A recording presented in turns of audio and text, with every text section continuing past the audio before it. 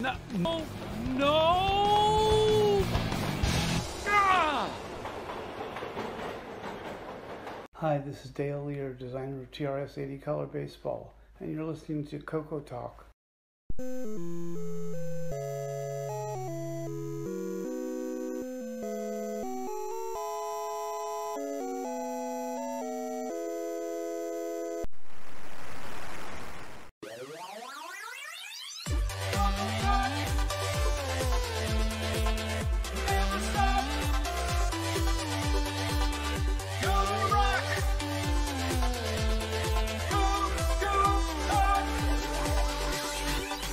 This is CoCoTALK, the only show in the world featuring David Ladd. It's time to grease your weasel and do whatever yo please'll, cause we're about to rock your 8-bit world.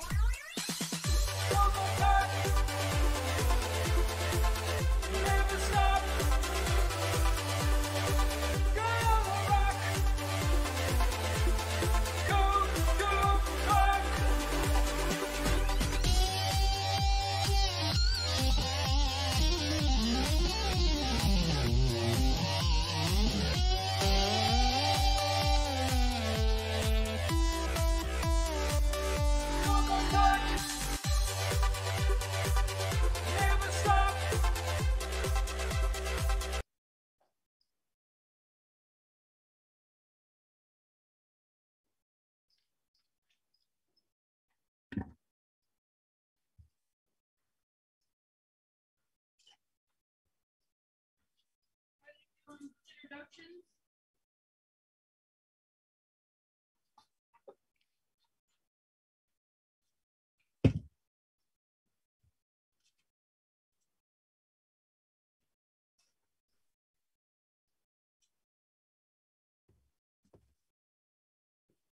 Oh, that's an improvement.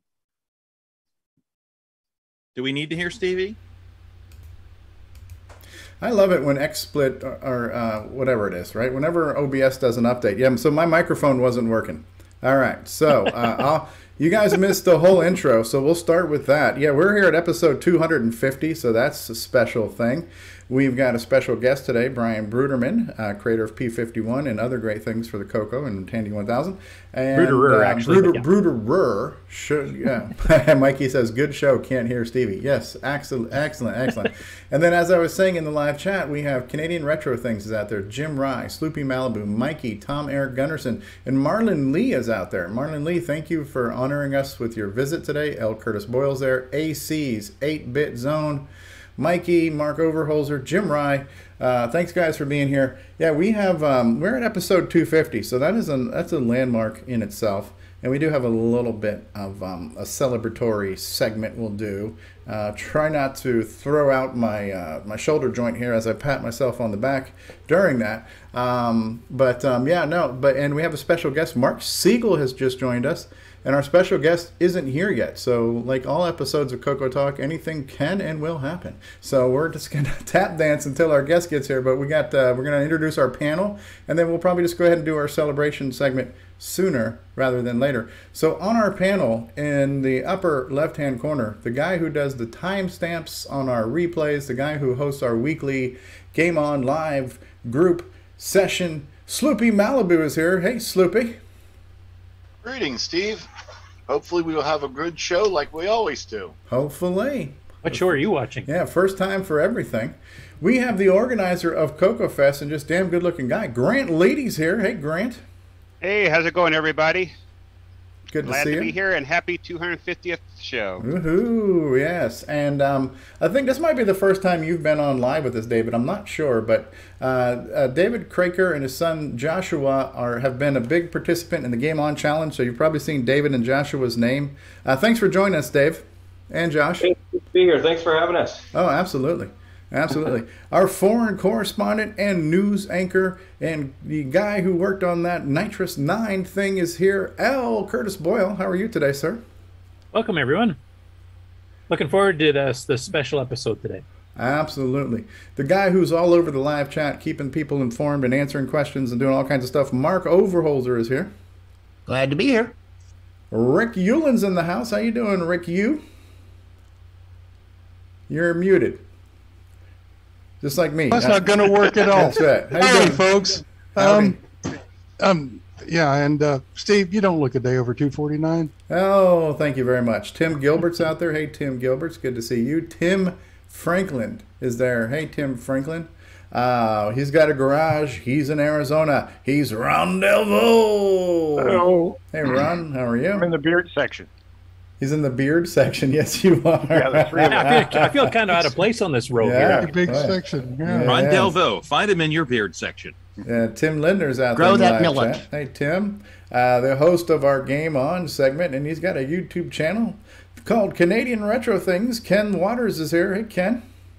Hello, everybody. Welcome to the 250th episode. Welcome and good day, eh? And he makes fine, fake Australian quality products with toggle switches mostly. Jason, the Coco Man Reichert is here. How you doing, Jason? Howdy, howdy. I like to call him Australian inspired. Australian inspired. I was going to ask, did you mean fake products or fake Australian? I'll let you know. But I have very small balloons here. I have 250. No expense was spared. I think I may have broke $3 with that one. I think you spent more on the ukulele. Yes, and AC's 8-Bit Zone says happy second 249th episode of CoCoTALK. That's right. Very cool. Thank you, Jason, for being here.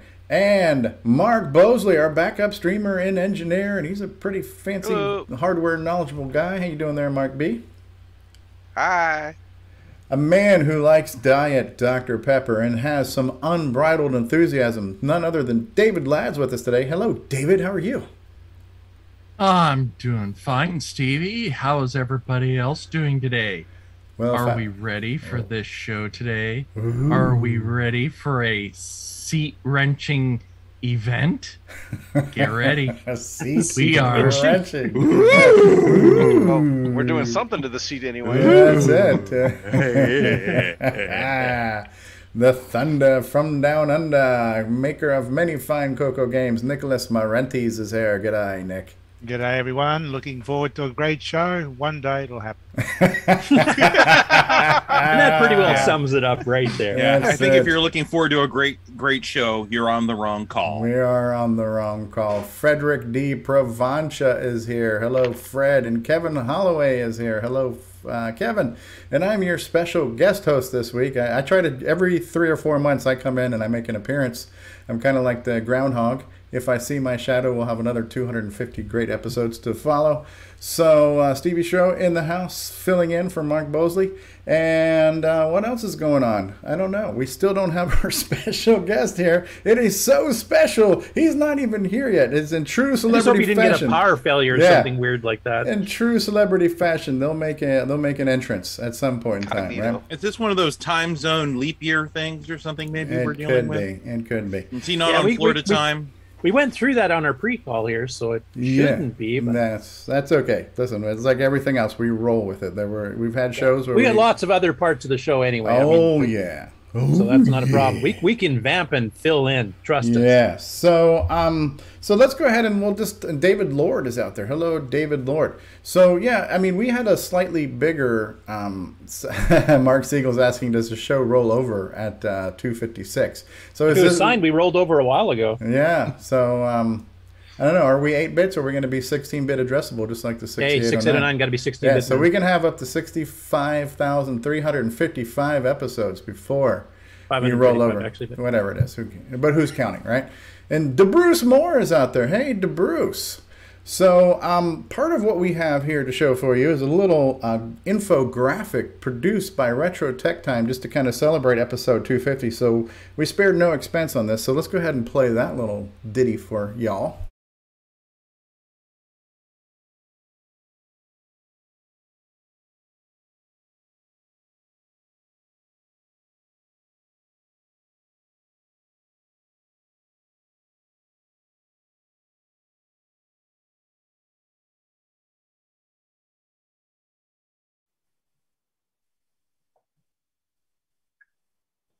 Ooh. At least we are keeping the standards where they should be, even 250 episodes later. Our goal, because it's 250 episodes, we're gonna have 250 random glitches throughout today's show. Yeah, that's 2 down already, so we're doing good.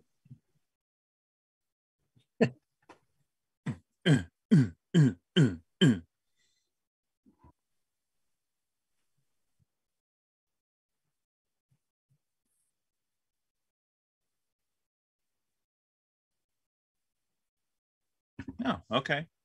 Ooh. Okay, now you guys can hear my mic. Can you guys hear panel talk? Talk panel.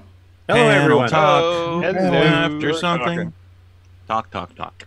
Now, Dr. Pepper. Ooh. Okay, so can you guys hear the panel right now in this scene where we're full screen? Because I'm hearing everybody saying the sound is muted. I know my microphone was muted a minute ago, but my microphone is unmuted. I see activity from the panel speaking. Tim says I'm silent. What about the rest of the panel? I know there's a delay in from what we say. Okay, Jim Rice says we can hear. All right, so it was just me. So really nothing important was muted. It was just me. All right. So you guys were saying you couldn't hear that video clip. It had some really upbeat, bumping, thumping music to it, but I'm not going to play it again just to fix that glitch. we just got around any YouTube copyright infringements by not having it played. Yes, there you go. It was kind of like a there you go. You have it. Imagine techno. Yeah. Yes, just imagine techno. Oh yes, oh my. All right, so speaking of sparing no expense, that was sent to us free of charge by Retro Tech Time, so we spent 0 on that. Continuing in that tradition and that same budget, I've also spared no expense on this high-quality PowerPoint presentation that I put together this morning, literally at the last minute. But no, Curtis Boyle had procured some content and some comments that were sent to us from the community. So I thought we would read some of those on the air live, because that's what we do. James Jones says, I just hear people. What does the panel sound like? Yes, there you go. All right. So this was one that Glenn Hewlett sent to Curtis recently. Glenn Hewlett, who, if you don't know, he worked on the Pac-Man transcode in the Joust and now Defender, and also working on Robotron. So Glenn had written Curtis saying, I just wanted to let you know it was a pleasure talking to you yesterday on CoCoTALK. You're a great interviewer and a really nice guy. Boy, if we were kids, he doesn't know me, but anyway. Yeah. Boy, if we were kids and lived close together growing up, I know we would have been best friends, always talking about our Cocos. Thank you for having me on the show. Cheers, Glenn. And thank you, Glenn Hewlett, for all that you have done for us. Another comment we got, this was based on a comment I think that Curtis put on this guy's YouTube channel. The Cacho Man's Retro Gaming Nook was a YouTube channel. Curtis left a comment on his video and he wrote back and said, wow, thanks for all the feedback. I enjoy watching you guys on CoCoTALK. Thank you for that. The Cacho Man. Cacho Man. Now this comes to us from Kirsten, who is Stuart Orchard's sister. If you guys remember when we interviewed Stuart Orchard, who makes Return of the Beast and other things. It was on our Dragons, and he was on our Dragon special. So Kirsten wrote and said, hi, I'm Stuart's sister. This brought back so many memories. I am 4 years younger, so I remember him doing all this stuff, but never saw how special it was at the time. Stu always had his head in a computer or some other random project that would confuse the parents, LOL. It makes me very proud of him to hear how you all talk about his games. I seem to recall that you may have also gotten comments from Chris Latham or his family, as well as some others. Since this is the 250th special, part of this upcoming show would be to reminisce a bit. Those comments would be, to quote Aaron, solid gold money. All right, so anyways, lunch break over, back to work for me. Thank you, Kirsten, for writing us. Diego says, first of all, thank you, and all the others who helped have the CoCo have a World Wide Web presence and make it easy for newbies and those who are returning to the CoCo to find that we as a community are still very much alive. Thanks again, and long live the CoCo. From Diego. Damon Bales says, thank you for doing this and for keeping the CoCo alive. Thank you. Stephen McCormick, hello. This is almost like, because we don't have a Who's New to Discord, so we're going to hear some little mini bios here too, right? So congrats on your 250th episode. I stumbled upon your CoCoTALK show on YouTube about a year ago and have been watching regularly since. You guys are doing a great job and I enjoy the content and playful banter among the panelists. I got my start in computers in junior high school in 1981 on the TRS-80 Model 1 and received a CoCo 2 for Christmas in 1982. Like most towns, we had a nearby Radio Shack in Iron Mountain. What is MI? Is that Mississippi, Missouri? I don't know. What is MI? Michigan? Michigan, there you Michigan. go. Michigan. Okay, Iron Mountain, Michigan, where I would hang out on a Friday night. Keep up the good work. Best regards, Steven. Randy Kindig, host of the Floppy Days podcast, says, "Hey guys, just wanted to thank you again for having me on the show. It truly was a lot of fun. Excellent interview questions, by the way. It seems you really did your homework. I felt like I told my whole life story." There you go. So from the king of podcasting himself, Randy Kindig. So that was just a few people who wrote in to thank us for 250 episodes. And I'm sure there's some people saying, can you stop? Could you please stop? Right? But no. Actually, we've even got some in the chat now, too. Grant Bodo says, "Another show to enjoy. Thanks for sharing your hobby. It's a weekly walk into a continued enjoyment of the CoCo and its history and future." There we go. Thank you, Grant. And yeah, so here's to many more, right? And yeah, it's been a fun ride. I just finished listening.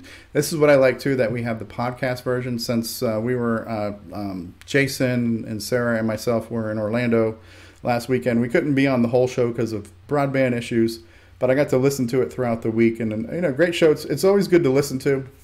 I like listening to it, and it's just hard to, for me, it's hard to imagine. Like if we think about, remember when we interviewed Reverend Fuzzy, Christopher Mayhew, because he did those kind of public access videos, yeah. And you ask him, could you ever have imagined 40 years later your videos would still be in, and people would still be in the CoCo? You know, like there's things like that you could never imagine. Even though we've only been doing this like 5 years, I could never imagine this show would have grown to what it has grown to, because, you know, like I said, when I listen to the replay, I listened to a great show that I had nothing to do with, because this show is everybody. You know, it's the panel, and like, you know, Curtis with his interviews, which are incredible, and the news that he does, and all the time and energy, and Ken with his all the commitments and dedications we have. Everybody, Mark who streams it, and it's a huge team effort, and it is it's what the community is. We're just a big ball of people who have fun and like to do our part to chip in and play well together, right? So I listen to a great show that I can take no credit for, because it's become this thing. It's become a machine, right? And it's a well-oiled machine that keeps getting refined. And so I just want to you can take some credit for initiating it and getting it started, and getting like OBS set up and getting the stream set up, and you know, all the podcasting and everything else too, like the behind the scenes to get the whole show started. You definitely should take some credit for that. Well, I think it's very graceful of you, Curtis, to be able to do that. So it's very magnanimous of you, I must say. My inner Canadian's coming out now. So. Yeah, very Canadian of you. Yes. Now, Stevie, how are you going to tell us how humble you really are? Oh, I'm incredibly humble. Oh, yeah. It's hard to be humble when you're perfect in every way, I believe. There was a song about that. So, can't wait to look in the mirror. Gonna get better looking each day.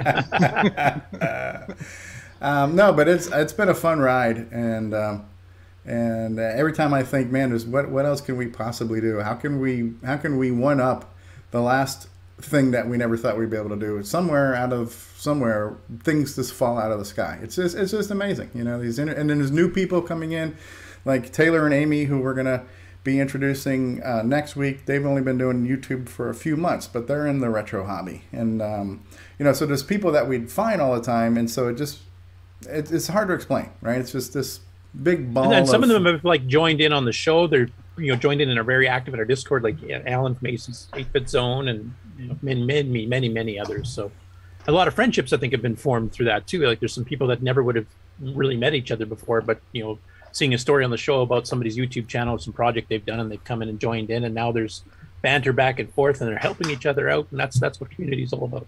Absolutely, yeah. And I was just thinking about that, like having Pedro and Alan on last week. So Rocky Hill and AC's 8. These are two guys who are pretty new to the community, but who are both doing some like really groundbreaking stuff. Like this is not just some type of wire wrapped, you know, prototype thing. These guys are doing digital video and hardware sprites and FPGA stuff and motherboards and salt chips. I mean, these guys fell out of the sky, and they're creating some of the most bleeding edge, innovative stuff that we've seen in 20 years.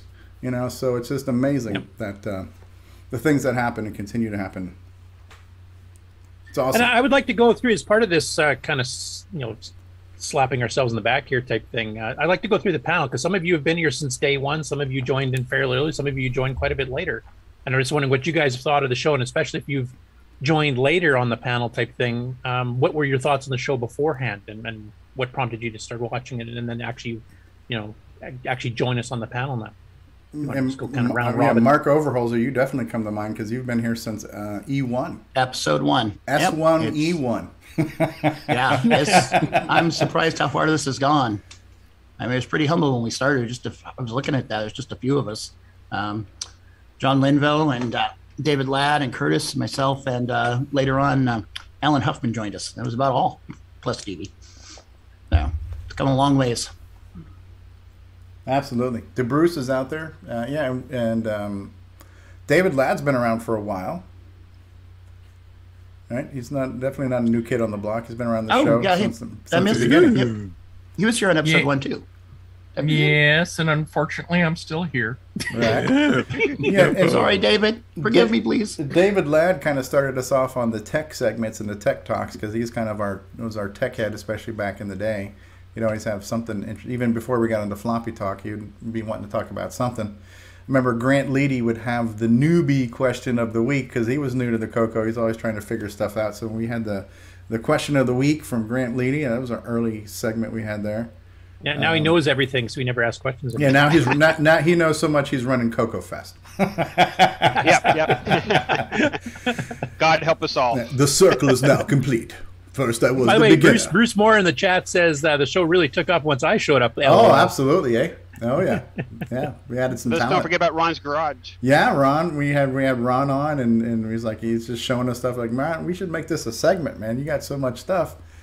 I've probably done maybe 230 shows. Yeah. Yeah, you were fairly on, but I remember I'm trying to remember how that happened. Was it in Facebook we found out that you did mention, or you mentioned in chat or something that you had a ton of stuff, a whole garage full of stuff? Yeah, they showed it off in the beginning and then just gradually tapered off to just making snide comments. He's got so much stuff though. Yeah, I mean, Ron has an amazing collection, and you're probably one of the most enthusiastic CoCo people out there. I mean, you just do fun stuff every single day. I wish I had the time and the enthusiasm and the energy that you do. Yeah. Yeah. And you have more CoCo related Facebook pages than the rest of the panel combined. Yes. Yeah. True. He's keeping the fuel in Mark Zuckerberg's Learjets at all times because all the groups and pages that Ron has. Yeah. And that's cool. It's very made of you. No, I'm just kidding. Well, I hope to inspire people. A lot of times I'll travel around to different other groups and stuff, and whenever I get a chance, I'll promote either us or the CoCo, and sometimes people, hey, I used to have one of those, you'll get that, and then maybe they'll stop in and see the show, and that'll be cool.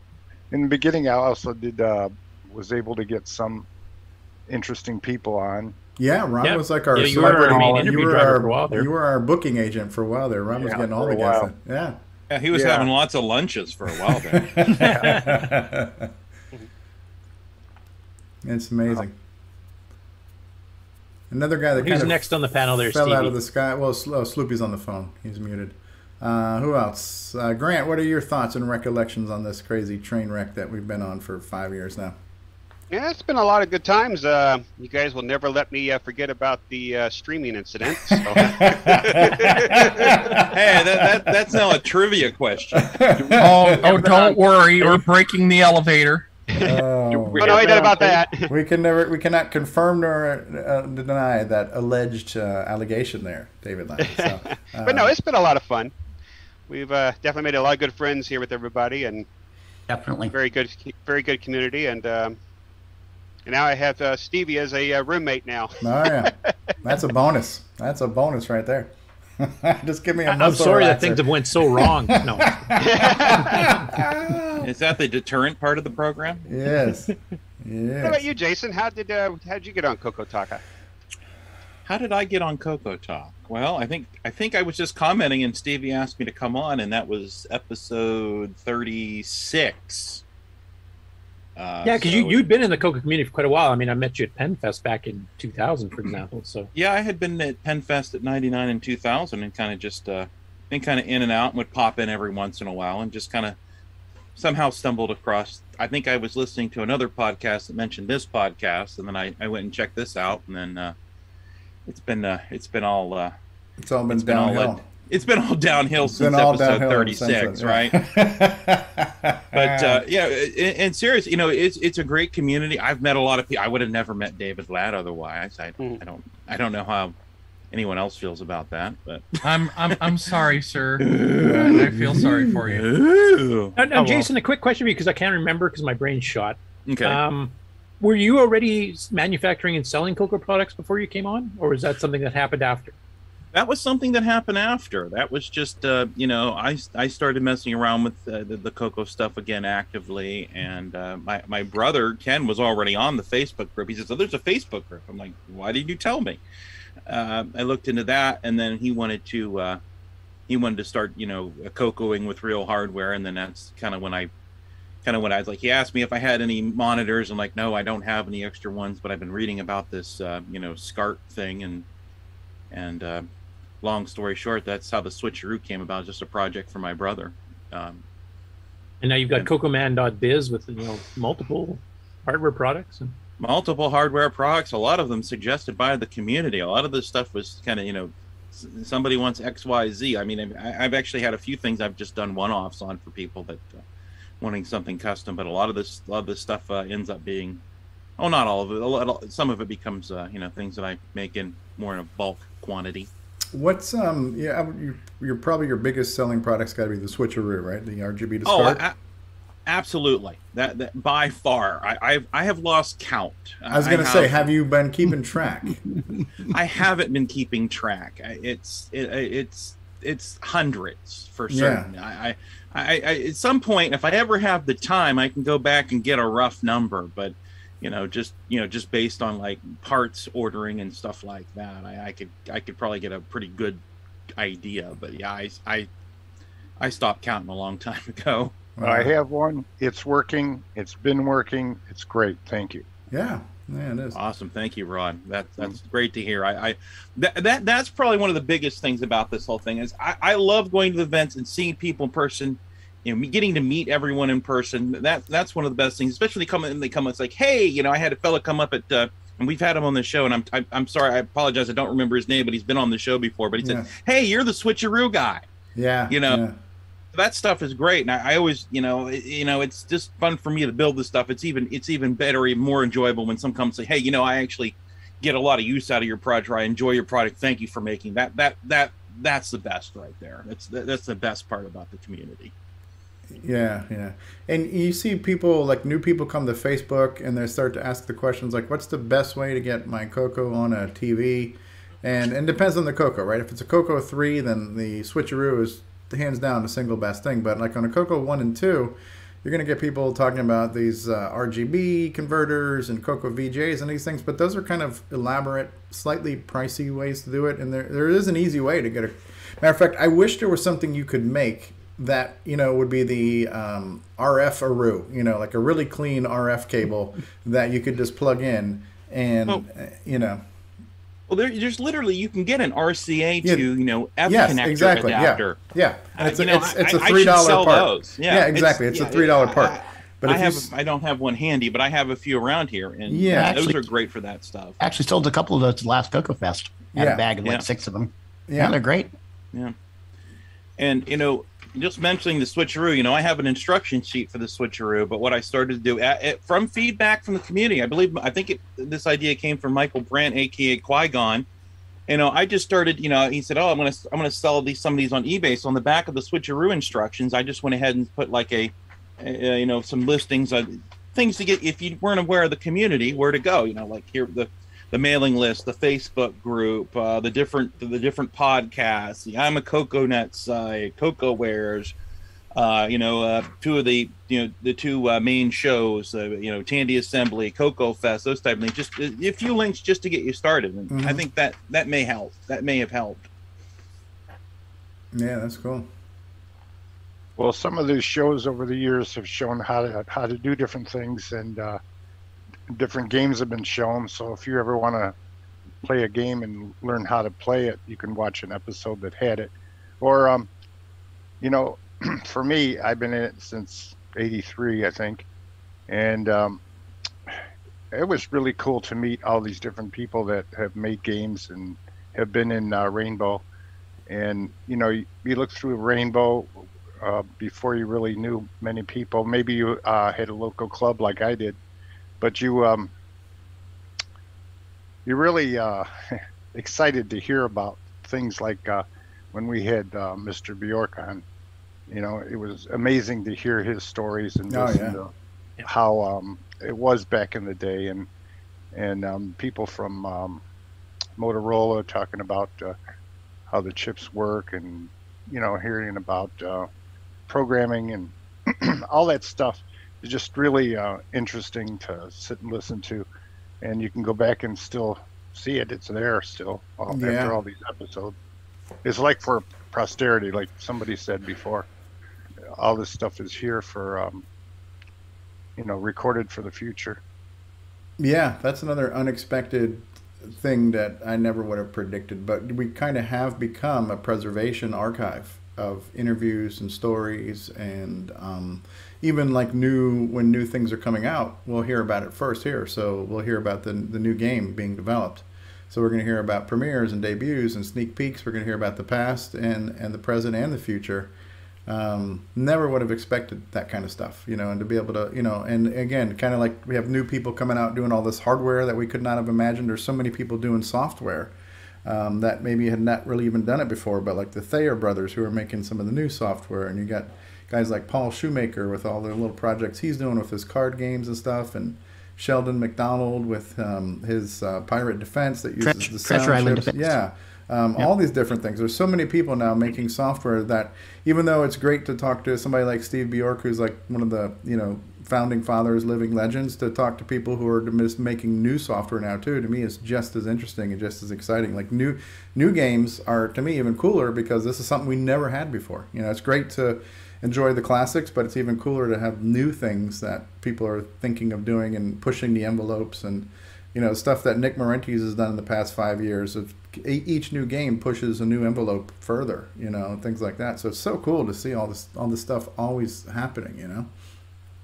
I was thinking back that probably in the first 10 episodes, I was beginning to see that stuff was developing, thinking, I'll know that CoCoTALK has made it as a show when they're able to be referenced as a first source for like Wikipedia. Right, right. I'm waiting for that when Wikipedia has some article and references. Oh, that's true. Well, maybe Wikipedia isn't, but in general, I think we are being used as a reference. I see it on Facebook and other places where somebody will ask a question, or somebody will say, "I remember seeing this." Go on see such and such an interview episode. Unfortunately, we don't have the best indexing metadata where you could search and find a particular thing, because there's so much of that. But there's so much out there that you just scroll through those episodes. So many and a big thanks to Sloopy for he's indexing the individual episodes. At least you can take a quick look at the show notes and find, you know, what's on that show. Yeah, that's been a help. And speaking of Sloopy, we might as well get you. You're one of the latecomers to the show here, and you're kind of reforming from being an Atari guy. So what brought you here, and what's your opinion of the show? I probably just shot that all to hell right now. Good work, Curtis. Honestly, I mean, I've always been a big fan of all the computers in the 8-bit scene, and being here on the show, I mean, I look at it as an honor and appreciate your acceptance, even though I'm primarily not a CoCo person, never used one back in the day, really. But yeah, I mean, I was just looking, and it seems that I've been here for about 75, 80 episodes.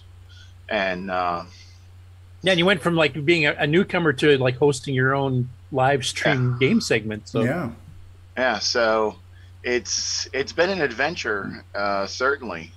And I don't plan on going to rehab anytime soon. I plan to continue to come here. Right. And like Jason, you're manufacturing hardware now too in the CoCo community too. So Yeah, and Sloopy's with his drive wirelessly and all these things is making products that have not existed before, coming into a new platform that you had not spent a lot of previous time with, and again, just kind of falling out of the sky and creating something new that we've never had before. That's such a benefit to the community. It's really cool, you know. And I should balance that by saying it's not a prerequisite to be on this show to have invented hardware or software. You know, you can be a schmuck like me who does nothing and still be on the show. So it's great that we have. Me too. I hadn't created any software, or I had created some software back in the day, but no hardware or anything when I first came on. I created absolutely nothing when I was on here for the first 2-3 months. Yeah. What do you got there? Is ZX? Is that a ZX? ZX81 Timex. It's a doorstop. That's a very small door. David, Mr. Dave was dissing me. It's a parts box for a Model 1. I'm gonna pull the Z80 out of there. Is that what it is? That's just a chip holder. It's a spare parts box for the Model 1 3 line. RAM might be helpful too, maybe. And just to go around the rest of the panel here too, before our guest comes on, he did. In fact, our guest is just showing up. But okay, you want to finish? Let's finish that thought. Yeah, but we'll finish going through the panel here. Hi, Brian. We're just going to finish going through our panel here, and we'll get to you fairly quickly here. So, Rick Gillen, you've actually been in the business for a while. I mean, I saw you at CoCo Fest in the '90s all the time. You had your own company, Connect, and you were advertising the world of 6-8 micros. And I think did you even advertise in Rainbow before that, at the tail end of Rainbow? Only through CoCo Pro. Right. Yeah, you were kind of subcontractor. CoCo Pro was selling lots of stuff. Yeah, and they started selling my serial port because Kenton's was too well made for the market at the time. It cost too much, basically, with the gold fingers and everything. And then me and Randy Wilson came up with the Fast 232 thing, so that was pretty popular for about 15 minutes. And then my life fell apart. So 25 years later, here I am again, and I've got the back network together. it fell back. It took 25 years, but it fell back together. And so now I'm making network cards instead of serial ports, and got a couple other ideas in the works, which I will withhold until they're they ready. actually work. Because I found pre-announcements are kind of bad. Yeah. I try There's not to do nothing that worse than anymore. vaporware. But I'm hoping to have a lot of things to contribute soon, and been a little overwhelmed recently, but I'll be back to creating the disruptions I've known for quickly. I have one other thing to contribute real quick. Sure, Ron. I posted on Retro Microcomputers, Workstations, and Servers and Consoles group. They asked what was the best 8-bit back in the 80s, the decade of the 80s, and I wrote a little thing that said that Tandy Color Computer 3 is now what it should have been with the SDC and sound chips and more. Mine is upgraded to the 6309 8 meg RAM, and now you can get a new gimme chip that gives you more color and 3 times the speed. Oh yeah, and there's OS 9, Nitrous 9, the true multitasking operating system that now has an awesome GUI. The processor is 8-bit, 16-bit, moreover, more advanced than the others. So yeah, the CoCo 3 is tops. Oh, good. Thanks for plugging us there. And it's true. I think what this show made the CoCo what it should have been, because I don't know that we would have had all these extra things produced, like the SDC and some of the other stuff. I mean, maybe it would have happened slower, but it kind of snowballed. Are you saying we lead each other into similar bad decisions? Yeah. Okay, now just quickly go through Conspiracy of common interests. Yeah. We'll quickly go through the rest of the panel. We haven't gotten their thoughts on the 250th episode, and then we'll get to our special guest, Brian. So thanks for joining us, Brian. So I guess, how about Mark Mosley, alternate streamer dude? I was hoping you're going to forget about me. The guy who gets left holding the bag more often than not. So I joined about was it episode about, I think it was 87, and just kind of stumbled across it. You know, kind of came for a visit and never left. And now you host it half the time, so Yeah, All right. got to keep the flame going. yeah. It's fun. Dumpster fire, you mean? And thank you for doing it as often as you do, because that's how we've big been able thanks. to have the 250 episodes, because you've probably had to carry 150 of those 250 episodes. So thanks for being our backup streamer and engineer. Yeah, and then I think next we'll get one of the old timers, then we'll get to the new guy, and then we'll get to our interview. So next up, Nick Morentis. You've Wait a stuck with second. the CoCo community. When you say old, why did you go from old timer to Nick Morentis? I'm sensing something. Well, I didn't want to be impolite and say really old timer in his case. So You're just meaning that he's been in the community Ancient for a while. guru, maybe, You're or not something. commenting on his age, just his tenure, right? Oh, sure I am. Well, he was at PenFest. Be surprised what $50 can get you. Anyway, Nick, you've actually stuck with the CoCo community almost completely throughout. I mean, you had a bit of a break there when Tandy dropped the CoCo 3 and you had Cosmic Ambush almost ready to sell to Radio Shack in Australia. And then you kind of went away, not too long though, just a few years. Then you kind of came roaring back with Pac-Man. Yeah, can't teach an old dog new tricks, I guess. So, I mean, you've been on the show pretty well since the beginning too. So what's your thoughts been on the show over the last 250 episodes? Oh, not bad. You know, Don't be too honest here. We want to keep this family friendly. But... I only come here for David's lad. So. Gosh. Oh yeah, no, it's good. I mean, I've always enjoyed the color computer, and even though I've dabbled with PCs and Amigas and all that, I still keep coming back to the Tandy because I started with the Tandy, and I'm gonna die with the Tandy.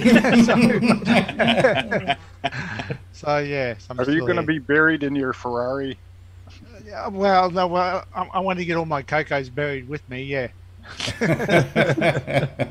You're going to help drive the prices up even worse. Probably. And then finally, I think we'll get into Ken Waters, who's kind of taken over Nick Marota's spot on the Game On Challenger while Nick's away. And I think, if I remember correctly, I contacted you on Canadian Retro Things because did you cover CoCo something or other on your own? Yeah. Well, when I was first getting back into the CoCo after like 30 years, the first machine I picked up was an MC10, and Curtis commented that I should check out this show. So that was probably a little over 100 episodes ago. And finally, he convinced me to come on for an interview, and you guys haven't been able to get rid of me since. He's sorry. Well, thanks for being active in the community. I mean, you've been kind of hosting the Game On Challenge now for a fair bit of time now, and selecting games, and kind of getting organizing the whole score challenge on the Discord, etc. And then you've been working with Sloopy on the live stream version of it too, and you're pretty regular there. I think you've been on almost all of those as well. You've been on more episodes of that than I have, for sure. Just for the last little while, because I got more spare time now, so more CoCo time. It's not spare time; it's CoCo time. We miss you, Nick Marota. Yeah, Nick, if you're listening in on this here, if you want to pop in for a little bit just to say hi, feel free. You don't have to stick around for the whole show. Oops. Very cool. All right. Well, thanks, guys. Thanks for going down that little nostalgia trip for us. And I suppose we can now get to the important part of the show where we talk about our special guest.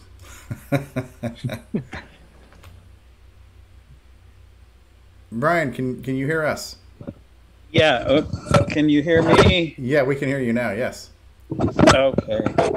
My first question for you, Brian, before we even get to the interview part, is how's your arm doing? Because I know you had just had some surgery or something. Yeah, I had shoulder surgery 5 weeks ago, and it's feeling a lot better. But yeah, it feels even better to put ice on it. So there you go.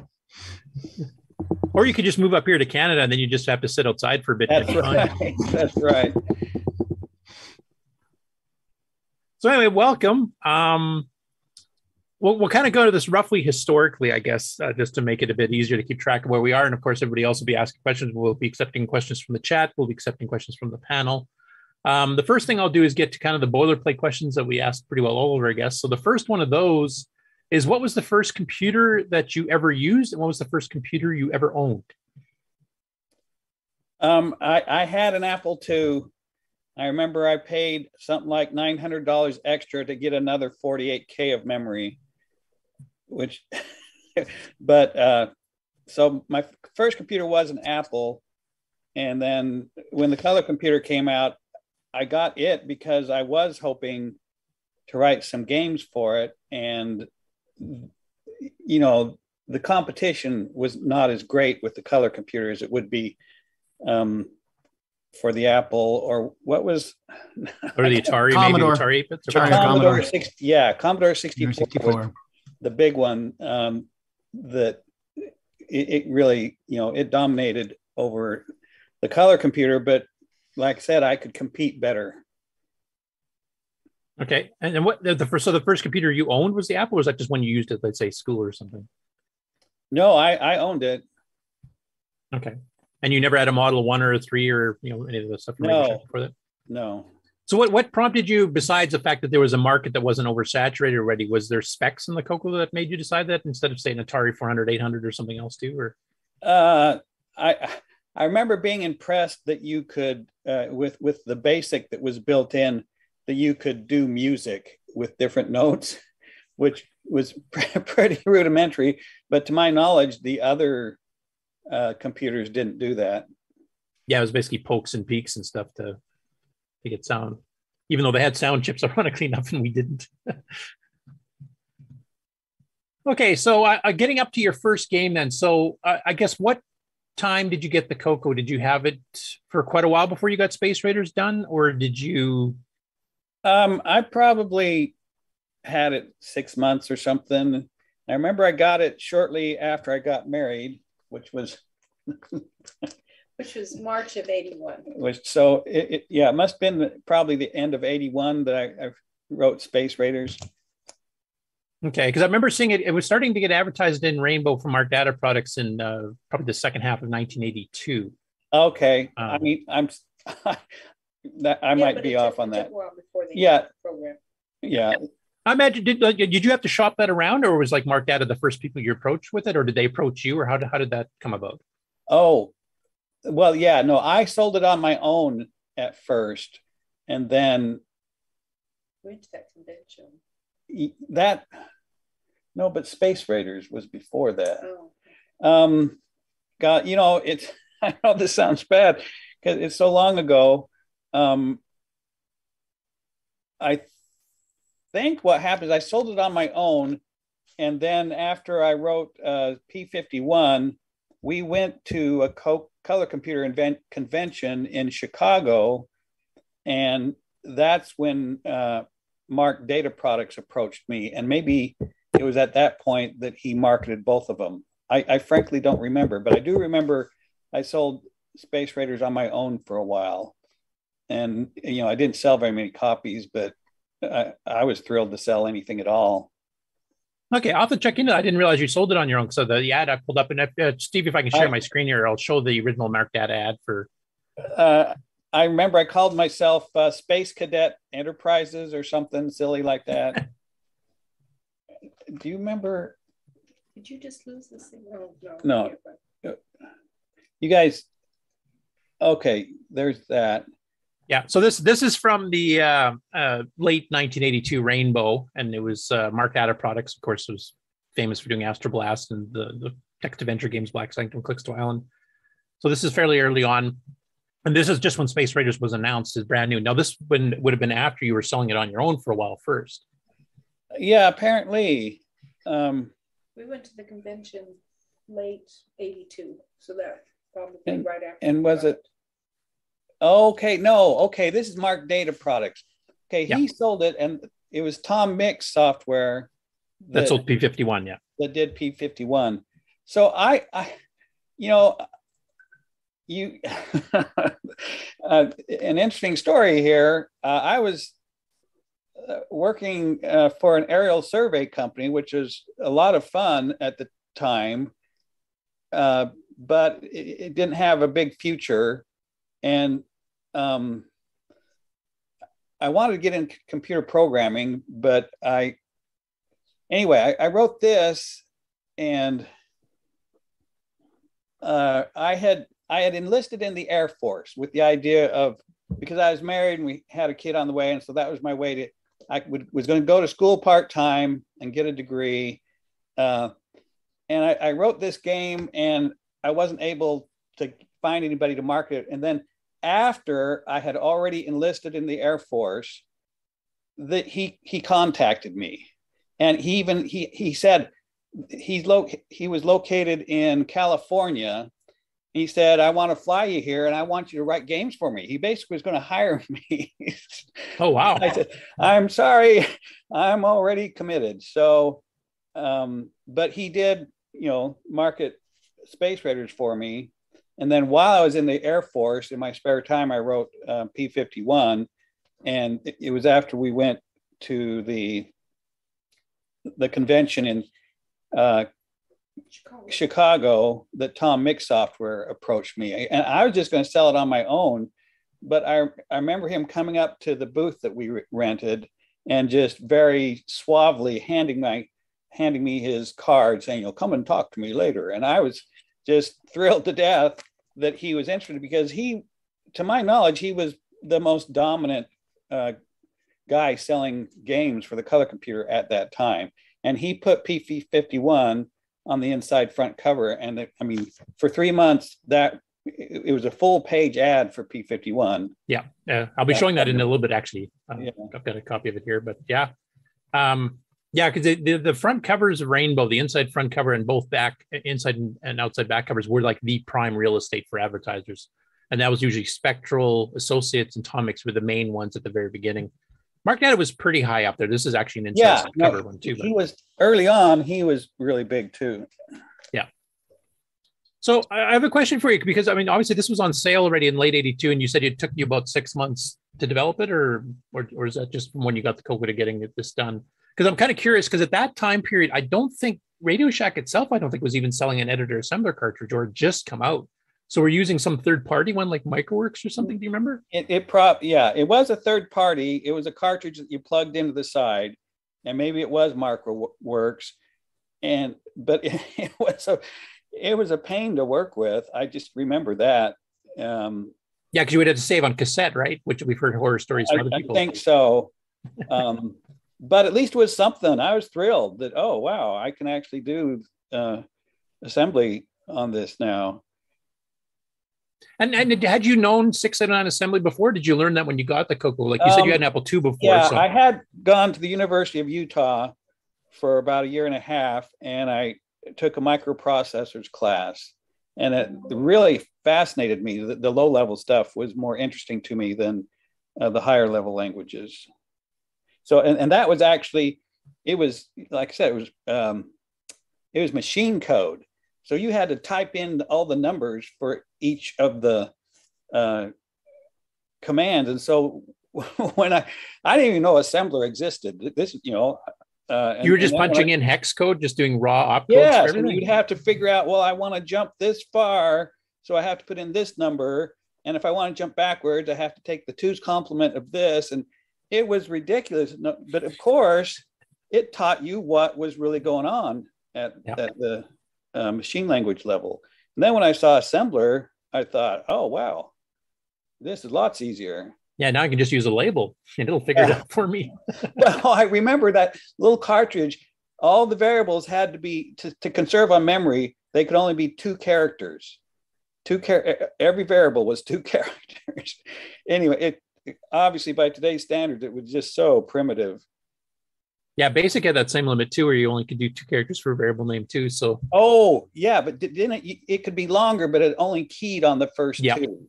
Yeah, that's which right. could cause a lot of bugs if you had similarly named variables. Yeah. Okay, well, the next screenshot I'm going to show here, this was actually from Chris Poacher. Now, Chris Poacher is a guy from the UK, and he was actually on our Dragon specials, and he's a big fan of Space Raiders. So he played it, and he actually took a screenshot to show of how many saucers he had stacked up on the side here. Awesome. To be honest, until I saw this screenshot, I didn't know you could have more than 1 row. I'd never gotten that many myself. I don't remember. Yeah, it looks it would eventually interfere with the rest of the game. It probably would just keep on stacking up and interfere with the game.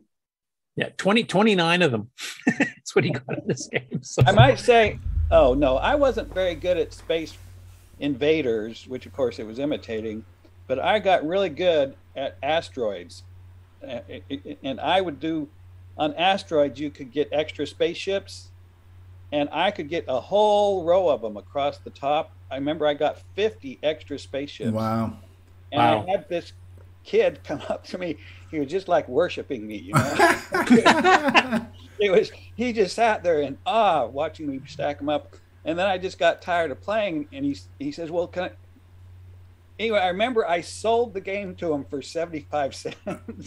With all the ships. That way he could. I made a profit of 50 cents. He could claim credit for the high score at some point in time with his initials. Yeah. So, plus, if he had 50 ships, he's got like $5 a quarters in there pre-built for him, right? Yeah, so good deal for him. Seeing those stacks of ships and hearing you say that it could interfere, that kind of reminds me of the Pac-Man bug. If you made it to like level 256, the whole screen would be just kind of chewed up because it ran out of memory, you know. So yeah, because I can't remember ever testing that. Yeah. But, well, it's interesting to hear that you even played games, because a lot of the game developers we've talked to said, yeah, I don't really play video games, I just make them. And I always find that hard to understand. How can you make something so arcade-centric and not be a game player, you know? So you can ask my wife. Early on in our marriage, she was not too crazy about me being so hooked on arcade games. Oh, she was an arcade. She was an arcade widow. You can ask my wife today. She's still not too crazy about me playing too many games. Didn't she's sitting here. As I recall, I took her with me once, and I would get so upset when I would lose a game or whatever, and she said, Brian, why do you care? I don't know. Anyway, but I actually have sworn off games. I haven't played them for years, but even when I got older, there was a time period that I was hooked on Warcraft and Spacecraft, and it really is not good. Yeah, it turns into way too much of a time suck if you get too involved. Yeah. I have a question here. Like, looking at the screenshot here, this was something you did different from the original Space Invaders. Like, most of the game is actually pretty well dead on. I mean, even the sound effects are pretty close. What prompted you to have the spaceships? Like, normally when you shoot them, they just blow up in the original arcade game, but you actually had them kind of wounded, change color, go off to the side, and then go down and kind of land on the ground. Now, it's black and white this photo because this is a Dragon on a PAL system with no artifacting, but what prompted you to add that little flair to it? I frankly don't remember. I don't know. I just thought it would be cool if you had a record of how many you had shot, and maybe it was also because I designed all the little invader guys, and it came out that it didn't use up the whole screen, and I thought, what should I do with the rest of the screen? Okay. So it's partly design going, partly just to try something a little bit different and kind of keep. It's kind of like the flag in Galaxian, you know, where every time you finish a level, you get a flag. So this kind of gives you how many of the sausage you've shot. Neat. Yeah, cool. Now, one question. I want more on Space Raiders in specific. Now, Space Raiders became a fairly popular game in the UK for the Dragon 32, Dragon 64, and also the CoCos that were sold there by Radio Shack. Now, we've talked to some other authors who've had some of their games that were sold in the UK. Most of them had no idea they were ever resold because Tom Mix, Spectral, Mark Data, and a bunch of others would get approached by Microdeal in the UK, who did most of the stuff with the Dragon, and they would kind of do a cross-license deal, and they'd make their own, artwork for it, their own cassette versions of it. Oh, really? And I'm assuming you're probably in the same boat. That you never even knew they were selling your game over there? Like, you probably didn't get royalties or something? I'm imagining the contract was probably unique to North America or something. I was not aware of that, and you just have to trust them. You know, every month they just say you sold this many, and your cut is this. You have no way of verifying it. Okay. And do you remember like how your game sold, like how P-51 sold and how Space Raiders? Well, Space Raiders didn't sell very well because there were already two other versions of it, and which the first one that came out, my understanding is it sold quite well, but they beat me to the market. So, and most people agreed that mine was better because it used the higher resolution screen, and the way the characters moved and everything, at least were better than the other one. But yeah, when you get late to market, you just don't sell as many. And yeah, because I know Computer Wares and Spectrals both came out before yours. So yeah. Yeah. And P51 sold well for 3 months. You know, the 3 months that he had it on the inside front cover, then it tapered off very quickly. And after like 6 months, it was, you know, like $50 a month or something. But I remember I made a total of $7,000, which just thrilled me to pieces back then. But you can't live on $7,000 a year. No. Unless you crank out a game a month or something like Nick does. No, I'm just kidding. Yeah, you'd have to write a lot of them. They'd have to all be fairly successful. But what happened is in the Color Computer magazine, Tandy advertised that they were looking for color computer programmers. And for my resume, I just sent them basically the inside front cover of Color Computer magazine and said, this is my game. And I was getting out of the Air Force soon.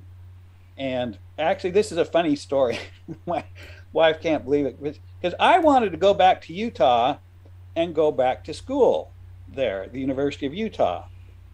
And Tandy's in Texas. To be frank, I didn't want to go to Texas. And so, oh, there it is. Geez. So I ripped out a piece of notebook paper and in pencil wrote out a resume and put in this inside front cover, and I said I want, didn't I? 30, I wanted $30,000 a year, which is what a person with a computer degree, a graduate, would get, probably like $25,000 a year back then. But it's like I didn't want to go to Texas. And, it was hazard pay you were asking for, right? So. This is 85. This is back in 1985, and lo and behold, they call me up and say we want to fly you down for an interview. And then they wanted, and then they didn't offer me $30,000, but it was close to it. What they did is they hired me as a contractor because they considered me a high risk, but they offered me, I think, $28,000 a year, but it was no benefits. So that was their way of trying to make me happy. But after 6 months, they hired me full time, and I think they gave me almost that. Anyway, I was very fortunate. They treated me well, considering I had no degree. And we moved to Texas. Yeah, and we moved to Texas, and we're still here. Wow. We have a question from the live chat too, saying, where did you graduate from? My wife is a Ute. Oh, well, yeah, I never did graduate, but I went to the University of Utah for, I don't know, almost, it's like a year and 2 quarters.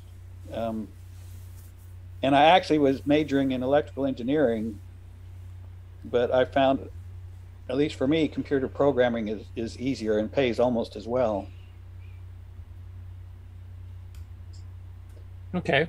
And then a couple questions on P51, and we're also going to get a bit of a live demo here. We've got a couple people that actually got 2 CoCos linked together here playing it, so we can get to see live what it was like. So one of the innovative things about P51 was the fact that you could actually hook 2 CoCos up and have 2 players simultaneously play against each other. You could use a no modem cable, do it directly, or you could even play in the modem and play across the country, across the world.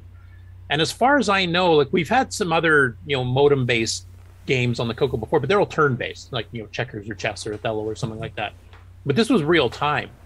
So what prompted you to take the giant leap to try to pull this sucker off on the Bitbanger port? Because that's not an easy feat, I would imagine. I mean, obviously, isn't that what you'd want to do? And, and so I don't know, I figured out how to sense the little pulses in a modem, and there was just a 300 baud modem, and the data, I every once in a while would pass all the data at once, but then most of the time I would just pass the difference between the last position of the other guy. And that way I could actually, well, half the time was spent updating the game and half the time was spent sending the data on the modem. Because, and so if you're playing over a modem, the screen would update 4 times a second. And if you were directly hooked together, it was 8 times a second. And that was 8 times a second was enough that it was reasonably smooth, which was my goal. Like I actually at that Chicago convention, I met the guy that wrote the Worlds of Flight program, which was sold very well. And he had, some vector graphics on the ground, but it updated about once a second. You really didn't get a sense of flying. It was just a very slow moving terrain, and you couldn't really do loops or rolls or anything. And so that's what was my goal. But admittedly, all you had was a sky and a ground, because I couldn't you wouldn't be able to update it very fast otherwise. But at least you could do acrobatics and try to do a dogfight. Okay. Now you were mentioning you were in the Air Force at this time, so I'm assuming that's what inspired you to do this as your next game after Space Raiders. I actually sort of started on this even while I was in college at the U of U. But it was something very rudimentary. I just wanted to do something that would update a horizon. Anyway, but I've always liked airplanes, and I have a private pilot's license. I was not a pilot in the Air Force. I just fixed airplanes, but I do have a private license. And so, yeah, I've always loved airplanes. Okay. And now I think I'll stop my share. And if Steve, if you want to bring up some live gameplay footage, we can kind of talk over that as they actually play it. Maybe Brian can mention a few things about the game itself. I guess, is it technically correct to call it a game, or is it more kind of a cross between a simulation and a game? Like, are the flight mechanics pretty realistic? Yeah, I guess you'd say it's both. I mean, the flight characteristics were pretty realistic, and I used the equations that you use for drag and lift and all that. And I might say it was funny, when I was hired at Tandy, you could hook up to 4 computers to each other. And so some of the other guys that worked there, we would all hook them together and play. But obviously management had to limit our time doing that. It was sort of a time waster at work, but yeah, what a way to earn money, right? Right. So Doom wasn't the first one. Yeah. Right. Yeah. Rick Eulens with his Shanghai, which is kind of like a mahjong thing. That was also supposedly a lot of people playing at work and not getting anything done because of that game. So Rick Adams. Rick Adams. Yeah. Yeah. Now, since you used this particular game or simulation, whatever you want to call it, as part of your entry exam to Tandy, basically, did they ever express any interest of carrying this in Radio Shack stores? No, in fact, I wanted to do a flight simulator, and they sort of, when they made me an offer, they said, "Oh, we'll consider that," but they didn't. I guess they used third-party people for all that stuff, and we were working on Deskmate, and that was a much bigger moneymaker for them, I guess. Okay. Yeah, because I think I'm trying to remember what time, like Greg Zumwalt did Flight Sim 1 for Tandy for the CoCo, and that would have been out, I think, before P-51, after Worlds of Flight, though, if I remember. So maybe they already considered they had one. Type of thing. And by the time they hired me, I guess they weren't really, they probably had already planned to retire the support for the color computer. Okay. But probably a lot of you are aware that just before they hired me, they were in the process of making a new Color Computer 3, but it was something that would compete with an Amiga, that it was, had nothing in common with Color Computer 2. It was a brand new computer. And they said they got to where they had, it was almost done. They showed me this great big thing that, emulated what the final computer was going to be, because they didn't have, the printed circuits for it. But and then they canceled it, and I don't remember why. but it was really depressing to the people that were working on it. But then that became the color computer group that they hired me into, and we were working on DeskMate for the color computer. Yeah, when we interviewed Mark Siegel, he was kind of going through like the original, I think it was the Motorola RMS chipset they were going to use that was going to compete with the Amiga and stuff. But that sounds right. Yeah, and it sounded like that wasn't working with the 6809 as well as it was supposed to. And there's also cost issues, of course, which is a big Tandy thing. Yeah, I'm looking at him doing the game there. I mean, I guess as you guys know, for a color computer, it's incredible to just be able to move everything that smoothly. Yeah. Yeah, that fast. Like most of our flight sims, like you said, were 1 to 2 frames a second. Even Flight Sim 2 on the CoCo 3 was 2 to 6, depending on how complicated the terrain was. And this is pretty well like real time. Yeah, and if you go up, I think your service ceiling was about 30,000 or 28,000 feet or something. But your climb just degraded as you got higher and higher. I see David's. So this is a father-son team playing right now. We have David and his son Joshua cool. are playing. So you want to say hi, David and Josh? Hey, guys. Oh, that's incredible that you have that working. As I was telling Curtis that I have a couple of old color computers in our shed, but one of my grandchildren had me take it out, and I doubt that they would even run because they probably will. Yeah, they're pretty solid. Yeah, they're. But the shed gets really hot and humid at different times of the year. I don't know. I never even tried. Yeah, if you reseat the chips and like clean the board off in case there's like an ant farm or something living in it, which we've seen before on some others getting dragged out of barns and sheds, then usually they end up working. I mean, you might have a couple dead RAM chips or something occasionally, but like if they're static or something, but they're pretty solid machines, honestly.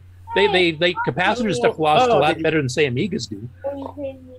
Did you get them? Almost. Is there one little bullet hole there? I think I'm about to crash here. Yeah, there we go. Ouch.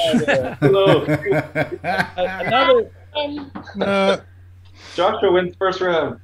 I might say one. There were other programmers that were more skilled than I at this. Like for instance, the best way to do the sound was using an interrupt, and you would do a couple of. That way you could do the sound and the game sort of simultaneously. But on when I did it, because I wanted the highest performance possible, every time it makes a sound, it's a very short sound. Spending all the processor time making that little sound, and then it goes back to the program. And so that's why all the sounds on here are these little. So admittedly, this sound isn't as great as it could be. But as you mentioned, you were going for frame rate here, and I mean, just watching it, and I've played Worlds of Flight even double speed on a CoCo 3, and it's not this fast and smooth. So I'm just surprised Radio Shack, because this would have been a perfect opportunity for them. They could have sold the cable. They would be selling pairs of computers to siblings and stuff. They could have made a mint on this. So. Right. I don't know, but they certainly were aware of it because we were playing it at work. So Tim Gilbert's asked, how did you hook up 4 computers? Yeah, you had to make the cable yourself, but it was like daisy chaining. They passed the data to each other. I don't remember exactly, to be honest. So it was the output from one computer went to the next, and the output the next, and the output the next, and all the way around. Yeah. Okay. Yeah. Okay. There's actually a modern system that Boise Pete designed called Ghidorah that does that. For the CoCo as well. Yeah. Yep. So another reinventing something that was in the past we probably didn't even really realize. Like the token ring network. Yeah, token passing. Yeah. Well, even Tandy at one point was working on a network card for the CoCo, and I know Microware had prototypes of it. They were actually designing OS9 drivers for it, and then that got pulled too. I think that was around the same time the Deluxe CoCo, another canceled CoCo project. Yeah. Brother Jeremy had one of those. Tandy, Yeah. One of Tandy's cost cutting. Jesus, can't talk. One of their moves was to use twin lead instead of coax for the Ethernet side. Even us that worked at Tandy, what we got to chuckle out of is those joysticks. As you know, they're not really well, remember, I guess they really are a true joystick. It's their mouse was not a real mouse. When you reached the end, you couldn't just continuously roll it. It had just one pot that, you know what I mean? Right. Yeah, because if you hit 0, you can't go any further left, for example. That's 0, yeah. You had to pick it up and move it again, or? I remember they charged some ridiculous price for them, and they weren't even a real mouse, you know? It was... No, they're more like a deadly weapon with a steel ball in it. Those things are heavy. But yeah, the big, but I remember, of course, I learned a lot about Tandy when I was working there, that they, at the time, they had 7,000 stores, and they would boast that they had more Radio Shacks than there were McDonald's at the time. Wow. And when we were working on DeskMate, they said, yeah, what we initially do is we ship one copy of this to each store. And if each store can sell one copy, we consider it incredibly successful. So that was their power, their marketing power. By having a whole bunch of them all over the place, they only had to sell 1 or 2 of anything to get a pretty good return. And of course, what was bad was that their their profit margin had to be pretty high to do that. And of course, that's what did them in eventually. They just couldn't make money by selling things at a competitive price with everybody else. And I bought a lot of those mandatory sales at the $2.99 fire sale at the end of the CoCo's life. So yeah, a lot of those sales were at a net loss, I guess. Oh yeah, I'm sure it was. It's hard to imagine 7,000 units being considered a success. That doesn't seem like a lot to sell. But again, I guess at 50% profit or whatever their margin was, maybe that's 7,000 times whatever. That's what they told us. I guess if I remember, they sold it for $100. The DeskMate for the Tandy 1000 came free with the computer, but you had to buy it for the color computers. I recall they charged $100. Yeah, they did. So that would be, so is that, what's 100 times 7,000? That's 7, I don't know. What is 70. that? 70,000? 70,000? Well, yeah, Radio Shack's world was the Radio Shack stores. So it didn't matter what happened outside of Radio Shack stores. And I will say, from my experience, even up here in Canada, most Radio Shack stores sold more than one copy of DeskMate. Yeah. It's 700,000 because, I'm sure it cost them at least $500,000 to pay our group to write it. And I remember that DeskMate for the Tandy 1000, they figured cost them about $1 million a year. And that sounds like a lot, but if you just have 10 programmers working on it, that's what it's going to cost you. Now, a question for you then, because when you joined Tandy, were you specifically hired to work on DeskMate, or were you just hired in general? Well, I mean, I guess it was hired in general, but the project I was hired for, because they were short, actually, it was one of their people just didn't turn out, and so I replaced them. It was for DeskMate for the color computer. And did you end up working on the DeskMate 3, like a CoCo 3 version of it that added like 4080 column support and stuff? Or no. Actually, I remember, they did come out with an improved version, but after we did the initial thing, the support for it went to a group of programmers they had that were from India. So I frankly don't even remember exactly what they did, but I think they just fixed bugs. I don't remember for sure. Okay, because I do know they added the 48 columns, so like basically the CoCo 3 graphics modes and stuff were added on DeskMate 3, which they sold for the same price, $100. Right. But after having done the work to squish DeskMate into the CoCo 2 screen, putting it into a CoCo 3 screen is kind of, it wouldn't have been too difficult. Now, what was your personal, I guess 2 questions. How big was the DeskMate team for the CoCo by the time the product came out? And then what parts were you personally involved with? It was like 6 or 8 people. I don't remember for sure, but I worked on the calendar app, which was not a particularly challenging apt to write, to be honest, but they needed it done, and they figured I could do it, and I did, and I surpassed their expectations. And so for the Tandy 1000, me and one other guy worked on, they called it the core. It was all the core routines that all the apps would call. And it was, a little bit harder because your stuff had to be rock solid because everybody was making calls to you. And if it didn't work, then nothing was working. I got a question for you. So, like, you never thought about 1999 coming? You're talking about the Y2K thing? Yeah. Oh, all along, I thought, even before it happened, I thought that's overblown. I just thought it was ridiculous to think that all the programs were going to blow up. And I was working at Sabre at the time, and they had a Y2K group. And I mean, they just had to cover themselves to say, yeah, we did this. They didn't do very much. And of course, very little happened. And Deskmate didn't work right after. Right. In fact, I think the DOS for the original PC, IBM PC, the date only went to something like, I thought it was 1987 or something. They didn't figure the computer was going to be around that long, I guess. Well, now OS 9 was a little weird because it just had a display problem. The years was a byte after 1900, so instead of 2000, you got 19100 as the year. Yeah, so internally, it was keeping track of the time past 2000 just fine. It just wasn't displaying it correctly. It just looked really weird. We've since patched that, so it's good till 2155 now. But I do remember they had a DOS group at Tandy that, their job was just to write a version of DOS for their computers. And a guy in that group, they mentioned there was a bug in the original IBM DOS that they just used one bit.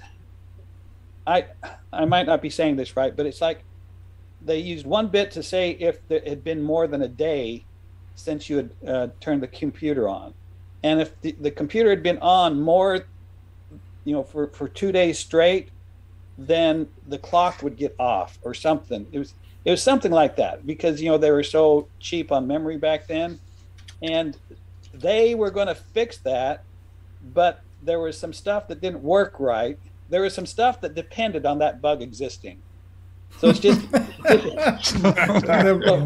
bug dependency factor. Right. They had to keep that bug in their version of DOS. Oh my goodness. I think that's funny. Stevie, I'm going to share another screen here because I've actually got some ads for the old desk. Okay, so should I stop the split with the live demo at this point? Yeah, I think we've seen 51. We can bring it back a little bit later if you want. Go ahead. To, Go ahead. I'm not sharing anything at this point, so. Okay, so here's the original ad for the CoCo 1 and 2 version of Decimate, which would have been the one you worked on the calendar for. Yeah. And as you mentioned, $100, 7 programs in one, screenshot of it there. Now, obviously, maybe it's not obvious, but to me, it seems obvious because Deskmate came out on the Tandy 1000 first, right? So this was kind of a port of the PC version? Or... Oh, okay. But yeah, the first version of Deskmate for the Tandy 1000 was text-based. Text-based, right. It wasn't had no GUI graphics one in it at all.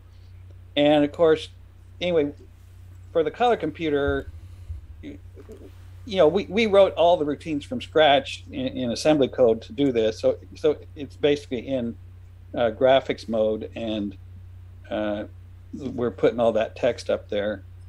Yeah, and you guys actually had a paint program in there too, which obviously the original Tandy version. That's what I would have wanted to work on. The guy that was next to me in my cube mate, he was doing the paint program, and I was jealous because I know I could have done a better job than he did, but he did, he did a fine job, but I could have done it better. Yeah, because it was more in your wheelhouse what you would like to have done. Yeah. And like here it mentions at the end here that it was going to be available October 30th, 85. I don't know how close to that shipment you guys actually hit or not, but okay. That sounds right. Well, I used this program extensively. I used the index cards. I used the telecom. I used the calendar. I used text, and I didn't use the paint so much because I had other programs for that, like Coco Max or something. Yeah, and on the text part on the Coco 2, in order for me to print a invoice out, it had to wrap on the screen. So at first it was very ugly to see, but I got so used to it. I knew when, what I had to, how I had to format my invoice in order for it to print out properly. So when the Coco 3 came out, it was full screen. Oh man, I was just noticing in this ad that everyone else has a pretty big write-up. Calendar has 2 lines. a simple monthly calendar, not an advanced monthly calendar, but a simple one. Boy, how do I rate? Huh? Now, one thing I have to say, I'm surprised about, given your past and the fact that they hired you based on P51, is that they didn't get you involved in the telecom program. Something, right? Actually, no. I wrote my own stuff to do that. I wouldn't be good at a telecom program. I'm an unusual person. I could write stuff from scratch easier than I could learn how to use somebody else's code. So telecom wouldn't have been good for me. I'm better at graphics. Well, I thought the calendar, the part at the top where you could search a date, made the calendar worthwhile, because then it was set up for the year you wanted. Oh, good. When it booted, the calendar was wrong, and you'd have to go in and search for a date. Once that was in there, then you were okay. And I remember I learned, it actually was the manager that told me that it existed. There's an equation that's not really all that complicated that will give you, that will figure out leap year and all that for you. Yeah. So that you can say, if I go X number of days from this date, what will be the date? And I was surprised. I thought I'd have to do a bunch of if statements, but there's actually an equation that will do that. Yeah, there's a divide by 400, divide by 100, divide by 4, and they're all dependent on each other. There's something like that from what I remember. And I remember looking up at the bottom floor of the Tandy Towers, you could walk underground to the library over there, the Fort Worth Library. And I remember looking up this, you probably all know this, but I didn't know at the time, that what was it in like the year 1200 or something, they skipped a week to get the calendar in sync with the sun, because they weren't doing leap years, and it gradually got it off. would drift out. Yeah, I forget. There's a name for that calendar. Gregorian. And James Jones has it in Zeller's congruence. There's also the Julian calendar. Yeah, and I can't remember if I actually took into account that missing week or whatever it was. But I remember having fun with that. And I would go, like to the year 300 and the year 23, whatever, to make sure it all worked right. And like, who ever cared? Yeah, I got to book an appointment for 300 AD here. Yeah. Through next Tuesday, I'm good. Yeah, Ron, get on that Brood Up Deuce Decimate and check the year 1200.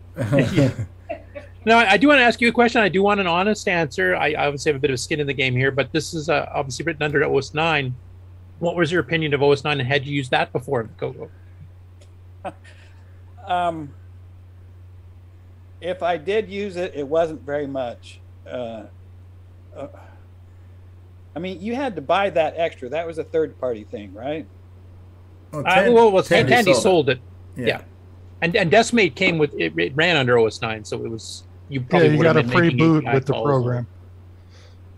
Well, I'm embarrassed. I remember it being a thing, but I mean, so all the program you did was just to get the program to work, and then somebody else put it in OS 9 so it would work. I no, like I said, it was all assembly code. We weren't. Yeah, so your program assumed there was a clock. The reason there was a clock was OS 9. So it was kind of inherent in its design, whether you consciously... Yeah, because I mean, stuff like file reads and writes should have been all done for you. You shouldn't have to do like raw talk to the disk controller. Like that stuff should have been built into Okay, the well, you know more than I do then. Well, otherwise there wouldn't have been a clock. You would have had to write your own clock module to keep track of the time and the days. And yeah, it's... I remember Flex. I remember a thing called Flex being a thing. Yeah, that was kind of like the more popular one, the CoCo 1 and 2, because the CoCo 1 and 2 had OS 9 level 1, but it was pretty cramped. It really shone on the CoCo 3, but it sounds like you were out of Decimate by the time the CoCo 3 version of it came out. But Flex was kind of like a single user, single tasking version of a real operating system with decent API calls for the screen and disk and everything else. OS 9 was actually multi-user, preemptive multitasking, the whole bit. But on a 64K machine, that was pretty limiting. Because like you said, nobody was working on Color Computer when they came out with the Color Computer 3, at least nobody at Tandy. Everything they did was with third-party people. But, I mean, to my knowledge, the CoCo 3 was a CoCo 2 with a double, the clock speed was double. Was there anything else that was better tons. It had a whole new interrupt controller system. It had more advanced graphics that would actually be on the Tandy 1000, to be honest. Had a memory management. 64. It had EJ color palette with 16 colors on the screen at once, or more if you did tricks. Up to 512K of RAM. Blah blah blah blah blah. Yeah. All I cared about is that my game would run twice as fast now. Anyway, this here is the first ad that they had where they advertised Decimate 3, which basically just at the bottom here, it just says design exclusive with power of the Color Computer 3, same features as Bubba with 4080 columns. Oh, that's another thing. They had 4080 columns built into the CoCo 3 as well. So basically, it switched up some of these apps, and Ron probably knows more about the CoCo 3 version of Decimate and its improvements over the CoCo 1 and 2 version. Still $99.95. I got a funny story to tell you about the guy that wrote Paint for the. Oh, this is the Color Computer. Yeah. Okay, but I can switch over to the one of the versions of Decimate here.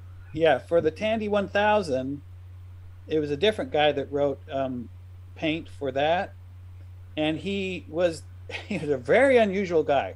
I mean, he was smart, but he was ultra liberal, and he claimed to be a pacifist. But he was very independent, and he just didn't get along with people, you know. And he eventually quit. And then I heard that like 6 months after he'd been hired by this other company, he got fired for punching the manager. But he did it in a very pacifist-like way. Yeah, kind of an active pacifist. Well, there's one night while we were working on Decimate for the Tandy 1000, and, you know, this is like 8, 9 o'clock at night. We're all working overtime, and I just, like 2 or 3 cubes from me, I hear this unintelligible screaming, and then I see a chair. You know, those big chairs that people stand sit in. I see that raised up above the cube thing, and then it came crashing down. And he was mad at the other guy for writing. I guess he was writing some core calls too, and they weren't working right. And he was writing an app that was based on that, and he was mad at that guy. And this is the pacifist. The other guy sat there. It was what he did is he wanted to make it look like he was going to throw the chair at the guy. He wanted him to get scared, but he threw it down onto the floor right beside him. But wow. I mean, was his last name Gandhi by any chance? I can't remember his name. No, it's Harold. We might not want to say that on the air, just in case. It might be some. His name was Harold Cade, and he was an interesting guy. I had a lot of talks with him, but you didn't want to get him upset. The chair thrower, huh? It's like the Incredible Hulk. You don't want to make him angry. Yeah. This is the text-based. This is the early one. The reason I picked this one in particular is because everybody knows Decimate was built into the ROMs in some of the Tandy 1000s. But this was the first ad where they were selling it for other PC compatibles besides Tandy's, and it was $200 for the text-based version back then. And this is the Twice first the price one. of the CoCo Yeah, one. this is the first one I ever used. It came with my first Tandy 1000, and I was You're quite right. fond I of it. remember that was a big thing when they put it into the ROM, and you turn on the computer, and within just a couple of seconds, it was up, and you could be into it because it was. So they took out MS Basic and put in Deskmate. I think it was. I think it was on the like the EX line that had the keyboard built in, where it kind of looked like a CoCo. I don't think the full size Tandy 1000s did, because they still. I think the Tandy 1000 EX, which was a low profile one, I think it had like DOS in ROM, and they had a ROM menu that would come up. Okay. Okay, yeah, I'm embarrassed. You guys remember better than I do. Yeah. Now, I remember this version distinctly because my first Tandy 1000 had this, but then, and I was working at Radio Shack at a time, and then when the new version came out that was graphically based, I just copied the floppies from work and brought them home and loaded them on my hard drive. And that graphical version was cool because it's hard to remember, this was before Windows really became a thing. Right? So to have this productivity suite that had more than one program under one hood, that you could switch between spreadsheets and text editing and terminals and all that kind of stuff. This would become like what would be called Microsoft Works, which was that utility suite, and Apple Works had one of those things. But there weren't a lot of these on the PC at the time, especially in the especially on the CoCo, because I didn't know this existed on the CoCo because I first saw this on the Tandy 1000. I was tickled pink with this program, especially the graphical one. Yeah, this is a previous to the graph. You see there's not even a paint program listed. Yeah, so. and I had played around with that paint program, and I had even used my old CoCo mouse, the steel ball one, on my Tandy 1000 because there was a driver you could get for that would let you run your joystick mouse, and I would paint pictures with the mouse on that program. It was really neat.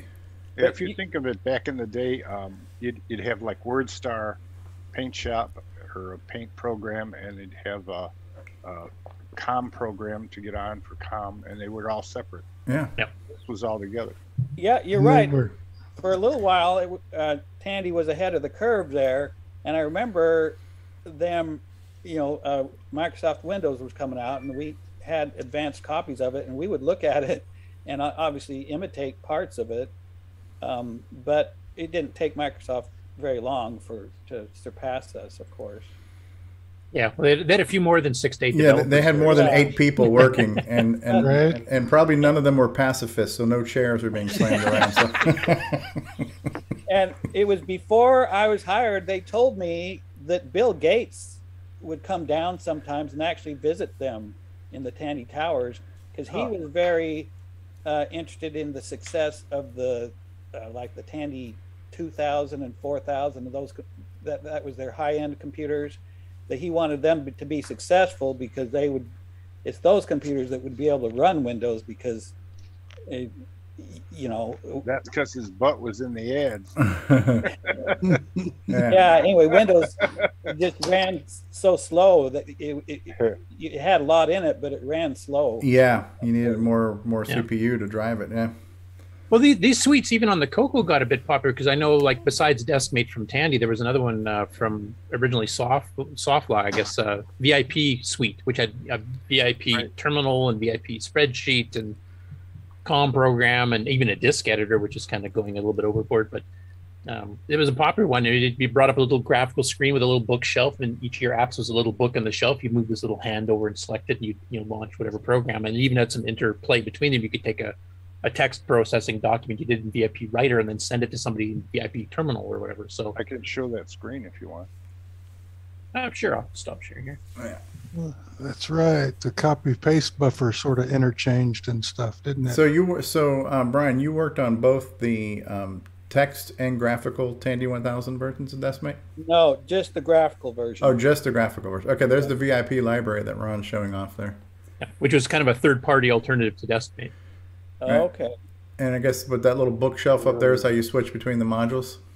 Yeah, you move that little hand pointer and you just launch the writer, the calc, the database, and whatever else. Speller. It just always seemed odd to me they threw a disk zap program. That's kind of dangerous for users to have. Let me go trash my disk right now. So I guess my next question is, you worked on Deskmate for the Tandy 1000 series. So how long did you stay at Tandy? about 5 years. And what else did you work on, or was that just working on Decimate and updating it and whatever else? The first year was Decimate for the color computer, and the rest of the time after that was Decimate for the Tandy 1000. We'd enhance it a little, each year. Did you have a 1000? Yeah, we did, and I remember. Which one did you have? Do you remember? I think it was. Didn't we have a Tandy 1000? I think we have. Right. We must have. I think. I was going to, like you said, there was the low end one where the keyboard was built in with the rest of the computer. HX. Yeah, I don't think we had that, but I remember our kids were little at the time, and I bought a Radio Shack printer that was discontinued, and they would just have fun printing out, outlines of dinosaurs and whatever. And I'm pretty sure that was. And I am sorry, I can't remember. that's all right. Did Radio Shack ever give you guys anything? I mean, did machines or anything? If you wanted software or stuff, for at home for your kids or whatever, for the CoCo or whatever. No, I mean in general they were pretty cheap, but in general, but but I remember they would give us a turkey at Thanksgiving. That's the only place I've ever worked at where they gave you an actual turkey. Oh, okay. And once a year, they would just have a sale of all the stuff that they weren't using anymore. And so you could, that's where I got that printer, and I got it pretty cheap. And I remember I bought a drafting table real cheap that way. And they had good company picnics. I liked them, but other than that, they were, and I remember the original what is it? Charles Tandy was the original dude that. Yeah. They say the famous quote from him. He was a marketing man, and he said, "Whiskey is for selling, not for drinking." Which, I guess, is that like an old saying that you guys have heard of before? No. That would be a Texas thing. Yeah. Okay. Which I had a little bit hard time. I kind of get it. You kind of don't want to. You don't want to take the merchandise and give it to the employees because you're not making any money if you do that. You get the client drunk. You don't get drunk yourself. Yeah. Well, that's what I didn't understand the saying. It sounded like a negative thing, and then I had to have one of my coworkers explain it to me. He says, "People, look, Brian. See, I don't drink. I'm a very straight-laced guy, and that saying wouldn't be politically correct today, but in his day, it's just his point is something that you really enjoy and like. It's not for you to consume. It's for selling. And to him, whiskey was something very desirable. And he's saying, hey, don't worry, that's not for me. Yeah. It's to sell to people. He was all about selling. Mm-hmm. I don't know. So did you continue programming computer software for other companies in the years that followed Tandy? Yeah, I next went to American Airlines, which that was cool because you could get flying benefits and you could fly. Our whole family flew to places really cheap. It was like for $7 a person. Okay. Holy cow. It was just, they called it non-revenue flying. It was enough to cover the cost of the meal they feed you and the added fuel that your weight on the airplane. Oh, wow. Very much, But anyway, for anywhere from like $7 to $20, you could go to different places. Okay. But that's pretty cool. But you had to sit on the wing. Well, in the luggage rack. Only if there was space, Yeah. And so you would sometimes not make it on the plane, and it was more like a standby kind thing. Of a will call standby type thing, where if they had a slot, you get it for cost, basically. But what would you be computing at American Airlines? The first, I actually worked there for like a year and then came back.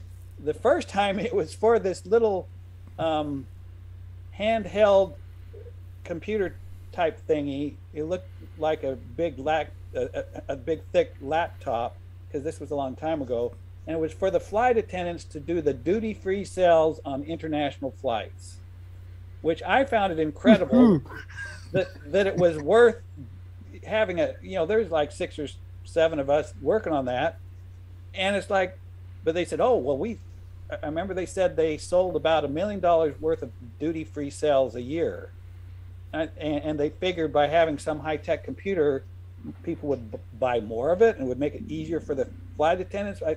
Anyway, back then, I guess the airlines wanted to be glitzy, and they figured that would get more passengers. Of course, now the philosophy is just the opposite. They are trying to save costs everywhere because they found out that's what people go for, is the lowest price ticket. Mm-hmm.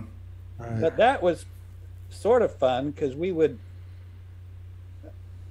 it was fun that this computer was being used on the airplane, and we would go to the caterer and put the computers in those little food carts that the caterers have. Well, wasn't American the Easy Saver people? So they did the early online booking and all of that. So oh yeah, they were really up front on we're techno. Right. Yeah. So they're really into high tech stuff, but that's all I did. But again, that was considered a point of sale, right? Yes, a point of sale device. Right. And to be honest, I loved the flying benefits, but the actual coding that I was doing was a step down from what I was doing at Tandy, to be honest. It wasn't as complex. And so I left there. Oh, I actually went back to Tandy, which turned out terrible, because like a year after that is when Tandy they disbanded their programming group. They had no programmers. So I got laid off there, and then I worked for Micrographics, which was my dream, to work for a real graphics company.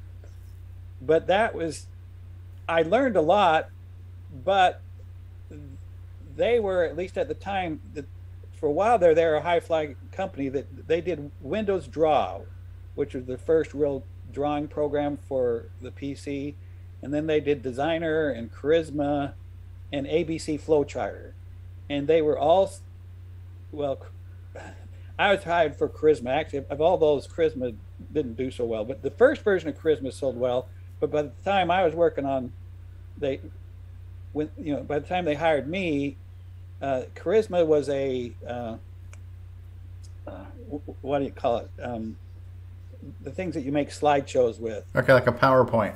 Right. It competed with PowerPoint, and by that time, Microsoft had most of the power. With PowerPoint was popular, and tried competing with that. So what kind of languages were you using then? It was in C++. Okay. For But x86. yeah, but anyway, to be honest, I was one of the weaker programmers there. At Micrographics, they had some really smart guys, and so it was really humbling, and most of them didn't like me. Well, hopefully they didn't throw chairs at you anyway. No, they didn't throw chairs at me, but most of them just felt like you don't belong here, you're not good enough, which was really depressing. But it was a boys club, huh? Yeah, but then I went back to Sabre. It wasn't American Airlines anymore. Sabre broke off from American Airlines, and everything worked out great because they have good programmers, but they're not the high-flying prima donnas like Micrographics, and I fit in just real well. And they emphasize, because at a travel company, they have programmers from all around the world, all different cultures, and so they emphasize getting along with each other. Everybody was nice to each other, Okay. I really enjoyed working there. And then I left there when I wrote, about 11 years ago. I enjoyed there, but I wrote this program called the Superstar Sequencer that does synchronized lights for Christmas lights. Oh. At least it's for the pixels. Anyway, back then I was the only good program that would do pixels. Now there's some competition, and frankly my sales have gone down. But at first I did real well. So you're still doing that to this day? Yes, and I'm 65, so I'm sort of tapering off. I don't work as hard as I used to. Now, is it a one-man shop you're doing this, or do you have some other people that you're going to pass the company on to when you retire? A company called Lightorama bought it from me, and so it's not mine anymore, but I'm the only one working on it, and they let me do what I want. So it's just marketed through them. And anyway, my source of income is royalties from the sales of that program, but it's part of a suite of stuff, of Lightorama's software suite. Have you done anything with Raspberry Pis or anything? My son has. I know. See, I'm unusual. There's some stuff in my program that is. I'm very creative. I can come up with novel solutions to stuff, and my son has shown me a Raspberry Pi, and I just have no interest in it. I just don't. And what is it? A lot of people in the Christmas light, the synchronized Christmas light stuff, they use what is it? Arduino. Well, God, now I can't remember what it's called. I don't know. You wouldn't know. Is it a controller of some kind? Yeah. What do they call it? It reminds me of a Raspberry Pi, but it's because isn't it a Raspberry Pi the processor designed for cell phones? Yeah, it's an ARM processor. Yeah. ARM. Yeah. Well, I can't. There's a bunch of embedded systems and microcontrollers. Yeah. So I know the technical guys know how to use them, and it works great. And I have no interest in learning it. Right. Well, we got a guy in the community, Rick Adams, who did Arduino is one of the ones that's out there, and I think that's what Ron had asked you, and that's what Mark Siegel's asking. But so Rick Adams, who did stuff for Tandy back in the day, he's done stuff with Raspberry Pis where he's created custom panel screens and then animated those. And he used to have stuff in his windows where he would have, for the different seasons, he would have snowflakes falling, and it would show you the time and the temperature and all these things. And he built all his custom panel displays from individual LEDs, and he programmed all that on the Raspberry Pi because that was just what interested him, so there are people who do that kind of tinkering. I have two sons, and the one is big on the Raspberry Pi, and the other one has done stuff on our Arduino. Yeah. And what he did is something that would automatically do the lights on his aquarium. Oh, neat. I thought and it would dispense the food, but I just it would gradually dim the lights when it got to the evening because you want to be as realistic as possible. Were you thinking of the FPGA maybe? No. FPGA is just a programmable hardware, right? Tim Gerberts mentioned the word BeagleBone. I don't know what the heck that is, BeagleBone. I wonder if that's a European. If that's the BeagleBone was another one of those little things. Oh, a microcontroller? Like you had basic stamps and...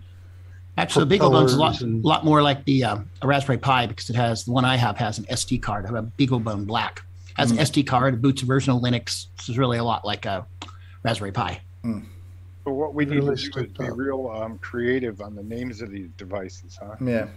Right. It should not be Google under any circumstance. And make sure you misspell it. Yeah. Well, pick a common name. BeagleBone. That'll mix in with 10,000 dog toys. No one will ever find it. No. But that's neat. So you're still programming to this very day. That is pretty cool. Oh yeah. I'm sorry, that's escaped me. It'll come to me eventually. Yeah, that's fine. It's not that important. And earlier when you guys were talking about Charles Tandy and that phrase being a Texas phrase, Mark Siegel, who also worked at Tandy, mentioned that Charles Tandy was actually from New York before he made his way to Texas. Yeah, so he definitely became a larger than life presence in Texas. I mean, they made statues of him and stuff. So. Yep. Right. Well, that's one of them down home things I remember from back home in Dallas. So I don't know if he picked it up there or if I picked it up from him or what, but anyway. Brian, somebody picked it up somewhere. How did you find us? Oh, well, you guys found me. Oh.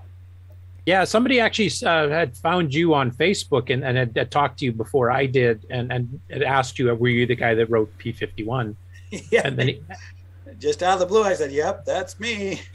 so then he got in contact with me. He said, I found him, because I've been trying to find original authors of a lot of the old software and stuff,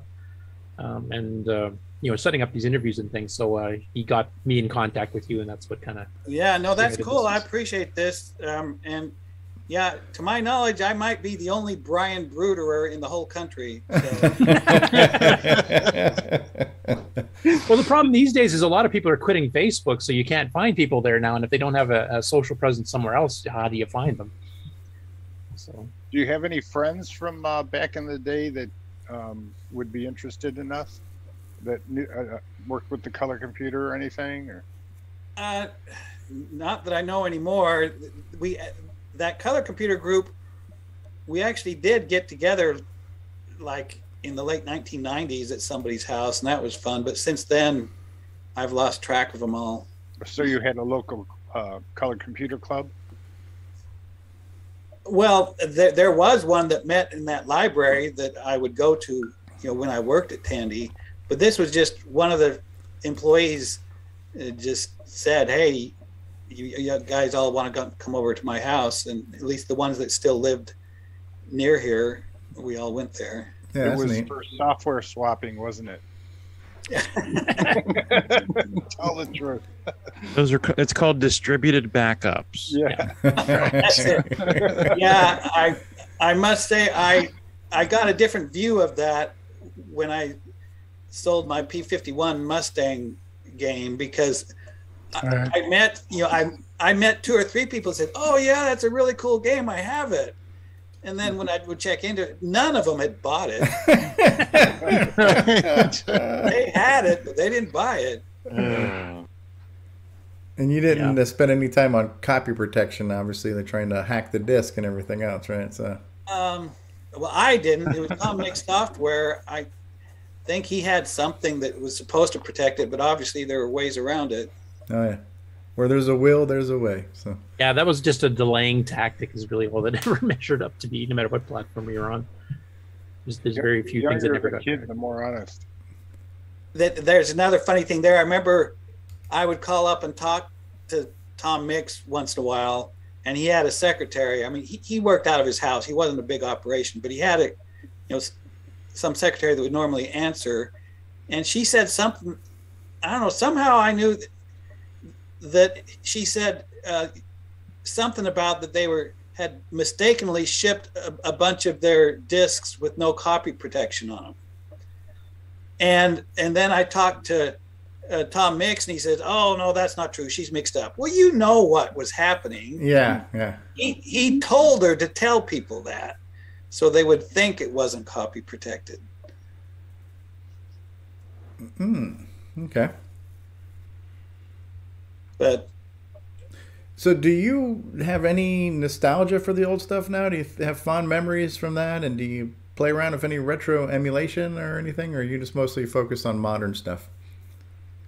I mostly focus on modern stuff, but interestingly, one of my son's kids love all the old games, and that he's the one that had made me get my computers out of the shed because he wanted to look at them. So it's interesting that I'm sure you guys are aware of it more than me. There's a resurgence of interest in the older stuff. Yeah, that's why we're here. and surprisingly, there's a lot of younger people, younger than you would expect, that are into it now. People in their 20s and 30s are into retro. Well, my grandson, he's 12. Yeah. So. Matter of fact, when we were just at a hamcation in Orlando last weekend, and I overheard some guys that could not have been 30 years old going, "Yeah, I hope I find some old computer stuff here." So it was a group of millennials hoping to find that rare treasure at this Hamvention swap meet thing that we were at. And so I'm thinking, man, it's been ruined. Everybody wants vintage stuff now. You can't go anywhere without somebody trying to get the scoop on you. You know. Mm-hmm. Did many of you guys see there's a Christmas? There's a movie called 8-Bit Christmas. Yes, with Doogie Howser. Yeah. I got a kick out of that one. that brought back memories. Yeah. What's Neil Patrick Harris is his real name? Sorry, I couldn't think of that for a second. He's always going to be Doogie Howser as far as I'm concerned. do you have any inclinations of maybe getting back and doing some retro programming? Like some of the other authors have come back after 20, 30 years, they're retired now, and they miss the simpleness of having total control of the computer. Like if you're programming for modern machines, you have no idea what's going on under the hood. It's all Windows or Linux doing everything in the background. And some of them have just been getting back to the simplicity of doing that just for fun. Maybe give me any thoughts on that? You've got a point, but I hadn't thought of it. I've programmed so much. You just want to retire. Yeah. You want to stare at a blank wall for a while, type of thing? You want to do some pacifist moves, maybe slam some chairs on some people? Or... Yeah, well, my wife and I would like to travel is what we do. Actually, that was a question I was going to ask you. When you were getting those really cheap flights, when you were doing the work for Sabre and stuff there, what was the best trip you guys managed to make in one of those cheap flights? Well, see, we had 5 kids, and I made decent money, but it still had to stretch our money, and so we would go on day trips because, like, we went to Washington D.C., we went to New York and saw the Statue of Liberty, and went up the Empire State Building, Philadelphia, and tried to make it be semi-educational stuff for the kids. But staying in a motel was expensive. The flying was cheap, so we would leave on the first flight in the morning and come back on the last flight at night on a Saturday. Oh wow! That was the cheapest thing to do. And we went to Utah several times, and we went to California and stuff. And we went to Hawaii twice for a day. No. There we. I'd like to see the Hawaii day trip. Yeah. No, that was about a week was all though, and my wife and I went to England and then went on a cruise on the way back. They call them destination cruises, where you leave in a different place than you arrive, and they're a lot cheaper. So we got and we actually were able to fly first class, which was really cool. Now you pay more, but as I recall, it was only like between $100 or $200 to fly to London first class. Well, why don't you get your wife to come in the view so we can see what she looks like? Maybe she doesn't want to. No, maybe she doesn't. Hey, hello. Yeah, this is Vicky. Hi. She's put up with a lot through the years. So have you been married for a long time? Nice to meet you, Vicky. Nice to meet you. I'm Yeah, like we've been married 46 for almost 41 years. Wow. Okay. And So thanks. did you ever feel like a computer widow, Vicky, at times, like when he was working overtime and stuff? Or? Yeah, well, what the problem is my field of interest is totally different, but a lot of our kids are into the computer. And so they'll all be talking computer talk and laughing, and I just sit there and smile. Yeah, but you remember dates and stuff better than anybody, probably. She's a medical technologist. She works in the lab at hospitals, and it's disappointing that none of our kids became interested in medical stuff. I'm sorry. It's okay. That's another. So you're like doing blood samples and testing and stuff like that, then? That type of thing? Yeah. Yeah. My mom was the same thing. She was a lab tech up here until she retired too. So. Yeah. Yeah, and she just retired last summer. So. Oh, she beat you to it then. Yeah. So now My dad did the same thing. Thanks for letting Brian out to play today. Hey, Jason, you said your mother did the same thing? My father did the same thing. But he retired. He retired about 10 years ago. My wife works at an Alzheimer's research lab. Well, that sounds interesting. Yeah, it's it's changed. The laboratory field has really drastically changed in the last several years. Yeah, I can believe it. High tech now. Yeah, it's very much high tech. When I first trained, we had a few instruments, but it was mostly everything was done by hand. And now most things are done by machines. But they still want you to know how to do things by hand, just in case. Yeah. Yeah, my mom did that because she did her training in 1963, I think, is when she started. Oh, so yeah. She was right at the beginning of it there. So. Yeah, no, I did my training in 1980, 79 and 80. You didn't go to take any computer at school, did you? Because my wife, she took computer and did the punch cards. Oh yeah, no. In fact, it was the second year I was out of school and I was working in the hospital I was working at. In fact, it was the University of Utah Hospital, and that's where I met Brian. They started bringing in computers, and so the patients' charts were on computer then rather than just notebooks.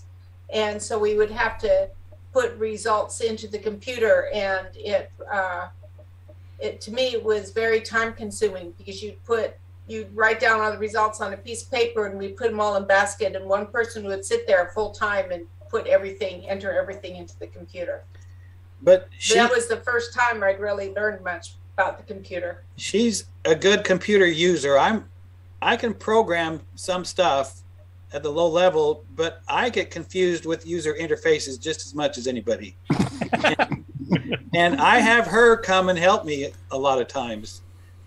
I just installed Windows 11, and it's like, where did they put everything again? Now we got changed again. Yeah.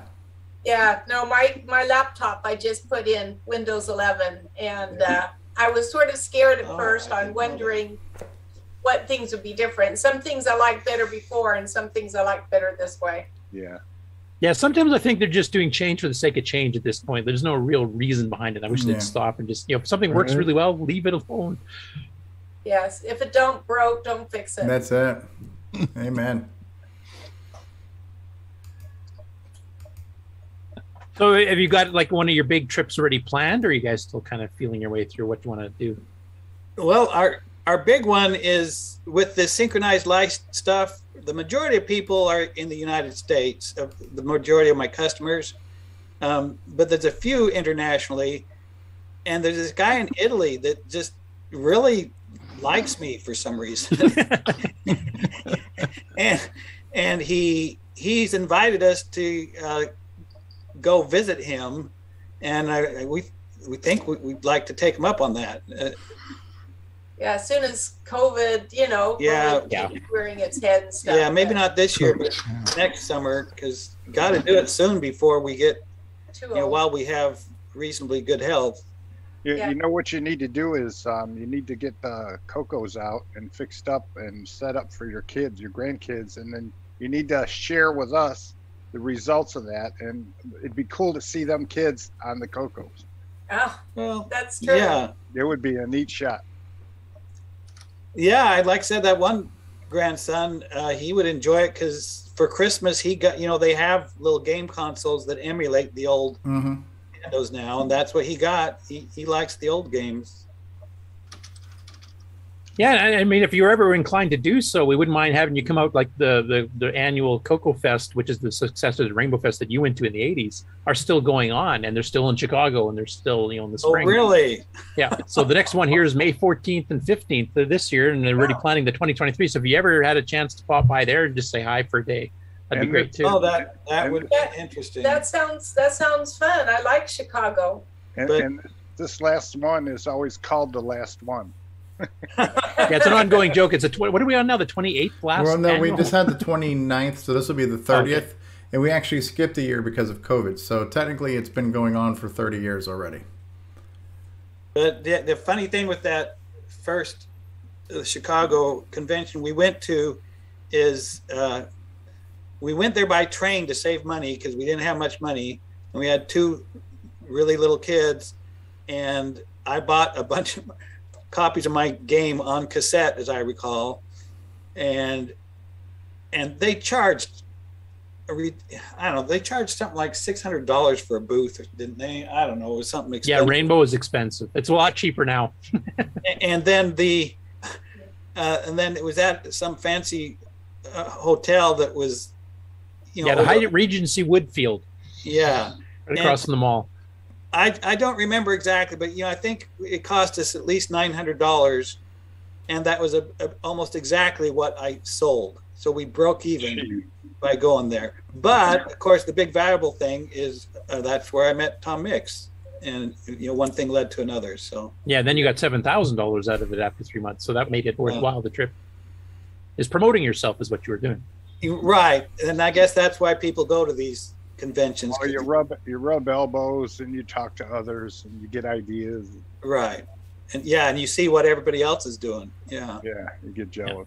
Like this year, for example, Grant, I don't remember what the tables and stuff cost for exhibitors. It's way cheaper than $15. $15 and attending the show this year for the first time is free. I mean, we're not even charging for people to come in to attend. So. Oh wow. And we're at a much cheaper hotel than the Regency Woodfield, I'll tell you. Yeah, it's like $100 a night. It's a Holiday Inn, I think. And McDonald's is catering. And we're not going that cheap there, Ron. there is a 7-Eleven within walking distance. It's Shelbyville Beer Tavern or something. Yeah, there's a bar tavern place on property that's really good. Well, so you said that's May 14th and 15th? Yes. Is that right, Garrett? This year, yes. 13th and 14th, isn't it? It's 14th and 15th. 14th and 15th. And it's Grant, you should know you're running the show. Well, it's all one big weekend for me. It's in Elmhurst, Illinois, so it's not in Chicago proper, so you don't have to worry about getting stabbed or anything, you know. So. Oh, it's near O'Hare, isn't it? It's near O'Hare. Elk right off the runway. Is it Elgin or Elk Grove? Is it Elgin, Illinois? Elk Grove. I want to say Elm Grove because that's a local suburb here, but it's Elk Grove. Elk Grove, Illinois. So it's nice. It's yeah. And if you're still worried about cost type things here, I mean, if some of us that are driving down or have cars and stuff there, we'd be happy to pick you up at the airport too. So. Okay. Yeah, and there's shuttle service from the airport and all kinds of stuff. It's pretty close to the airport. Yeah. Matter of fact, there was a volunteer in the live chat saying if you get your CoCos out of the shed and they're not working, we've got a lot of very capable repair people here who would volunteer to fix your old CoCos for you. Wow. I think that was AC's 8-Bit Zone was one of the ones who had offered to do that for you. So. Gosh. They're pretty darn resilient, though. Yeah, they are. Right. Although my original CoCo, I've told this story before, my original CoCo I found in my parents' garage, and it needed a little bit of help, but it works now. Yeah, we'd first you have to hook it up to an old TV, don't you? Yeah. Actually, we were talking about that before you joined the call today because there's just a little adapter I think Jason was thinking about selling here for. Right, like you don't need the switch box. You can just get a coax to RCA converter tip. Yeah, you don't want the switch box. You don't want the switch box. That introduces all the noise. Yeah. The key is now that you may have to make sure you have a television with an analog tuner, because some of them don't have them anymore. Right. For the channel 3 or 4, but that's. Didn't we give one to Mark? Yeah. Goodwill. Yeah, they're out there. Goodwill. The old Goodwill. Yeah. Eligible for free coupon digital TV converter box. There you go. There you go. So David's holding up the thing. Yeah. So it's a coax F connector to RCA. Mm-hmm. So it screws onto one side and it gives you the little mini RCA input. And so you take that normal gray cord from your CoCo, plug it into that, and then boom, you're on. And because there's no competing analog broadcast anymore, you're going to get a real clear picture because there's nothing else in that broadcast spectrum. In most markets. There are some. The VHF 2 to 6 is not very desirable for digital, but there are a few places, including here, the PBS station is broadcasting on channel 4 in digital. Okay. Yeah, and it's not working well for them, by the way. But yeah, open invite to you. If you ever want to pop by, it doesn't have to be this year. If you guys can make it, that'd be great. Yeah, come as a guest, or I'm sure we could, if you want to do a presentation, we could get you set up as a keynote speaker, or even just a guest speaker, whatever you'd like to do. I'm sure people would love to meet and greet. Yeah, I can't guarantee we'll come, but can you message me? Yeah, we'll send you the info to the Glenside Color Computer Club. Okay. Definitely. Yeah. And it's annual, so like any every year. It doesn't have to be this year. And I think if it's too short on notice. So. Yeah. You're definitely welcome. Well, it's been great having you on. Does anybody have any more questions for Brian, or anybody in the live audience, and anybody here on the panel? Or in the chat. In the chat. I'd love to say a few words if I could. Yes. Who's that, David? Yes, it's me. Just wanted to mention, Brian, my friend Perry is the guy that reached out to you and found you on Facebook first. And So I want to say thank you to Perry. He's actually not on the call right now, but he's going to watch the show later tonight. Yeah, big thanks to Perry for reaching out to me on that. Yeah, that was really cool, and it's great. I'm glad you took the time to come on the show. I want to thank you for doing that. P51 actually holds a pretty special place in my heart, and for Perry as well. It's a game that we played with each other as high school kids, and it blew our minds that it was even possible to have two separate computers, knowing where the planes were, talking through this area code. It seems sensible enough now, but to high school kids, it blew our minds that it was possible. And then to do it over a modem when you could be far away, that was one of the reasons why we bought modems, because we wanted to play P51 against each other without having to drive a mile to get to each other's house. So I just want to thank you for programming the game and all the memories it brought back, making the cable this week and showing my son how to play. We had a blast. He actually didn't want to let me switch to playing Space Raiders at all because he wanted to keep playing P51 and just now. So that's really fun to hear. Right on. Actually, if your 12-year-old grandson's interested, maybe get him into P51 and they can play. Well, we should also mention that we're going to make Space Raiders the game of the week this week. So we also do this thing where we have the game of the week, and we get a lot of people to get together and play it all throughout the week and send screenshots of their high scores. So we have a whole community collaborative thing where we play a game a week, and then we review who got the best scores the following week. So this week's game is going to be Space Raiders, and then we'll be talking about it again next week. And so, spoiler alert! If by any chance, oh, that's right. Well, because we might stealing Ken's thunder. Well, Brian might not be here for the whole next segment. But if there's any chance, maybe you could jump on next week for a little bit, just when we talk about that game again. That would be cool to have you on for that too, if you're available. So, hey Ken, how many people do we usually have? 19, 20, depending on the game that participate on a weekly basis. Thanks, Ken. Oh, sorry, I didn't hear that part. It fluctuates, but a regular week is in the high teens, low 20s. Yeah, and I apologize. My wife doesn't know how I get through life without her. That I knew this meeting was coming up, and I went and looked at the message, and it said, we'll be meeting at 1 p.m. And I forgot to look at the EST. Well, that meant 1 p.m. estimated.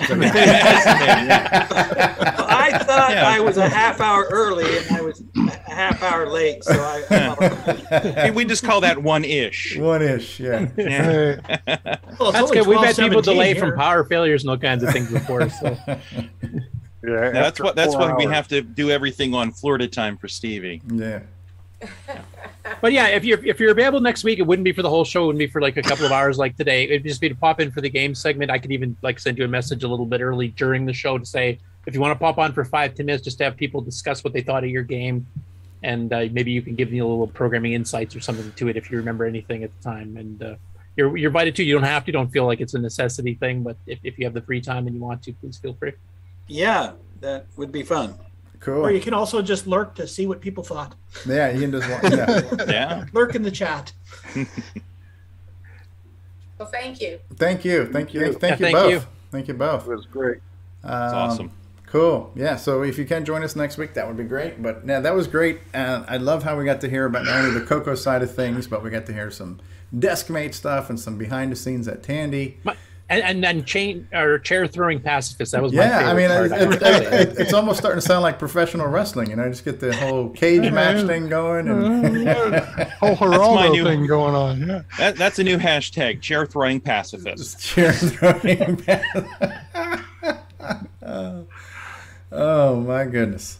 All right, now, who's going to have the P51 set up at CoCo Fest? We should do that. We should. Yeah, we should get 2 computers set up with a no modem cable at CoCo Fest this year and have. And just leave it running, and people could just come up, walk up, and have a head-to-head with somebody else at the fest. Yeah. Or figure out if we can get all of 4 computers hooked up like they did. Yeah, I want to do the computer setup now that I know that's possible. I didn't know that was a thing. So any details anyone has on how to make that cable, I would love to hear. As I recall, at the beginning, doesn't it ask you how many people are playing? Just a dual or solo. Oh, I wonder if I made a special version for 4. Oh, that was never distributed. I don't even remember it. In your drawers anywhere? There you go. You could sell that at CoCo Fest. Yeah. Exclusive 4-player version. I'll look in my shed and see. Look in my shed again to see if there's a disc or a cassette or I don't know where I stored that. That'd be pretty cool if you can find that, because that'd be awesome to see. But another thing that's going on, we have the colorcomputerarchive.com, which is archiving everything CoCo related. It's like software, manuals, magazines, technical references from Tandy, everything else. And we've actually managed to get in contact with some other authors that had unreleased games, like games they shopped around nobody wanted to sell, but they still had them sitting on a tape somewhere, and we've actually got them archived, and people are enjoying and playing them and going, actually, why didn't somebody sell this? It's actually a pretty good game. So if you have that on the 4-player version of it kicking around, we'd love to get that on the archive so that people can enjoy it. And if you have a few pages of maybe notes when you were making the thing, because one of our guys, Rick, had the same thing where he has notebooks and this line printer printouts of source code and like graph paper drawings and stuff like that. Yeah. I believe that was behind the furnace when he had to have his furnace replaced. Yeah, that's what he found. Exactly. This reminds me of when I was in the Air Force. I had Space Raiders, and I sold like a few copies to the other airmen, and then they said, "Oh, how did you do this?" And I showed them a printout, and it was actually only like 3 or 4 pages of assembly code, but he looked at that and he said, "God, how long did it take you to type that in?" So, and yeah, you get the point. To him, the time-consuming part would have been typing it in, right? Yeah, not the designing it, figuring out how to get the program to work. It's just like it's like typing class. Yeah, and I remember him asking. He said, "Well, how do the little invaders know when to fire down at you?" And it was like, "Oh, and they know where you are." Yeah, it's like I wrote all this. All the code knows what's going on all the time. So. Do you think you might have some notes? I don't know. I'll have to look at the shed. There's a box. There's just one big box with some stuff in there. I'll look and see what's there. That would be interesting. Might unearth some rare gems in there. It'd be a treasure trove. A treasure trove. Yes. I do know the feeling, though. What did I mean by this? Did you? No idea. Did you comment your source code at least, where you knew what you were doing? What? No, you didn't have room. Right. You weren't going to put in comments because you'd run out of memory. So that then it can become a mystery. What did I do? Well, that was with Space Raiders, but I was using Flex, I think, which was on a floppy disk. I thought I was really cool. I could actually put comments in, and my variables could be more than 2 characters. And it was funny, but on a TV screen, and I could get 80 columns on the TV screen, but you couldn't read the text, right? I mean, it was really hard to read.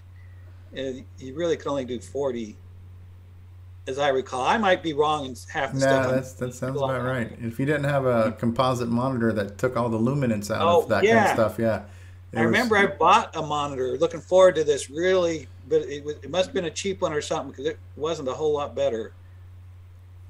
Yeah.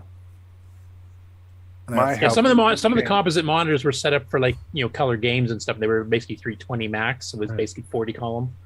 And if it would get anti-aliased and all kinds of weird crap would start happening on the higher ones, you had to get a monochrome design monitor for the crystal clear 80. My Magnavox television had a button on the back called Color Killer, and that worked beautifully. Oh, interesting. Gave you a high resolution black and white picture. I never saw another TV with it. So very cool.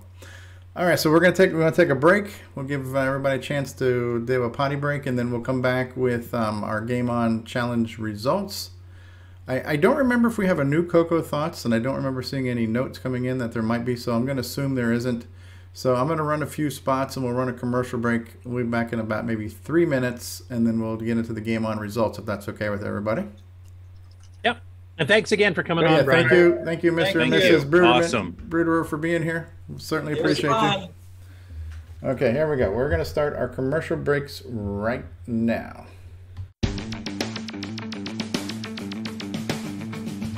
Hi, Retro Tech Heads. Data Soup here. You're watching CoCoTALK, the world's leading live talk show featuring the Tandy color computer and proudly Patreon sponsored by RetroTechTime.com.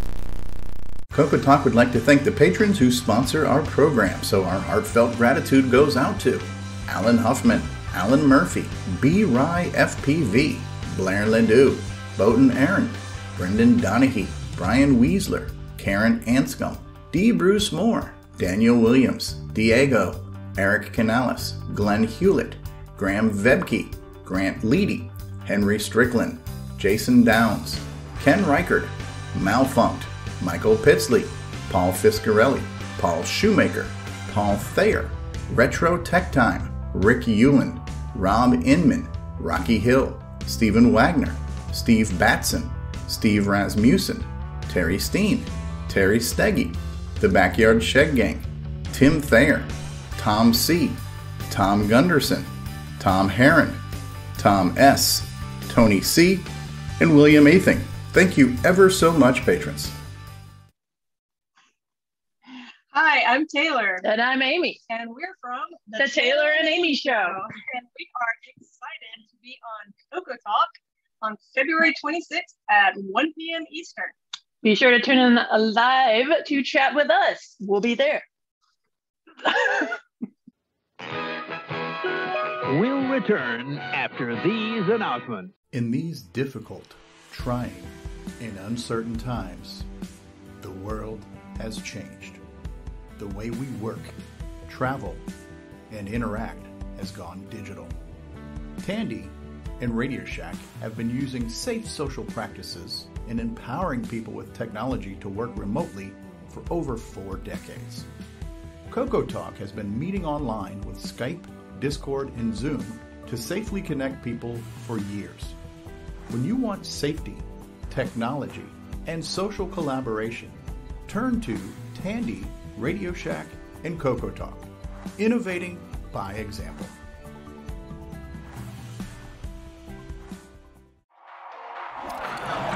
The music is back.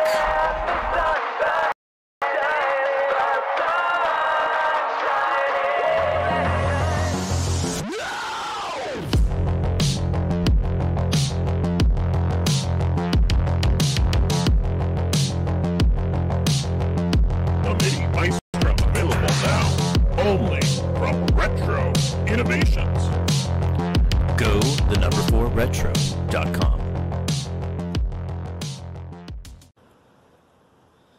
Fletcher, I don't need that report tomorrow. That's great, JT. I need it tonight. Oh, JT. Fletcher like saved over 300 clams, you dig, when she got her a Model 100 from Radio Shack, like a good little consumer. It's like a word processor, a phone directory, and dialer, you dig, man? It even like, you know, can groove with your office computer. Fletcher? Fletcher. You'll go far, Fletcher. You'll go far. All right, and we are back. That was good. That was good. That was fun. Thank you, Brian. And Mrs. I forgot, what's his wife's name? Anybody remember? I'm old. I forget. I think that's pretty well all of us. Yeah, Brian Bruderer. Mrs. Bruderer. Thank you, Mrs. Bruderer. I'll take that that cop out right there. Good stuff. Good times. We are now going to move on to one of the most popular segments of our show. I might even say everyone's favorite segment. But this is the Game On Results thing where we talk about who played and how they played and what they played and all that good stuff. I don't think we have a Coco Thoughts. If we did, it came in last minute. I don't have it queued up. So sadly, I know Ron Delvaux is going to be very disappointed. No Coco Thoughts this week, Ron. Oh, right.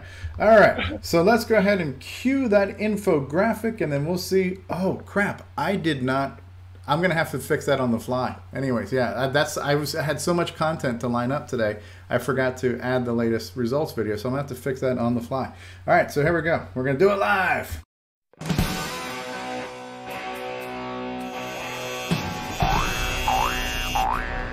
High Score Challenge. All right, pay no attention to this current clip right here. That is there, not everybody. the game we played. Welcome to this week's Yeah, that's CoCoTALK previous week's. Game Yes, I know, so I have to Challenge fix of it the live. week results. This week we played Gold. Yeah, we're just making fun of you. Don't worry. All right, there we go. Welcome everybody to the results of this week's CoCoTALK Game On Challenge, where we played Tube Frenzy. We had a total of 9 players. Let's see how everybody did. We had Mr. Dave 6309 with 150. 8-Bits in the Basement was 720. Tasman with 3,420. Mark B with 3,880. Buck Owens with 6,240. Maybe one time you could just Rich make it N where we with could hardly read what's going on here. 12,320. Jim Bry with 17,480.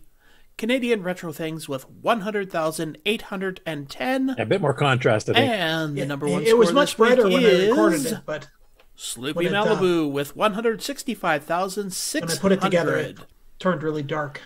Thanks everybody Hey, that played. he got rid of and the we space will bar. see you next week. All right, congratulations, Sloopy. Congratulations, Sloopy, there for bringing in the high score this week. Good stuff. I'll stop sharing right now. I'll turn over the reins to Mr. Waters, Mr. Things. So, as I said, we played Tube Frenzy. Not a huge turnout for it this week. Also, couldn't find any reviews of it in any of the magazines. So, didn't. To me, it's a bit of a hidden gem because it's Yeah. actually quite a fun game once you get used to how the gameplay works. And it looks at first like Reactoid a bit, but it's actually quite a bit different. Yeah, it's quite a bit different. It's, Mr. Dave says, "Thanks for keeping my score invisible." I thought I'd make everybody's scores kind of invisible. Yeah, it was like week, so. But yeah, so here's an idea. What you do is next time use lemon juice and write lemon juice on the paper, and then we'll hold it next up. time. I'll choose a different color next time. I didn't know it was going to come through quite that dark. Well, why don't we try for the Poo Yan color palette next time? Oh, okay. We'll go with hot pink There you on go. white. All right. Yeah, pink on white. It'll be good. Anyway, so yeah, not a big turnout this week, but it is really quite a fun game, but not a huge action game. A lot of thinking. And as Sloopy was pointing out in the live shows, that the maze actually doesn't change through the whole game. So once you kind of get a pattern down, and it's not until the later stages that they start adding extra bad guys to it. So you start out with just one for like the first 5 or 6 levels. Then it starts adding one every level. I do have a question. I'm sorry. Hey, Nick Marotta is out there. Speaking of, I think the answer to my question has already been answered. I was just wondering if Grant Leedy was awake, but I saw him lift his head up. Okay. Yeah, I was going to say, shh, we might need to keep it down because Grant might be sleeping. But yeah, okay, he's good. Yeah, we know Nick Randy's is sleeping, so. You can go to sleep in a few minutes, Grant, when the news starts. All right, so ladies and gentlemen, I need to just do a little soundbite here right now because in the live chat we have none other than going once, going twice, going 3 times. It's Nick Marotta. All right, so Nick Marotta is in the live chat. The founder. Nick, if you want to pop on for a bit here, we're celebrating the 250th episode. So if you want to pop on, you've been a part of the show for a long period of time. Pop in and say hi. Don't stay on for a long time. Yeah, pop in and say hi because Ron Delvaux will get you in here. He's got no shame. He's like, grab your wife and get her on camera. Who cares if she wants to be on this program or not? Bring the cat over while you're at it. Get the hook. Nick Marotta. All right, sorry about that, Ken. We're just screwing with you No today. problem, no problem. You got to Hi, roll Nick. with the punches on this show. And there he is. Oh, my God. Woo, ladies and gentlemen, we have a celebrity. We have an internet celebrity in our midst here. I've seen this guy on the YouTube channel, and I've seen him on the Facing the Books and all kinds of stuff. Nick, do you copy? Hello, Nick Marotta!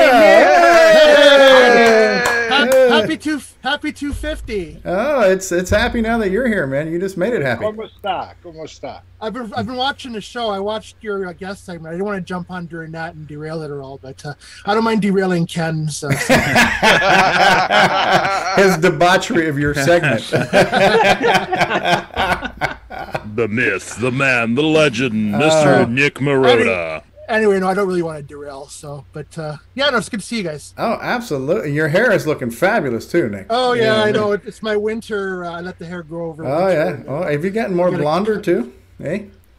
Gray. Oh, is that what it is? Eh? Ah. I think You're ready so. for your next Teen Beat cover Yeah, shot. oh, I think, yeah. of this Yeah, one. yeah. Nick's Isn't he summer. dreamy? He's got the summer frost look. Yeah. So yeah. Progress of the stuff you've been working on.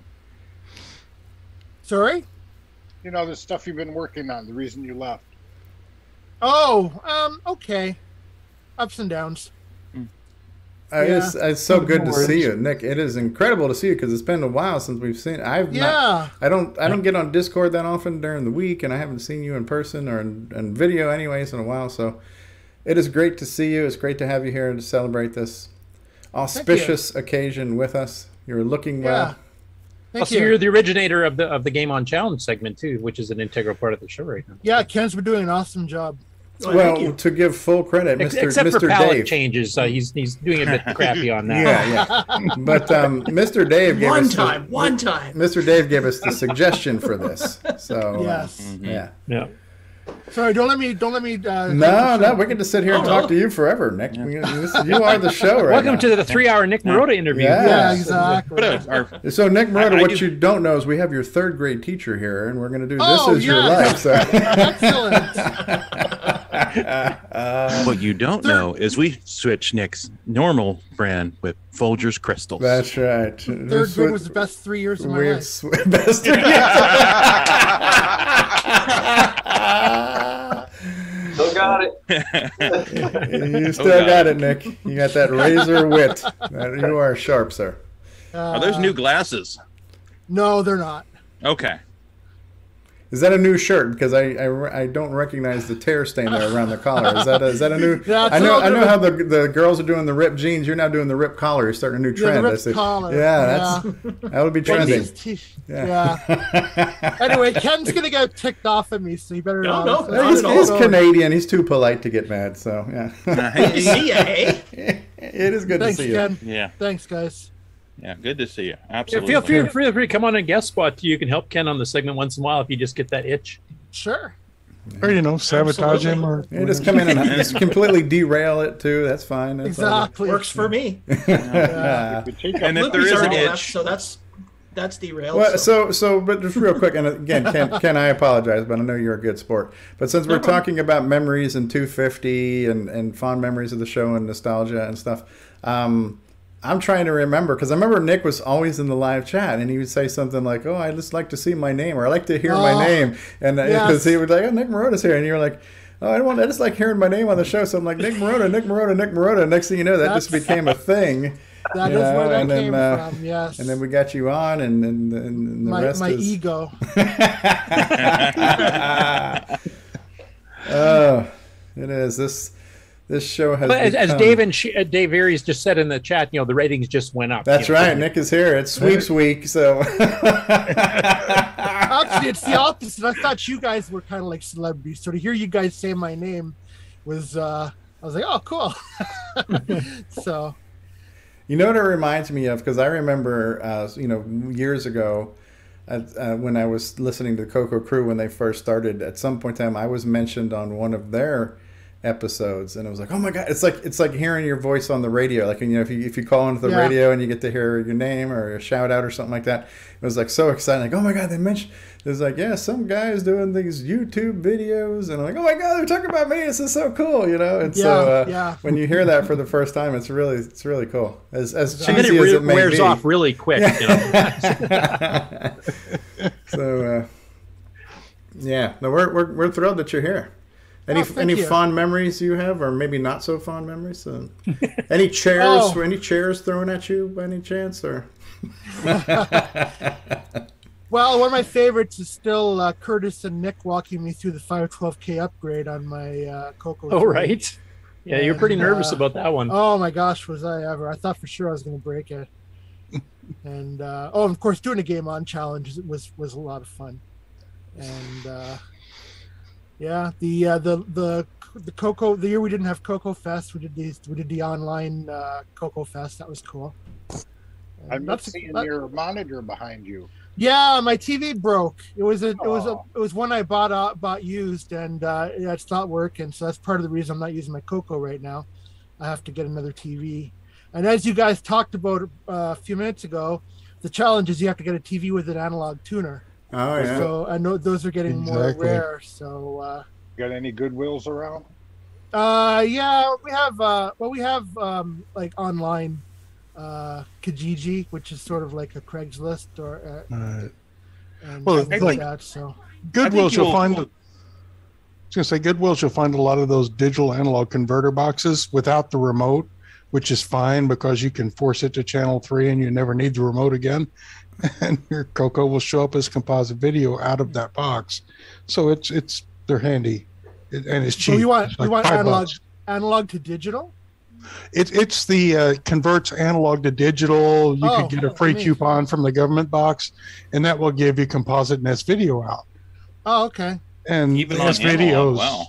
Because I was stupid and I got rid of my VCR thinking I wouldn't need it anymore, and I was like, hey, Right. that was a good analog to. It was the perfect thing, exactly. Converter, but I wasn't thinking. Mm-hmm.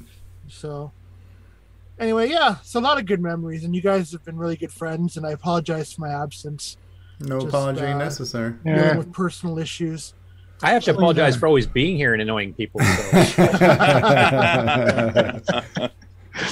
But I did hear Ron earlier. Thanks, Ron, for saying that you missed me, and then I heard Curtis say, "Come, jump on." So I was just waiting for the right moment to jump on. Oh, that's great. Oh yeah, so right in the middle of my segment. I didn't want this to happen. Exactly. Well, Nick, this is my very first time on the panel, and I would say the experience was not complete until you joined as well. So thanks for coming on. It's really cool to see you again. Thank you. Yeah, David and Josh were here. That's great to have you guys both on because you've been a huge part of our Game On challenge this whole time. So it's great to be able to talk to you. You know, if we do this too much, he's going to come back next week. In the week after. Yeah. And what's wrong with that? We could only hope, right? Right. Nothing. Yeah. No, it's good. All right. Well, let's let Ken get back to what he's doing. Please hang out with us. Yeah. Marlon Lee is still here too. Speaking of living legends, Marlon Lee is definitely a close second place to Nick Marotta when it comes to YouTube celebrity. But Marlon Lee is here. It says I found his video. Yeah, I saw his videos before I found yours. Yeah, he is a living legend. Martin Lee's been doing it for a long he's been time. doing it longer than any of us. Yeah, so he says for capture of old 8-bit machines, VCRs are also getting hard to find. That is true. Oh, yeah, they are. Thanks for being here, Marlon. We want to get you on the show too. I don't know if Curtis has spoken to you about that. I've tried reaching out to him on YouTube comments. I don't have a direct email, but Marlon, if you want to fire me an email or something, I can get in contact with you. I'd love to have you on. Absolutely, love to have you on because we are a big fan of your legacy of work there, Mr. Lee.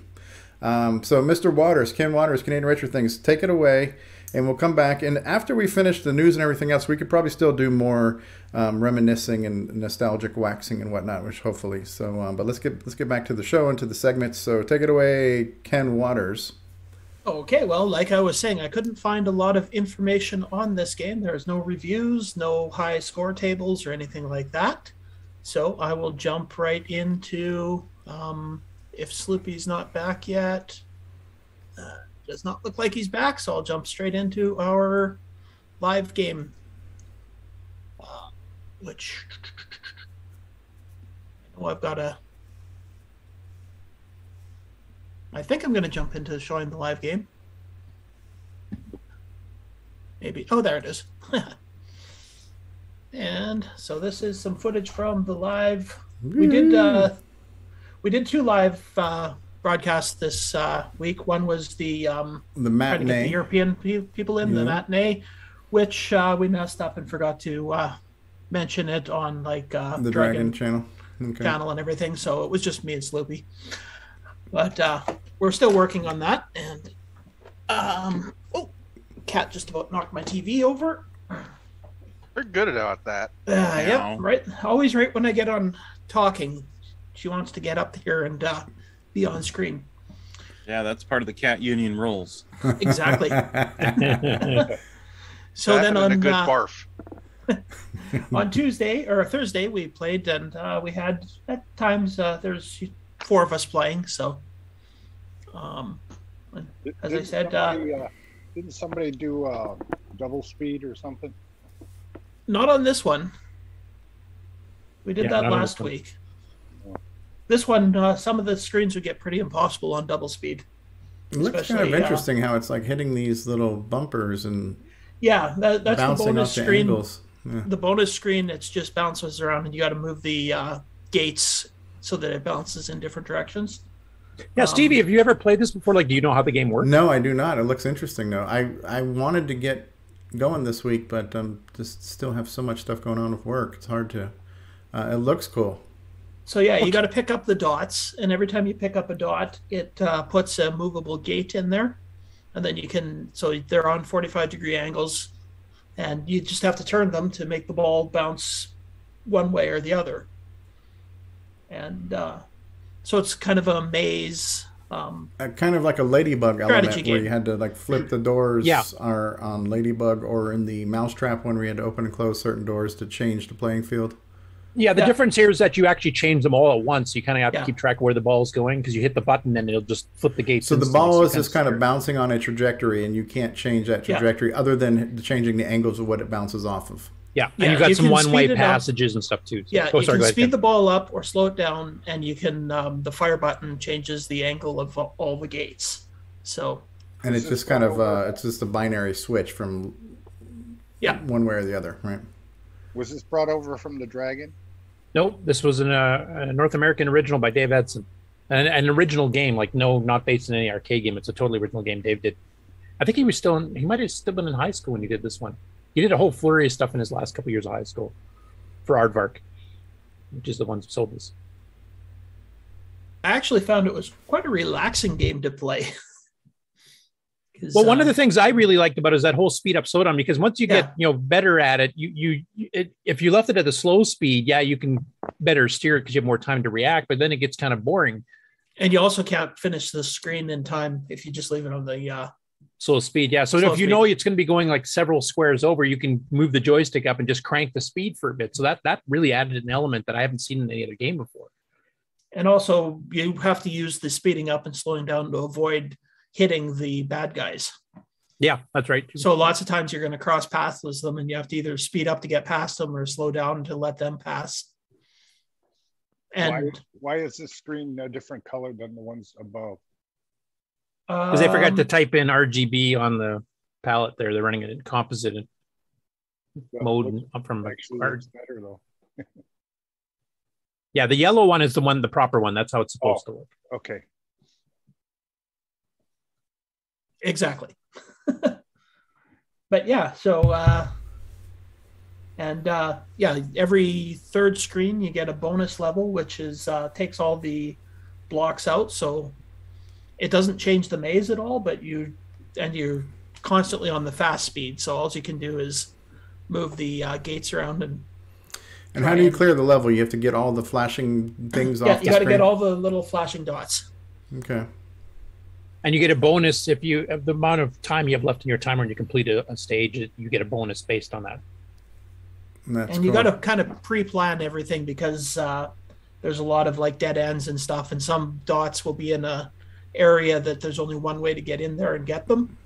So if you miss those and you go all the way to the far end of the screen, then you got to figure your way back to it to get that one. You'll run out of time. So yeah, that's really cool. I can see how it can get to become a nightmare on all the angles and trajectories and whatnot. Yeah, and once you get 4 or 5 bad guys on the screen at once, then that's it's very hard. Whole nother element. So then that kind of, it's kind of like the ghosts in Pac-Man at that point, where if they get you, you lose a life or whatever, right? So it's that little square box you can see wandering around the screen right now, and then you get more and more of those. They just move at a constant speed around, and they bounce off whichever way you have the. So you can actually control where they go to by changing the. Well, so you can kind of maybe divert them or redirect them or whatever. Yeah. So the best thing to do is to try to trap them off in a section. And that's cool. Oh yeah, it looks like it's going really fast there as it's bouncing around trying to get those dots. Yeah, that's the bonus stage. Yeah, basically it cranks up the speed, takes the blocks away, and you have a time limit to try to get as many of the dots as you can. That's cool. Yeah, so that's the game. I don't know if there's much else to say about it. And any tips and tricks that you guys had? Tips and tricks, like I said, the maze doesn't change, so you got to kind of figure out what order to get all the dots in, and try and do that every time. Sometimes you'll get cut off from doing that because there'll be a bad guy stuck down in where you need to go, and first you have to get him out of there. Yeah, because one trick that you mentioned, that was the one I was going to mention too, because I've played this game a fair bit. I just haven't had time lately to play any games, so. But basically, you can redirect the bad guys. So you can kind of get them out of the way. So if you clear a little section, and then you can redirect them up into that section and kind of semi-trap them off, then you have much more free reign. That gets harder once you get more and more bad guys, but that definitely helps.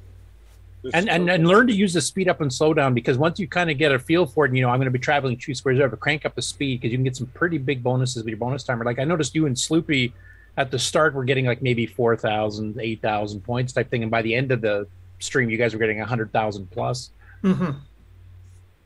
Oh, Paul Thayer has a tip. He says, "Tip: don't die." Well, that's definitely a good one. Yeah. You stole my tip. So also one of the things too is using the speed up and slow down is that if the bad guy's on the other side of the gate and you both hit the gate at the same time, that kills you too. So the hitbox does extend past the gate. So even if you're on the opposite sides, if you hit at the same time, it kills you. That's definitely interesting. Yeah. It's a nice original concept. Like I said, it's got kind of the deflecting things that you can change the direction, which Reactoid had as well, and it looks somewhat similar, though the play is quite a bit different. It reminds me a little bit of Roller Controller by Spectral, the CoCo 3, really early CoCo 3 game, where you pull down buttons to open up things, to direct things into certain colored, you have to direct certain colored balls and certain colored slots. So it's got a little bit of that element too, but it's a pretty cool original game. And it's Dave Edson was a teenager. Like I interviewed him by email 20 some odd years ago, and he did like Ketchum and I can't remember all of them. He did a whole ton of games for Art of Arcade. And a few of them, I think, I've actually ended up getting ported to some other. He did Color Caterpillar, one of the ones, not Color Caterpillar, just Caterpillar, which is actually one of the better looking ones. Now, one thing Dave Edson will admit fully, he never really learned how to do sound on the CoCo. So every single game he did had very simple beeps and boops and nothing fancy. He said he took more time on the gameplay and on the graphics, but he just never got the hang of sound. It looks neat. I'd like to try it. Yeah, I do recommend, even though the time will have already passed for the game on. It is a good game to just well, maybe try. I can take a page from the Nick Marenti's playbook and Photoshop. There you go. Timestamp or something where I can post date it or predate it or something. Stevie, it doesn't really matter because nobody could read the high scores this week anyway. So.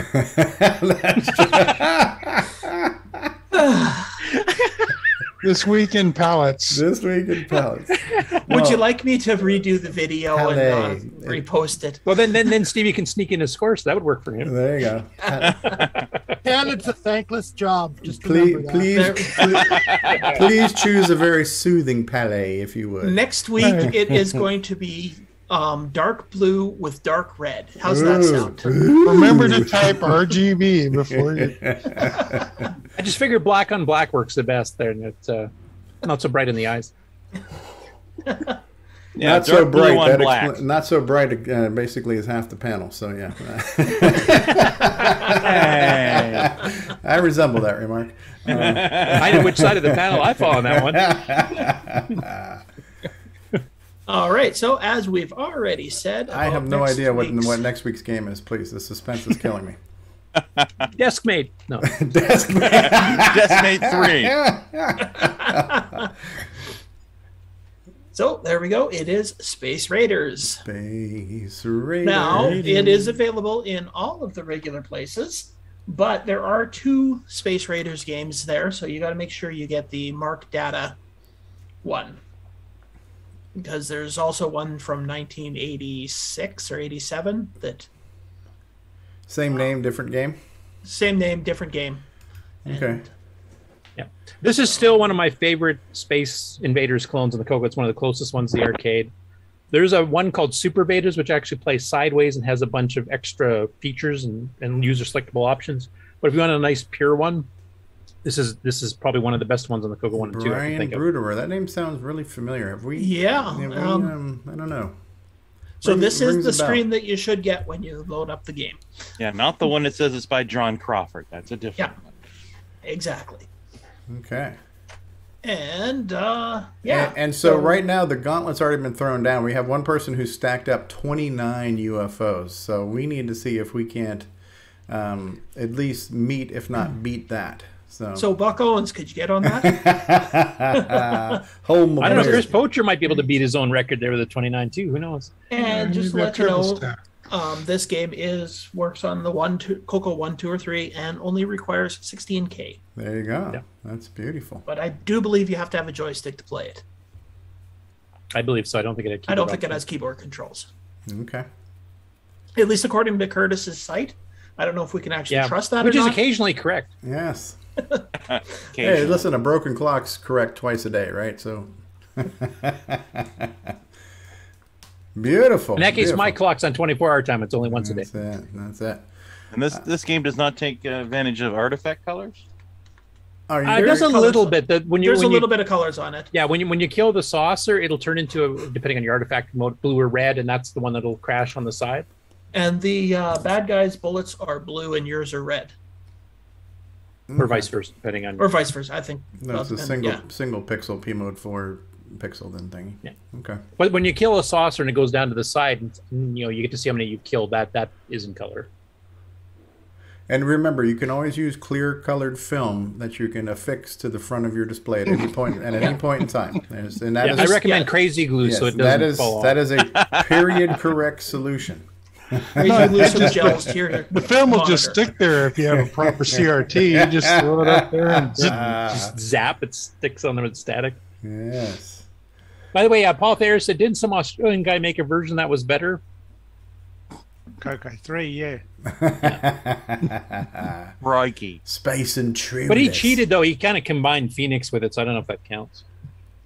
And plus, really, he could only make a game that just works on the CoCo 3. This one works on all 3 versions. That I can play.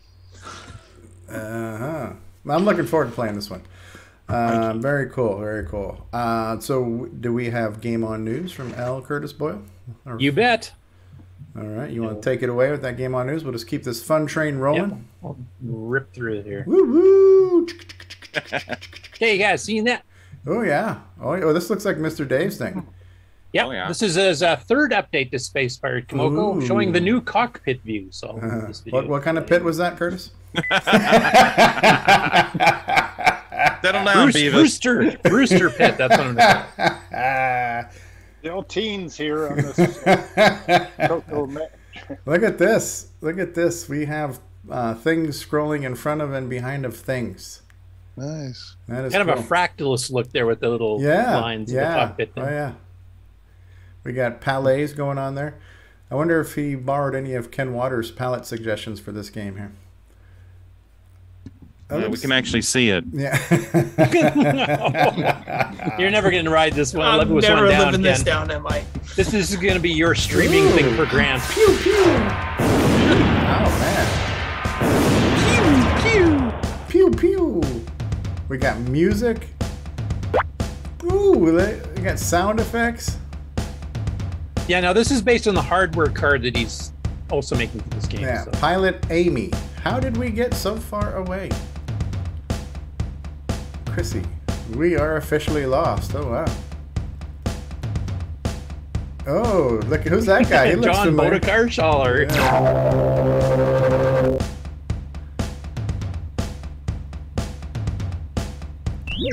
Phew, he's warping. Dude, that is super cool, man. That is wicked bad. Was that one plane dancing to the beat? Could have been. Does Stevie read all the text in the actual game? I can for a fee. I'll give you a dramatic reading if you'd like. So. No, it's looking like it's coming along pretty good there. So obviously some of this is like raw Coco 3 stuff, and then some of it's based on the hardware card that'll be doing sound and all kinds of things in the background that he's demonstrated the schematics and stuff on the show before. And like everybody else, part shortages, etc. So nice update there. That is cool. Next, we've got 2 updates from Paris Rad and Keys Van Oss. So the first one here is a second pack of the converted games for the Super Sprite FM Plus board. Lord. Being manufactured by John Whitworth at Dragon Plus Electronics in the UK. And I'm still waiting. I'm hoping we can get somebody in the panel here. I think Ron Klein or somebody, or Brian Weezer, somebody has one of these boards already here in North America. So I'd love to see some of these demoed with the, the multi-voice music on the sound chip plus all the graphics. This contains Eon parts 1 through 4, and you can see some of the graphics and stuff here. That is neat. I like the multicolored mountain range in the background. Yeah, this part actually reminds me of the Tandy Coco 3 demo, the first one. Oh yeah, with the rainbow and the sun setting and stuff. Very interesting. Yeah. Aeon. A little bit of shadowing and stuff there too, which you don't even see on it. Very interesting. It definitely doesn't look like anything you've really seen on a Coco or Dragon before, just because you have the 16 colors or colors we're not used to seeing, all that kind of stuff, so... Yeah.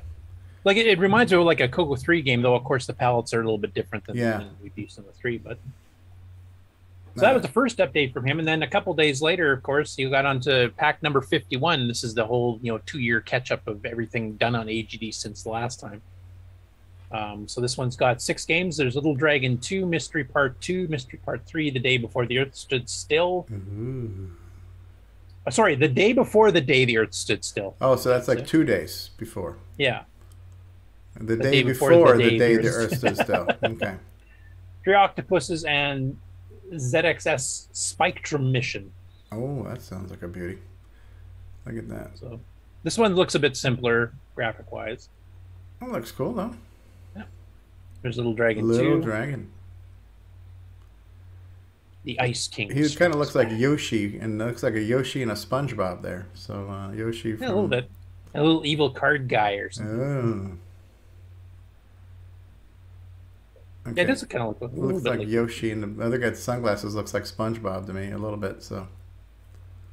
There's Mystery. Mystery. Okay. Actually, it's a pretty good background. Yeah, yeah. Interesting. Okay. Got some trees to climb here. Stick and keyboard sport. Okay, it looks like he's going across a conveyor belt or something there, huh? This reminds me of Dragon Slayer a little bit. Yeah, it does. It does. Yeah. Okay, that's cool. The octopuses.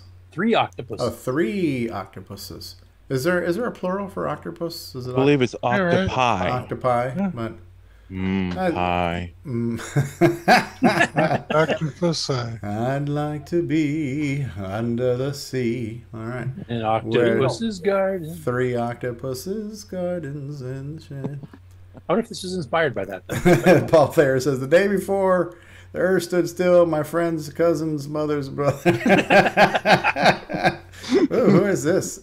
Two X's, 5 spy. Yeah, ZXS Spectrum Mission. I mean, of course, AGD originally had the Spectrum, so it's kind of a play on ZX Spectrum. But, okay. But you actually play the little face. This reminds me of Fang Man. Yeah, Fang Man. Do. Yeah. That'd be a good game on challenge one, Fang Man. Especially if we can time it towards like October for Halloweeny. Yeah, Halloween. Yeah. So I mean, that's the new AGD pack number 51. So there's a whack load of games there. Anybody who has the Super Sprite FM Plus board, there's now 2 game packs for that out now. So there's over 10 games. And already supporting the new hardware. If you have the Coco Pi, that is from the drop-down menu. You can launch an emulated Dragon with that emulated board already. Yeah, and MAME supports it as well. So right. Yeah. MAME supports it, but if you don't know how to do the MAME command line type stuff, you can launch it straight from the menu in the Coco Pi. Yeah, I do know there's a couple of them in North America though, so I'd love to have one of them on the show to actually demonstrate. Matter of fact, the I would real like thing. one of them in North America to be in my house, so I need to work on that. Cool. Well, John, I know John Whitworth, who's doing the boards there, has been having the same problems as everybody else trying to get certain chips, and he actually has gotten a second source now, but the price is 3 times as much for certain chips, and he's not sure the market will take that much of a hit on the price, so that's kind of where he's at.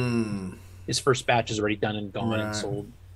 So hopefully with hopefully with COVID start to die off, and hopefully it keeps going that way, then maybe we can start getting things back to normal. I'd like to be under the sea in 3 octopus's garden. So we haven't got enough Wordle clones on the CoCos yet, so our favorite MC10 programmer, Jim Gary, of course, has now made a new one for the MC10.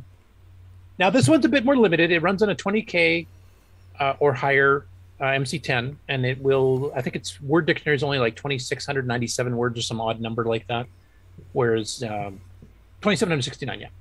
Whereas the ones on the CoCo, the one that Rick Adams did, and then the port I did for Nitrous 9, it's got like 10,000 or something like that. So that was pretty cool, and he actually put up a little bit of a video, so I'll briefly play you a little bit of that too, just to kind of see how the gameplay goes. And he called it MyCodal. Now, if for people in Australia, Mick, like micro, yeah, or no, I don't know. Yeah. Well, basically, the Australian rainbow, they nicknamed I think we called it the Pico or something, is what a lot of people nicknamed it up here in North America. But in Australia, they called it the Myco. And they actually had columns in rainbow there called Myco, and they were MC10 specific. So that's where Jim got this particular name from.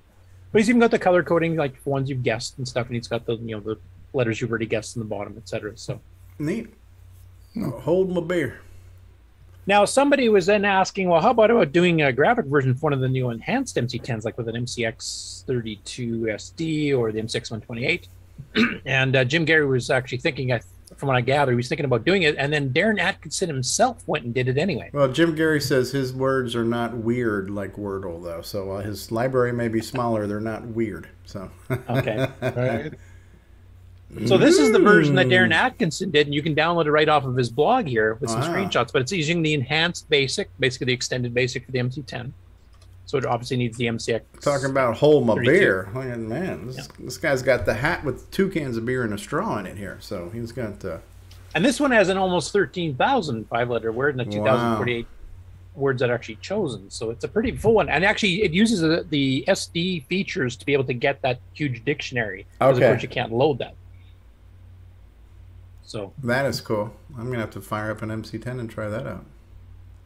Yeah, I was pretty impressed that it came out that quick, and it's, as far as I can tell, this is not based on Rick's code. It's the only one on the CoCo, the MC10, that's actually original besides Rick's original one as well. And then of course he did another one here called Knots and Crosses, which I think you guys will recognize under a different name if you're not familiar with it already. Knots and Crosses. Well, no, I don't get it. Oh, this is the # game. Is this hashtag?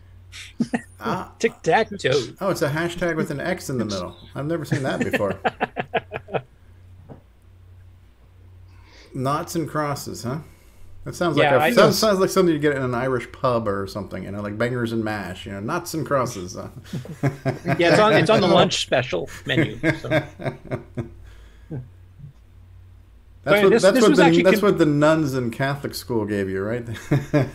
Gave you crosses across your knuckles, right? Yeah, you're not doing that again, and you get the cross up the side of the head. Anyway, this was actually a conversion from a Dragon version. That was actually the Dragon 32 book of games. So it's a Dragon to MC10 conversion. Cool.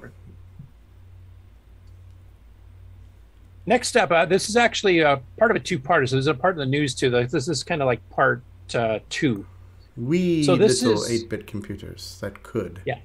So TJ Ferreira, he did a video that we put up on the news a couple months ago where he got the MC10 and he was having trouble trying to load tapes, from a smartphone or something. He was getting IO errors and stuff, so he couldn't do too much with it. So he got an MCX 32 SD, which you'll see there. This guy has an energy problem. Sorry, was that wrong? This guy has an energy problem. Yeah, he does. He's more over exuberant than David Ladd, if you can. I'll say. Okay. So anyway, the other video appeared on the regular news, but basically he got the MCX and he actually tried, I think it was Christmas Rush on his first video, just to get it to show that the MCX was actually working, that you could and see cassette things. This is his follow-up video because he did that particular game and he was wondering if there was some other games because that's a pretty hard game. It's not easy to win. It's pretty difficult. So I suggested a couple other games that he could try, and he actually did both of them on this video. And he also did this as a twofer. He also did some stuff on this Atomic Sinclair. Which he's actually got a little add-on board that adds sound and stuff that the Sinclair doesn't normally have. So both of them have got these nice big upgrades. They both read SD cards. But he ended up playing Flag and Bird and Pac-Man. Good choices. So I won't play the video here because it's kind of like Ron said, he gets quite over exuberant, which is fine on its own. I would have no problem playing. But he also gets pretty upset. He's almost ready to throw a chair as a pacifist. Really? Yeah. So the language gets a bit colorful, and I don't really want to catch him too much in the middle of the year because we're trying to be a family show. Okay. Yeah. I'll play just a little bit and kind of get an idea what his style is. Let's hear the energy, yes. Colorful metaphors. M, quote, Pac-Man, WAV, ending quote. He's good at narrating. Lights are blinking, green lights are blinking on here. And it's a bigger game than normal for at least what I've played so far, so it may take a little bit more blinkety blink. But this is Pac-Man. A little bit more blinkety blink, huh? And then we'll see if I can some more focus in on blinkety it well blink. enough to where you can actually see what I'm seeing. The only problem he really has is that his told camera to hates check out green, this so it game. washes everything out that has green on it. Worst camera for an MC10 or CoCo ever, basically. Oh, it's taking a little bit, taking a little time. Well, the little blinkety blink is a green, and that's coming through fine. Now, is this focusing in on here? Shadow blinky. It looks relatively good there. Okay, so characters, we got Shadow, Blinky, Speedy, Pinky. Right off the bat, the graphics on this are pretty damn good. You've got and there's an ad, so we'll stop All right. Yeah, he's definitely taken a page from the David Lag playbook on enthusiasm right there. So yes, Anyway, he's got an interesting channel, and he's actually planning on doing some more because I've introduced now to Jim Gary's collection, and there's other things that have been ported over.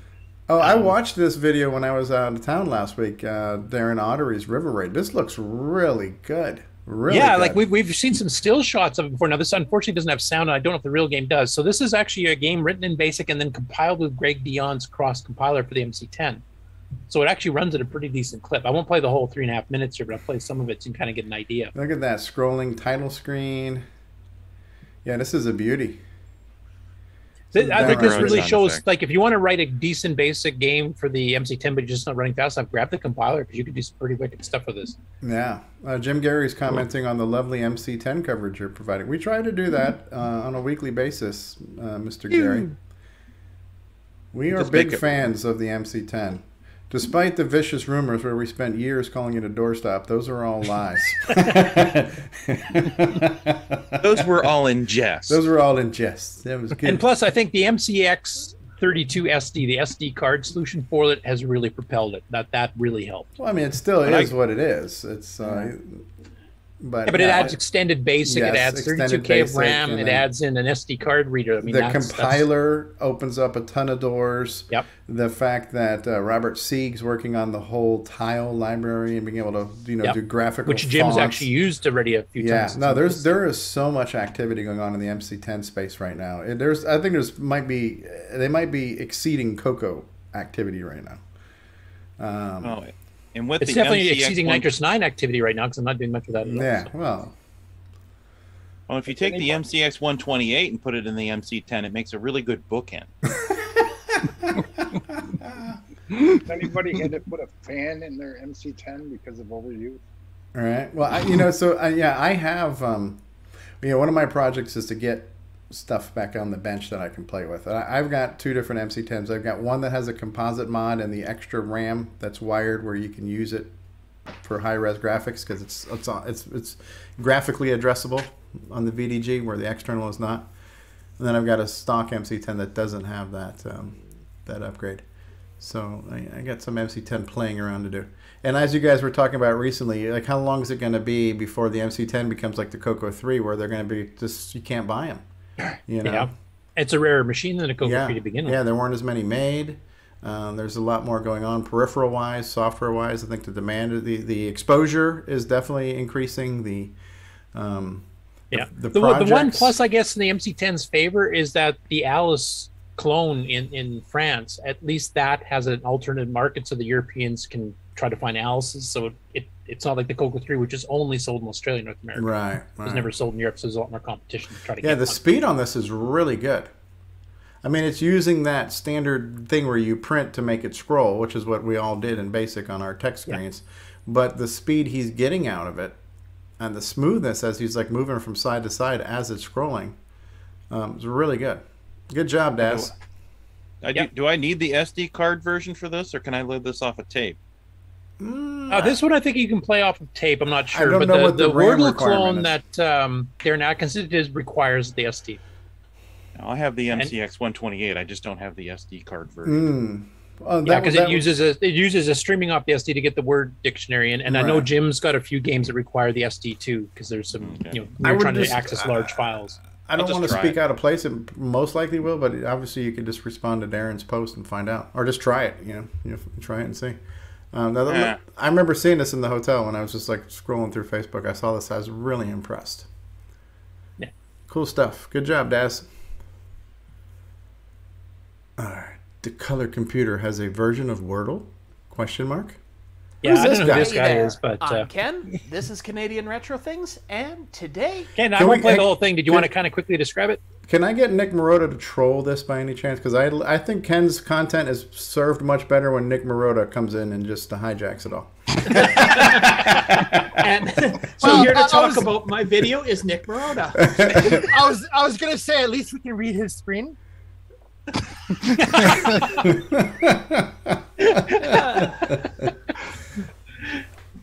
So anyway, Ken, if you want to describe it here, I know you covered both versions, and you recorded this a little bit earlier, so give us a brief description. Yeah, so I just showed everybody how to download the copy of CoCoTALK that Rick made. And, are you trying to put an iPhone in your CoCo? What are you doing there? Yeah, I'm trying to figure out how to play Wordle on a CoCo. Obviously, he's a bit of a greenhorn. So yeah, I'm just pointing out that I've actually never played Wordle on my phone. I've only ever played it I haven't either. I know you guys have been talking about this for weeks now, but I've never played it. Yeah. I would only probably play it now just because it's on the CoCo. I would have no desire to play the real game. That's exactly the reason that I'm playing it. And I do show the listing of it after I download it, that it's an actual program running on my CoCo 3 here. Oh yeah, look at that. That's a beauty, eh? It's not very big. I mean, it's a pretty simple Now, why game. couldn't you have made your results look like this? We could have read them. Yeah, try to change things up. Look at what you get. Does this feel familiar, Nick? I'm sorry, maybe you just need your eyes checked, because I could read it just fine. I only know 5 words with 5 letters. Maple. Oh. Okay. I'm being Canadian. I always start So with maple. yellow means right letter, wrong place, right? Yeah, and green means right letter, right place. Yeah, Stevie, you can think of this as a training ground for Nick Moranti's games where you have to learn to play Mastermind. Yeah. I mean, most of my words are 4 letters. Oh. Special. L-I. So I know there's an M in there somewhere. So is your next guess just M? Limes? What's he going to do here? Limbs. Oh, I wouldn't. That's, oh. Well, I know there's no S in it, but... Oh, L-I-M. There you go. Just about there, just about there. And after this, I also show the L. Curtis Boyle port of this for... Oh, he got it. Nitrous 9. Good job, Ken. And I did that on my first try. I was Yeah, you did. That's a beauty, eh? All right. Yeah. I won't show the Nitrous 9 version because we've shown it already before and nothing's changed. So, yeah, I just gave a quick little shot of the Nitrous 9 version that Curtis is doing and announced that it will be on the next update. Preview, pre-installed, double-clickable, launchable from G-Shell. I think this could go viral if you just tagged it. Hashtag guy tries to shove an iPhone in a color computer. That people would want to see. Nobody wants to see a CoCoTALK video, but trying to put an iPhone in a CoCo, that's going to go viral. So. I want to see blue smoke. Hey, I was just having fun with the beginning. Oh, yeah. There's no fun allowed to be having on this show. Oh, sorry. I'll cut that out. Cut it out. So the next one here, this is Amigo Aaron. So he started a new sub show. It's not like an official live stream show like most of theirs are. This is one he kind of did on the side called Magazine Rack, and it's where he goes and picks up an old magazine. So we have to get them down to a fest and get him some old Rainbows and Color Computer News and Color Computer Magazine, Hot Cocoa, etc. at some point. But this one he picked up, he managed to find it locally in Hurricane, a #1 issue of Electronic Fun Computer and Games. And this is a magazine that I remember having growing up. In fact, this particular issue I remember being pretty ticked off at it. So basically, this is one that didn't cover just video games like a lot of the magazines at the time that were doing this. This covered video games on home consoles. This covered video games on home computers. This also covered electronic handheld games, too. Oh, neat. So like your Mattel footballs and stuff. So it was kind of a more wide-ranging magazine. And in this first issue, he goes through the thing page by page, and he's going through the ads. You can see ads of stuff that never came out. You got ads of stuff that almost nobody remembers, like the Commodore Max. But one thing that he gets to later on is that there's a bit of a comparison shopping guide for some of the 8-bit machines that are out, and includes the CoCo, sort of. And the problem is that... oh, crap.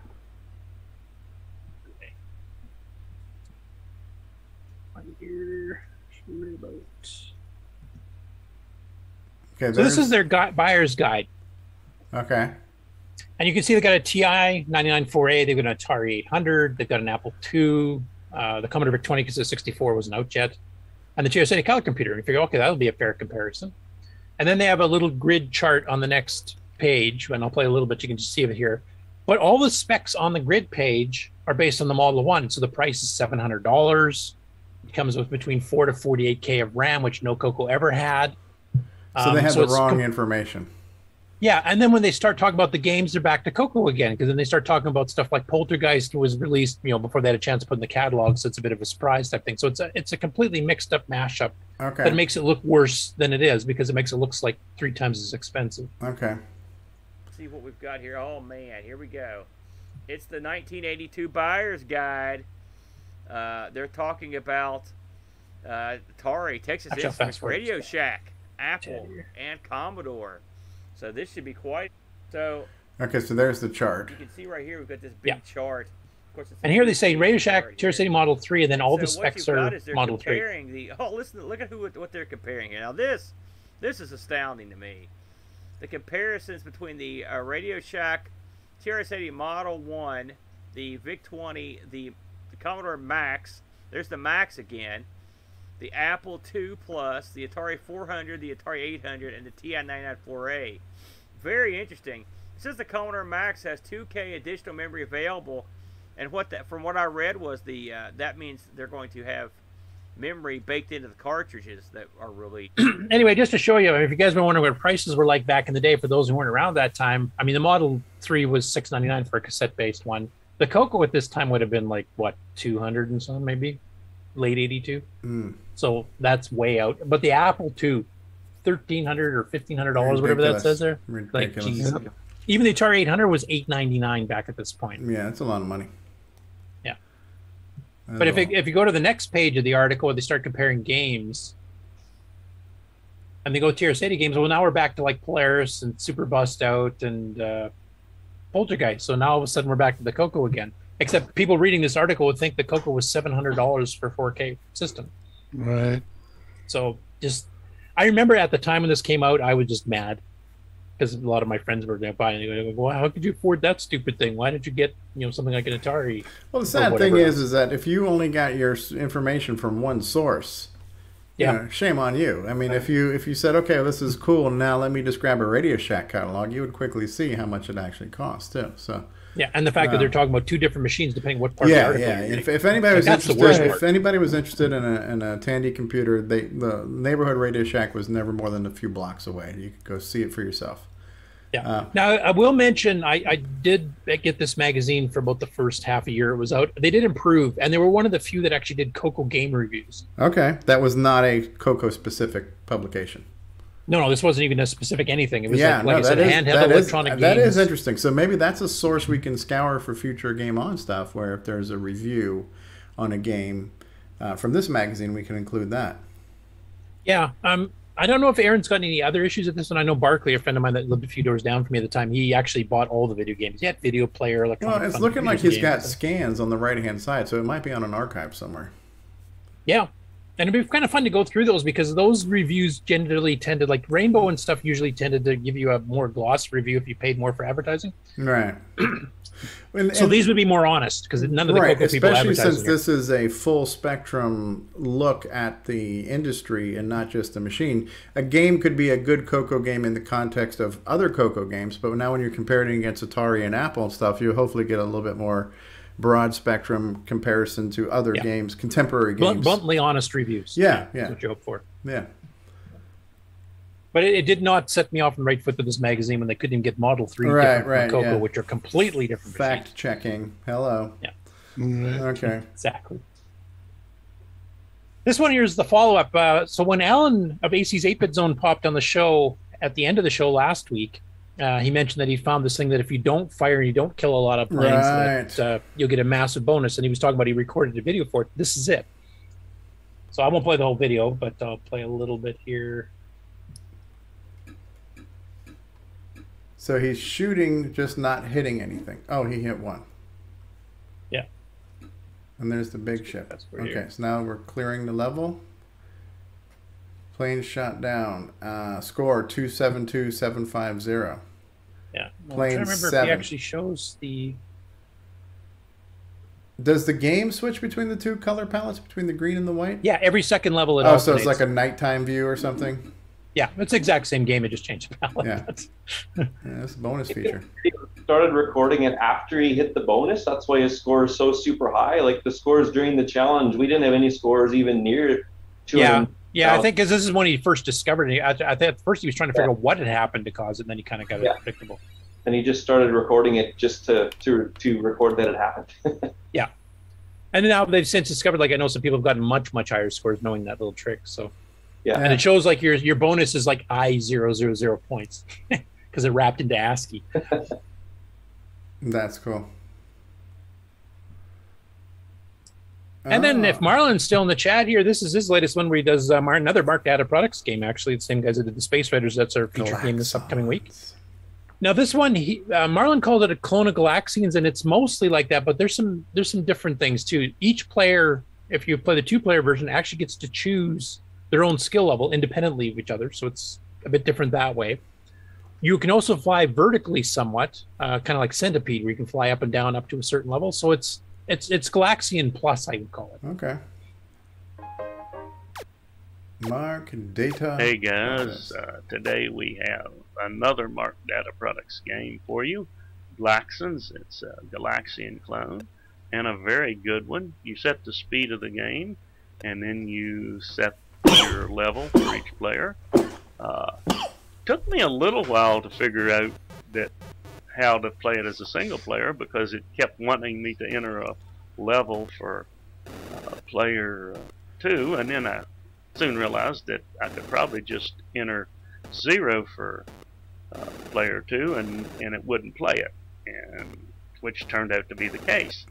Then I tried another experiment. I tried selecting 0 for player 1 and selected a level for player 2, and indeed player 1 didn't play, only player 2. That's actually a useful feature for this game because when the color computer first came out, the joysticks that practically everybody was going to use was from Radio Shack, and they came as a pair.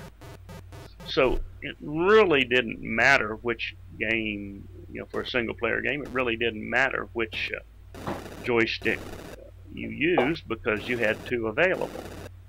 But I later won't play on, the whole thing, but basically what he's getting at here is that you got to pick, rather than picking a 1-player game, it was always a left joystick or always right joystick depending on the game. You got to pick, the skill level for each player, and if you put 0, you'd shut that player off. So if you had the joystick plugged into the right port, you didn't have to swap ports. You just had to 0 out the first player, play player 2, and now you're playing right joystick. If you chose player 1 skill level, then you played the left joystick. Yeah. So you could actually, without unplugging and swapping and stuff, they kind of got around the joy thing. Yeah, no, that's neat. And it is a cool looking, yeah, I see how you're going up higher too. So that's a nice feature that you didn't have in your Galaga, Galaxians, or Space Invader things. You were Yeah, always he's pretty well at the maximum height here, but you can fly down to the bottom and come back up. So you can Which kinda gives dodge you a around. little bit of more maneuverability if you're trying to get away from that shot that's coming down at you too. So Yeah. And visually, it's quite nice. It's one of the better looking Galaxians. yeah, you can see the different shapes and the different types of fighters you have and the formations and everything. Yeah. The only disappointment I think I had with this game back in the day is that I was used to Galax attacks from Spectral, which ran at rocket speed. Yeah. And I kind of got used to that when it came back to this one. I was like, this is kind of slow, in the Starfield in particular is quite slow, but the gameplay's fine. It actually is not a problem. It's very just visually something I used to. pleasing for sure. And I like the effect of where you get hit, it doesn't kill you right away. It's just scraping away at your shield. So you can take multiple hits and not just insta-die, explosion, death on one hit. So that's a nice little twist on the typical hit once and lose life, you know. Yeah. Also, I got a comment from Marlon. We were going back to the magazine reference. We were talking about the chart there. He says, "I'm glad I never spent that much for an Apple II back in the day, but I'm glad I have an Apple II now." Yeah, I spent $50 on my Apple IIc with a monitor, so I'm not complaining about that. Yeah, no, $1,400 back in the day, probably worth $5,000 now. Yeah. And this is this is an interesting one. So I figured this, and when I first looked at it, I was trying to read the title and go, Pengon Title Theme Extended. I don't know what that means. What he's done here is he basically just lets the attract mode run. Okay. And this is a guy in Japan. If you guys can read this, you're way up on me. Oh yeah. But basically, he wanted to show what the sound was, like the music background, and then it has a little demo where it goes through the different color sets, because I think this is the Dragon version. Okay.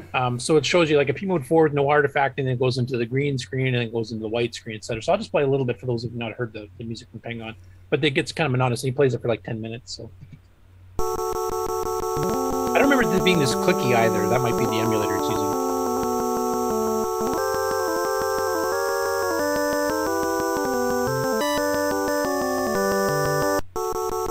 Famous organy sound, yes. Yeah, with a little bit of that clicking, which I think some of the emulators do.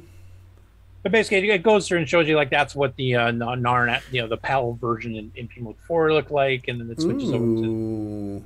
Wow, that is a dramatic improvement right there. Yeah, this would have worked better if he just lined up the two pixels, one odd pixel over. Yeah. This is a colorblind test. Is what this might work with 3D glasses this way. It might. I'm not sure, but squint one eye, turn your head sideways, and smoke some weed, and it'll look perfect. So yeah. Yeah, this is one of my big disappointments when they ported games over from the CoCo to the Dragon PAL market, or even the Australian PAL market, is that if they'd redone some of the graphics knowing it was going to be in PAL, they could have made these look a hell of a lot better. Right. Like in this case here, they started on an odd pixel instead of an even pixel, and if they swapped it around or shifted everything over to the right, it would have been one nice solid color type thing versus the shimmery mess we have there. Spared. And then of course you got spared all expense. Yeah. At least this one is like almost it's a little bit more legible. Has a pseudo 3D drop shadow look to it because it's a yeah. It's definitely more legible than, say, a high score challenge thing. So yeah.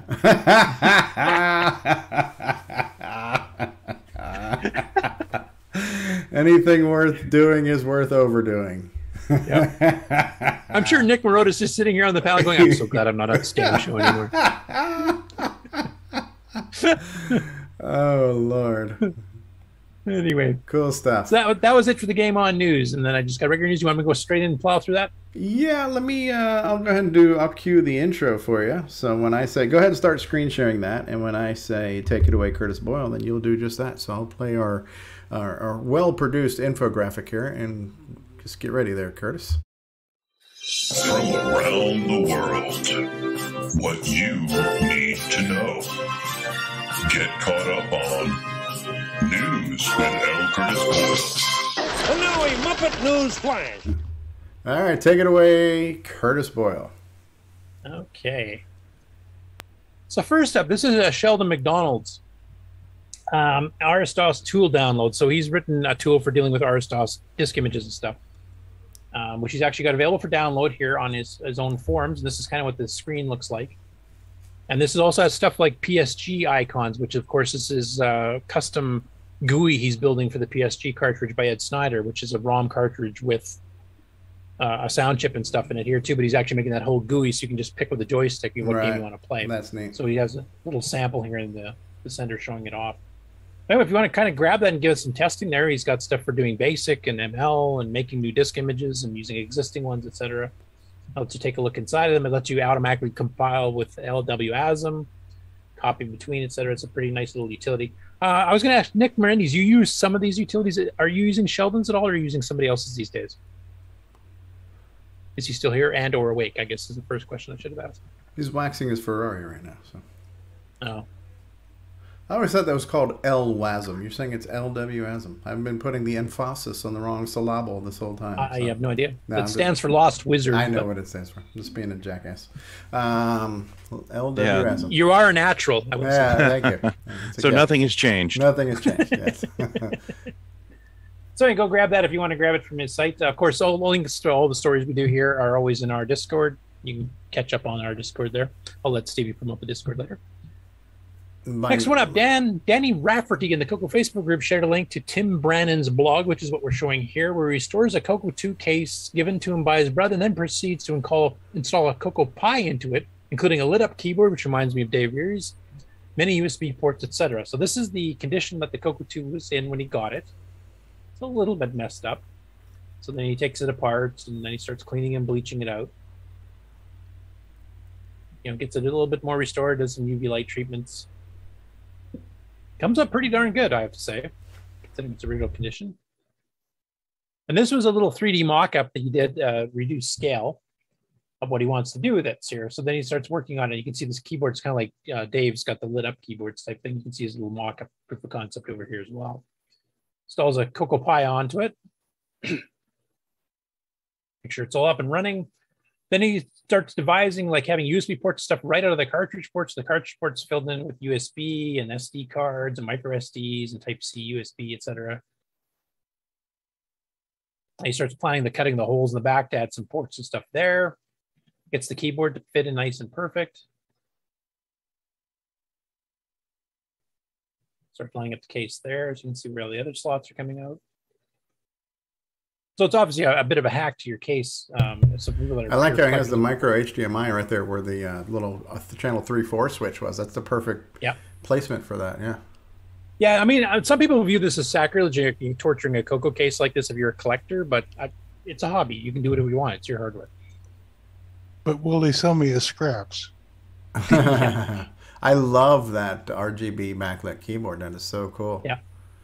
And he's running Dragon DOS on it too. So yeah. That is a beauty. So that's the fixed up one. It says 8,000 meg or something. Color Computer Pi. Yeah, I like that. I like that label. Yeah. What does it say on the space bar there? What does that say? Sungees? I can't even read that. There's Sunrise or might be the brand name of the keyboard, maybe. Okay, for a second there, I thought that said boom. I thought that was a B. Like, what the hell does a color Tandy boom mean? No, that's the 8,000 meg. So okay. Yeah.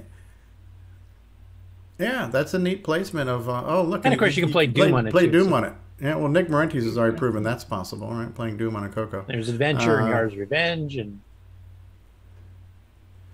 it does look nice. So that's a pretty nice use of a CoCo case. Yeah. If you want to get into the, more modern machinery, pumped into your CoCo case there. And I know that's what Dave's been doing as well. Yeah, that's neat. Good job. Once that USB keyboard adapter is ready, you could do this with a real CoCo. Yeah. Yeah. Yep. That is absolutely true. I like it. Next up, John Linville actually is working on a joystick button repeater circuit. So this will do auto fire basically. It has a little potentiometer where you can adjust the speed. Now, actually, he does a little bit of a demo here with Starblaze. I guess I can play some of that. Now he's finding out that the way he's got it set up right now, it's actually a little bit too fast on the fastest setting, so it's actually overflowing Starblaze's buffer, so it's missing firing instead. And Facebook's gonna be a pain in the ass. So don't go to 11. I can still just show the picture. So that's a circuit. Now the way he's got it wired into the joystick button here, I'm sure hoping that's not the way the final product's going to look, but I think this is more just a prototype to make sure it's working, Sure. etc. But he does show it. You can adjust the speed of the fire. You just hold down the button. So for those button mashers, you don't have to mash anymore. And he's Neat. planning on getting Neil Blanchard to start manufacturing these and start selling them. I'd love to see what the final result's going to look like. Yeah. Like, how do you interface it? Do you have to rip apart your joystick to do it, or is there some other way to do it? Maybe tapped off the wires instead, or something. I'm not sure. Maybe an adapter for the 6-pin DIN. Okay, cool. Next up, Alexander Sidorenko. I hope I'm pronouncing that right. So we actually covered him months ago. Like, he's been working on duplicating the CoCo motherboard, which is kind of like what Pedro has done, except he's doing it on a more breadboard model. It's just for his own personal use, and he's actually been spending quite a few months doing it. And he's actually got it up and running now. So he's got some screenshots here, and you can see the board.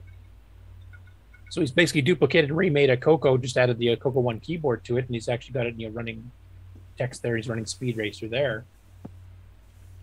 But having to go through and figure this all out on an old breadboard style thing, it still boggles me that people like him and Pedro and Alan and others can do this kind of thing. Because you guys obviously know my lack of hardware skills, so this is like magic to me. That is neat. They have a particular set of skills. Yes. Yeah, and I particularly don't. And it's magic and tape. And even though I don't really understand electronics that much, I would just think, I'm going to assume here, that the breadboard makes it real easy to connect one thing to another, because it's all very linear, and this kind of looking at that grid pattern of where everything goes. I guess underneath there, you could just run traces from one thing to the other pretty easily, right? It's great as long as you never make a mistake or snag a wire when you're moving it around. Okay. Because then you've just got a pile 12 wires deep that. When you start layering up all your bodge wires, huh? It works good the first time, but don't mess up. Okay, so wire management becomes essential, right? And serviceability in as far as how your paths you take. It looks like he's got almost everything is socketed here too, right? So everything is socketed on that breadboard. And he hopefully labeled all the chips, because obviously the layout's a bit different than extended basic and this and that and the other. Yeah, no, that's neat. That's neat. It's almost easy to follow for the non-techie person. Oh, right? Very visual. Yeah, CoCo motherboard on perf board. Oh my goodness. Ugh. Right. I just cringe at that. And the nastiest part is the bodge into the Mylar keyboard connector. Oh my. Out of Better him than thing. me. Oh my goodness. Yeah, that. Wow. There's some skill involved there. Oh my goodness. Yeah, way beyond me. Okay. Now this one's an interesting one here. I just found this. This video just got released last night, and this is Evie's review, and I think she's actually making this. So it's a cartridge, single cartridge solution that plugs into multiple systems, and she actually has a video here of 12 different systems, from TIs to MSXs to ColecoVisions to everything else.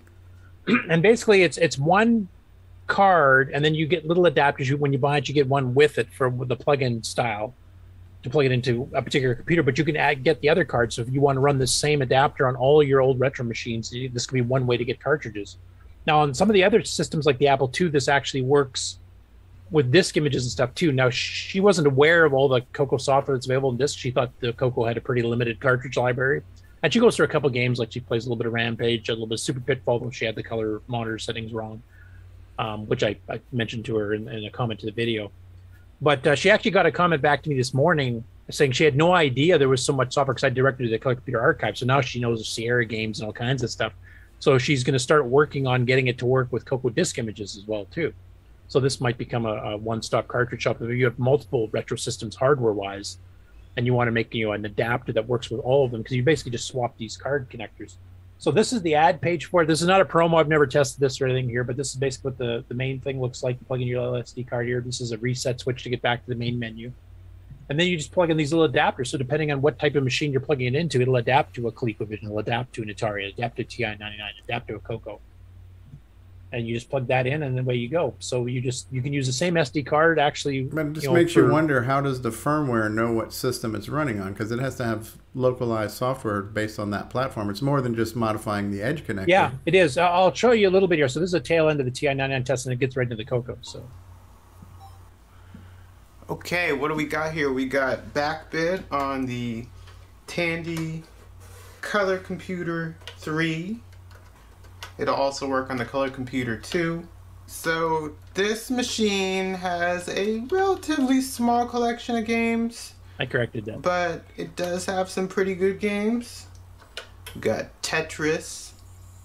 Now this game is supposed to be in color. I think my video adapter needs to be rejiggered over here. We got Super Pitfall. So right now it's pulling. He's pulling ROM images over the SD card. Huh? Yeah. Yeah, if you go back to some of the other ones like the Apple II, it actually will pull disk images and stuff too. So. Okay, so there's got to be some firmware that understands the hardware. There's firmware in there for handling all the different machines. So this is like an all one-stop shop. It's a one-stop firmware. It's a multi-boot ROM. I would guess it just uses a different SD card for each system. Or is the software on the SD actually, card? it does use separate SD cards for each system. So it probably gets the boot files and stuff for whatever it needs to do off the SD card. Yeah, that'd be my guess. That way you don't have to have multiple BIOS ROM doohickeys. Yeah, because she's mentioned that she's going to actually, she didn't know about the disc, how many disc games we have on the CoCo, that if she does get that working, I think once that's working, I'll try to get her on the show. Okay. Just to kind of talk about it. Because a lot of the people in our show audience do have multiple retro systems, not just right. CoCo. And if anybody owns a system, you probably are familiar with buying some type of multi-cart, right? So if you have an Atari or a Coleco or anything else, you've probably bought a multi-cart that lets you run images off an SD card or something else. So this seems like the universal one ring to rule them all, right? The epic multi-cart that you can run on all systems. Now, and where does this come in handy? Well, luckily, I don't think we have the shortage of SDCs that much now because of RetroRewind.ca. But there's always a time in CoCo life cycles where products are hard to get, right? So just to have another source on a similar product to the CoCo SDC for the sake of loading software, like this won't do things like DriveWire, I'm sure, built into the DOS like CoCo SDC does. But to have a TUI, a text menu to load disks and ROMs, because CoCo SDC doesn't load ROMs unless you burn them into a bank, right? So the fact that this can load a ROM cartridge or a disk image makes it a little bit more versatile than the SDC. Yeah, and the fact that it works on multi-platforms. And works on multi-platforms, yeah. So if the price is right, and depending on how the software is written, you might even be able to put them all on the same SD card if it has some little ROM thing that it recognizes and unique to each machine. Yeah, no, that is cool. That's compelling. Compelling. So, like I said, once she has it, now she does mention too in the video and also on the site if you wanted to order it. They're of course having the same problem everybody else is, back order of chips. Right. She's not expecting to get chips until at least April at this point. Chips. But I'll keep in contact with her because she's actually fired me off a couple of comments on the YouTube video. And ironically, there's no shortage on dip, but there is a shortage on chips. So go figure. Well, yeah, we got dips on the panel like me, so obviously there's an overabundance of dip. It's pretty cool. I've never heard of this before. Actually, no, it's neat. It's like the price here includes one adapter, and then you can adapt. Get as many retro systems you want. You're not getting a bunch of extra stuff that's just going to lie in a drawer somewhere because you don't have all these systems. You only get the ones you actually want to use. It's totally tubular, or at least totally modular. Yeah. And there's some other adapters here just showing they can get Commodore with a straight or a right angle. Yeah, and I have some of these systems, so yes, this might work for me. Exactly. So I'll get one of these and a bunch of adapters. Yeah. Call it a day. Boom. Bob's your uncle. That is a beautiful thing. Nick Marotta, it is so good to see you on the show. I could just look at your face all day.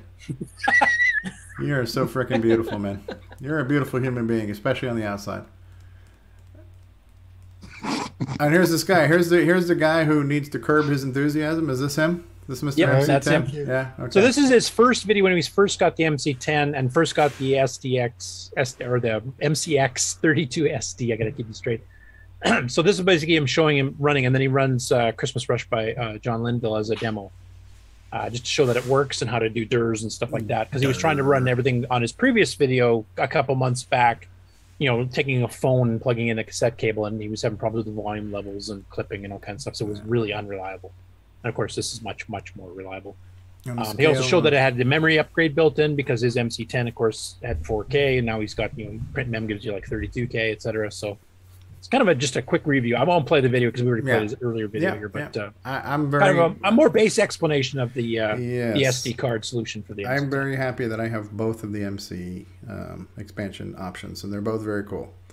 I like them. I'm glad I got them before the chip shortage. So, yeah. Okay, next up, this is a dragon story. We got a few dragon stories today, which is actually kind of cool.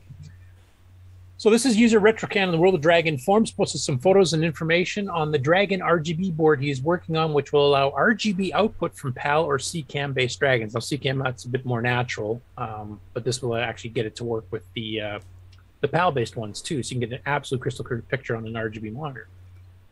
And he's actually been kind of keeping people up to date, and this was that first update in a while he's done. Now, just out of curiosity, and when we're talking about RGB, which on the high-res screen would be a true black and white, but I know PAL does have PAL artifacting. Would this include any type of PAL artifacting, or is via emulation? I would assume not, but I'm not sure. So it's going to be just straight up whatever the color the VDG could make on its own is what you get.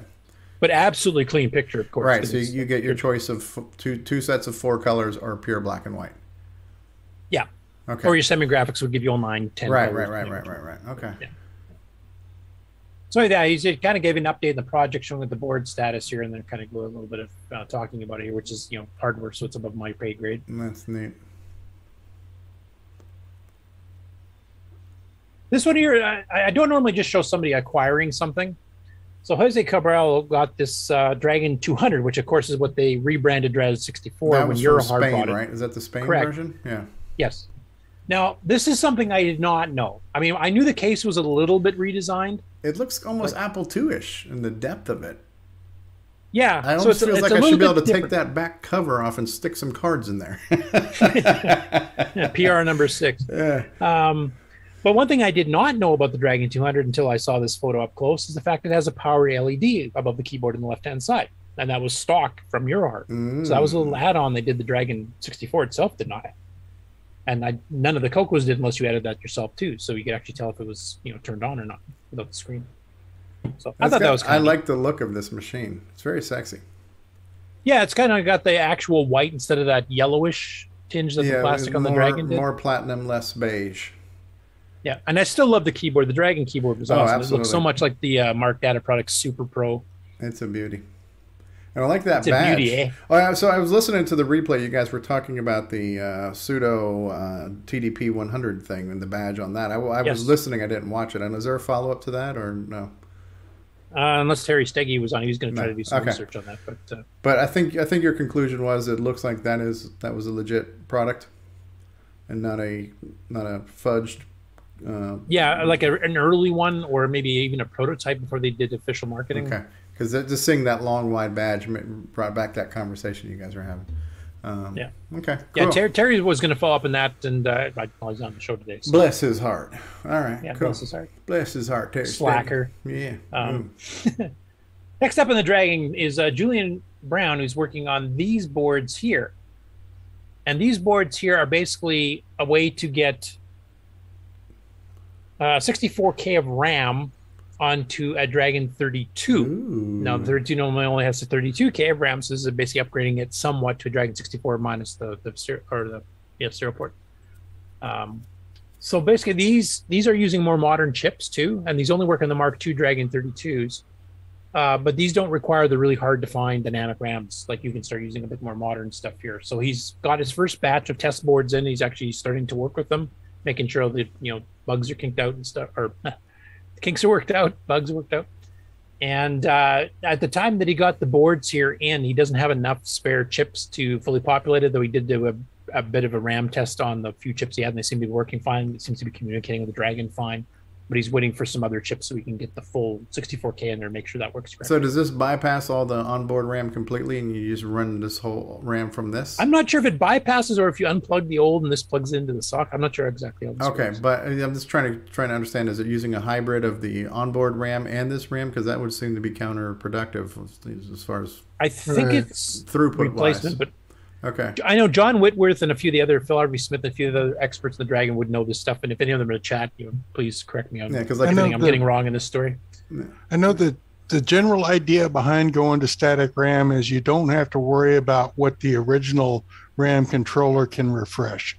You can have as much RAM as you want to stuff in there as long as you can address it somehow. Right. Yeah, because static RAM doesn't need refresh at all. Right. So you would want to. Sorry, go ahead.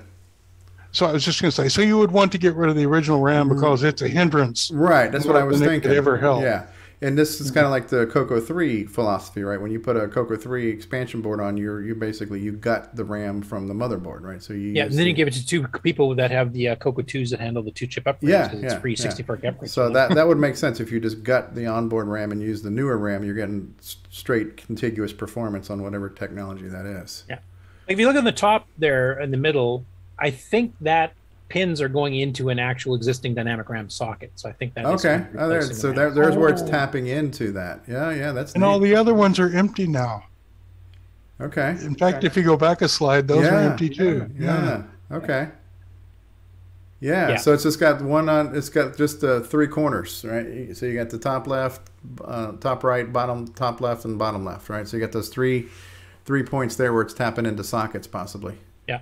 Now, if you look at the bottom 2 there, the sockets, you can actually see some solder. Now, you mentioned he had a couple chips on hand, and that's probably the ones he did. I'm assuming it's either upside down and they're facing down, or maybe they took them up for the picture.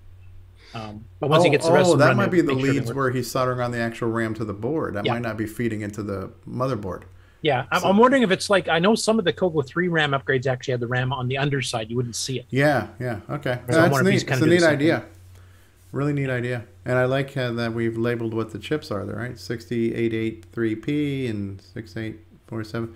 That seems to be a common thing, because that other guy who did the breadboard, CoCo 2, did that too. So, is there any other pictures of this board to see the other side? Not in this story, no. But he's just got the boards, and he was waiting for the actual RAM chips to plug in. So glad you're awake now, Nick. By the way, we called you out a few times there. Yeah, I was having breakfast, so I had you on a loudspeaker while I was making breakfast. Sure, you were napping. Yeah, and I heard you say, there you go, they're bagging me again. Hey, Nick, why don't you ever get your wife on camera? I'll get Ron DeVoe to harass her on camera. Yeah, right. I'd love to see what Mrs. Marentes has to say about her husband. You need a 6-hour show. I've never seen her. And an adult warning content thing. Lord. Well, it could be your girlfriend. All right, and we're so next step, we got John Whitworth, of course, the guy behind Dragon Electronics in the UK. Now, we covered the story here, was it 1 week ago or 2 weeks ago, where he's actually taking the Dragon Beta, which is the one that has the MMU hardware. Can you pronounce dual it properly? 6809s. It would be Beta. Can you say Beta, please? Beta. Beta. Yes. It's better. Better. Come up with better jokes, Stevie. Is what Hey, at least I can see the contrast in his image here. So, so basically, he's got he reports here as an update. He's got the PCB tracing is now about 95% complete, and he's deciphering the rest of the circuitry, so it makes sense. And he's figuring this should actually work with a Super Sprite board. So not only will you get up to a 768K dual CPU Dragon out of this, but you should be able to plug the Super Sprite board in to get hardware sprites, the MSX sound chip, and everything else too. Which sounds like that would make a killer machine. Oh yeah. And Tim Gilbert says on that RAM upgrade, it does replace all the original RAM. Okay, thank you, Tim. Okay. That is a beauty. That's a small sample of trace rework on one layer. So. Wow. This is way above my pay grade. This is like looking at those internals of the gimme. Yeah, I was just thinking that. Like, over my head. I'm really interested where this is going to go, because they actually do have pieces of the OS9 that was designed for this thing. And that means we may have drivers in existence for a multi-6809 system. So if Jim Brain finishes his dual 609 daughter cardy thing, so you can have all 3 CPUs in there at once, maybe we actually have some software kind of ready to go that just needs to be tweaked rather than starting from scratch. We need quad 6309 16-pack MPIs, 4 different sound cards, real-time clocks, cats and dogs Ladd living when you in need harmony. him to rattle this all off. Yeah, so does this motherboard include a real-time clock? That is the important question. Right, so. I think it did. Didn't they show that on the the Dragon meetup? Didn't they show that it had one? I think the battery was dead or something, but I think it had one. All right. It was designed as a business machine, so it makes sense. So, which Dragon is it based on? What's it The called? beta. The Dragon. Oh, the beta that never came out. Yes. Officially. Yeah, they had a few prototypes made. It had built-in floppy drives, 3.5s, 80 track, double-sided, 768K 68K RAM, MMU built-in, just a ton of stuff. So what video chip? The 6847. it had an 80 column card built in, and All then it also was going to work with the MSX Super Sprite board, which actually was out available back in the day for the original Dragon by another company. And John's kind of like redoing it nowadays for modern people because it didn't sell well back then because it's too expensive. Mm-hmm. But he figures, this should all work at the same time. You could actually have dual displays with this. You could have the MSX driving one screen, and you'd have the onboard 80 column driving the other. That is a beauty. Beauty, eh? I'd nerd out on this thing, man. Oh, yeah. Oh, yeah. Can run Nitrous 9 on one monitor and run a real operating system on the other. I should be running Nitrous on both of them, and then you like emulate CPM at full speed on Oh, the yeah. Oh, beautiful. Dragon 32 emulator, Raspberry Pi Zero, bare metal emulation software, Dragon 32 peripherals. What are we talking about here? Cats and dogs living in harmony? So I'm not sure how to pronounce this guy's first name. Is it Eyal? Eyal? Who the hell knows? Last name is Abraham. Yep, I got that. All right. So I go. Okay, so this is his Dragon 32 emulator running on Raspberry Pi hardware with supporting hardware added as well. And he shows it running a ROM and a couple of cassette images, including Kieran's Blockdown game, just to show that the higher semi-graphics mode works. And I'll just kind of jump through this here. Oh, wow. That's real simple diagram there. Yeah. You guys catch up? Can you make it on your own now? No, perfect. Yeah, snag a couple of those wires and put them back on, would you? Talk about breadboarding, huh? And there he shows you what all the different parts are. So this is SD card hardware reader. emulation, and the Raspberry Pi is probably used for video output, maybe, and some communication. You betcha. Here you Okay. And so hardware level, this is not running a software emulator. Okay. CAS. ROM. Flagenbird and Blockout. Cosmic Invaders. ROM image load complete. Cosmic Invaders. This is one of the ones Brian Bruder was talking about earlier. This is one of the two that beat him to market. Mm. And quite frankly, I his is a lot remember better. those screens. Look how nice the colors look in there too. You get the full 8 colors. Although on the US, would have been artifacted at least? Nope, this was the way it looked in the Really? in the US too. Oh, Yeah, what a this was shame. the color set. This was really early. This was 1981. Originally, the Dragon one says 1982, but that was the cross licensing deal with Microdeal. Okay. This came out in like mid 81. I don't think we even it knew looks about good. artifact The colors yet. graphics are good. The movement's good. This is a very spot on clone. Yeah, it's got that typical spectral sound. They use that same sound routine over and over and over again. Yeah. When you got something that works, stick with it, right? All right. Control C, Control V. And you can load cassette images from the SD card. Ron Dovo has to leave. Goodbye, Ron. Thanks for being here. We appreciate you. Claude. Yeah, thanks for helping with the interview, Ron. Yeah, Claude him. Put your wife on. Ron, get your wife on here before you go. Software by Microdeal. Copyright 83. NB legal.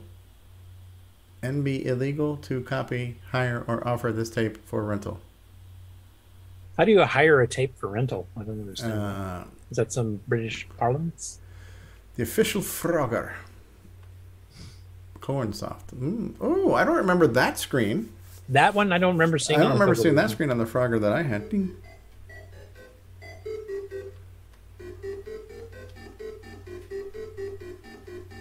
That looks pretty good. And then Yeah. I'll just quickly show the loads of Karen's.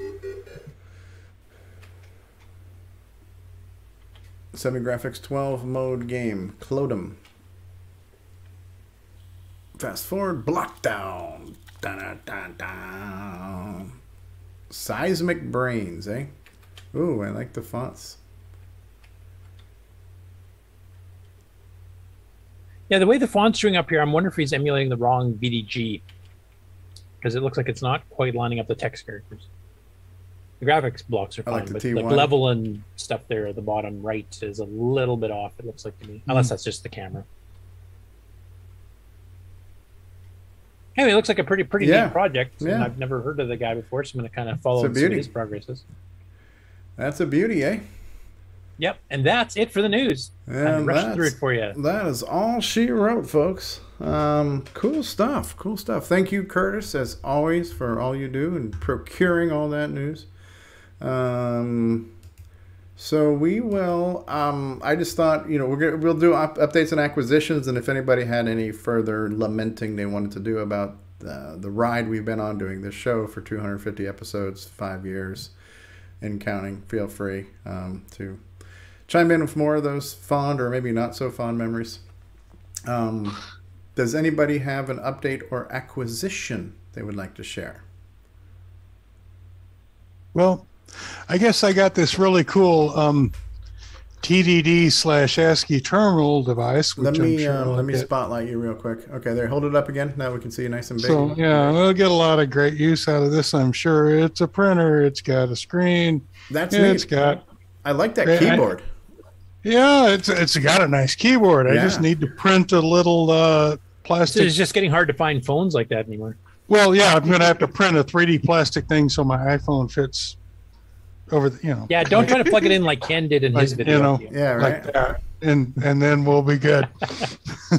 So, but yeah, it's fun. It works. I mean, it's got phone jacks in the back, so you can play with it with your modem one, and life is good. Phony ones. Right. But it's not only a TDD, but it's an ASCII terminal, so it's near and dear to my heart. I lived my life on single line ASCII terminals for a while. That's hard to imagine. Life is fun. Yes. Yeah. I have more. Don't worry, I can make it worse. Oh, that's cool. Nate, where'd you get that? Just random Goodwill things. You guys find the coolest stuff. Like Ron Delvaux's got the greatest Goodwill freaking ever. I don't know where he gets his stuff from, but but you learn to go to the rich suburbs around the cities. Okay. They give away nice stuff there. I guess I'm in the wrong city. I don't think we have any rich suburbs. Yeah, that would be your problem. Yeah. You probably have hillbilly flea markets like Aaron and Boat have. We're getting raided by the amigos. All right, from the Crabs. Hey, thanks for stopping by. Cool stuff. Who else has got an update or acquisition? Is anything to share? Anyone? I have a few. Jason, did you have anything you grabbed last weekend that you wanted to show off? Jason, not there? All right, while we're waiting on that, I'll show you two things I got from our Orlando trip. So last week, I met Jason and Sarah in Kissimmee, Florida, which is close enough to Orlando. And we ended up going to a Hamcation event, and we posted a few pictures in Discord. Hamcation is the second largest ham event, where Hamvention in Dayton, Ohio is the largest. First time I met him there was 2 years ago, 2019. That was my first ever ham event. And it turns out I got a $15 CoCo 2 while I was there. I think it even came off a floppy drive or something like that. So I got the steal of a lifetime there. But if I'm not a ham. I've never been a ham. But I know there are a lot of. What are you talking about? Yeah, right. At least for the radio, right? So. But I think there's a lot of crossovers in that hobby, right? Because it's a special interest group type thing. There are people who are loyalists to it, and you go to these things to find out not only all the cool deals on parts and doodads that you need, but what's new in this hobby, right? And just like anything else, they've got like high-tech virtual software-based radios and all kinds of cool spectrographs, and you can see stuff on visual, vivid displays, or you can see the old-fashioned analog tube type stuff and VU meters, and it goes from like the 1930s to the 2030s. It's just the whole full spectrum of old analog to high-tech digital. If you ever needed a coax cable or BNC connector, this is the place to go. There were just miles of those things there. All kinds of cool stuff. So this was my second ever ham thing. We went there on a Friday, and we were able to see the whole thing in a day and didn't need to go back. But it was still cool. The flea market, to me, the outdoor flea market, which is just a mixed bag of who knows what, was the most interesting thing. But this year it was a little spread out and disjointed. It wasn't as contiguous as it was a few years ago. We had to kind of hunt and peck and find things. And Not a lot of stuff CoCo wise or retro computing wise, but there were still some old Tandy products and things like that. So it was kind of cool. Have I done a good job setting it up so far, Jason, since you were on mute? Yeah, I think so. I had to step away for a minute, but I heard everything. So Okay. yes, Okay. Did I miss anything? Good. Have I missed anything, or have I misrepresented anything? No, it was down from 2019. So, Yeah. but So I'll spotlight myself here. So one of the things I did get, though, and I think Curtis will appreciate this, but this is a hardware project that even Curtis and I can do. So this is the Radio Shack Science Fair. AM, No FM. soldering. No soldering required. Everything is No. kind of just little Don't spring get pinched clips. on those springs. Right. Well, they're pretty weak. You can pull your hair right out of them. Right. So, but I think everything's here, right? So the manual's here, the parts are here, Oh, nice. everything Yeah. was here. So it's the whole kit, including wires. It's the whole kit and caboodle. It may have been put together once before. It looks like I've got a head start on this on the assembly, but a lot of stuff. That's in the here. types of kits I like. Yeah, but this was $5, and it's a Radio Shack. You should thing, check so- the work, though. Yeah, I will do that. I'll get that. So yeah, what I'll do is I'll put this schematic up on GitHub, make it open source as soon as I get done with that. So yeah, but no, so this was $5, you know, so that was kind of cool. And it says it's a Radio Shack product, and it's cool. So that was the one takeaway that I got from Hamcation. And then we went to this really cool flea market in Orlando that had all kinds of really cool Chinese knockoff versions of everything. And one of the things I got here is what I like to call my non-tendo. So this is like a Chinese knockoff of like the Super Mini NES type things, right? So you can see here, Super Mini SN02, home 821 classic games where 821 of them are completely bootlegged. But it actually has HDMI out. It uses like a USB power adapter. And this is what the little thing looks like. I actually did a quick video on this the other day on my OG channel. But it looks like a little SNES. It's got the little like Atari style connectors, and you guys were talking about rapid fire. So it only plays classic NES games, and it's got a 4-button Super NES controller. So the bottom two are single press, the top two are rapid fire. So it's got a built-in rapid fire thing. HDMI out, and I remember you guys were talking about with AC's 8-Bit Zone last week about the licensing of HDMI or something. This is from China, so I don't think, and every game on here is bootlegged. I don't think they care about licensing at all. But the thing I noticed, though, is trying to connect this to my TV, the audio stutters. And if I try to run it through a capture device, I got no audio. But what I ended up doing is I ran it through the SCART to HDMI box that we use for the switcheroo, because it has HDMI in and HDMI out, and then I was able to get consistent audio. So I don't know why that is.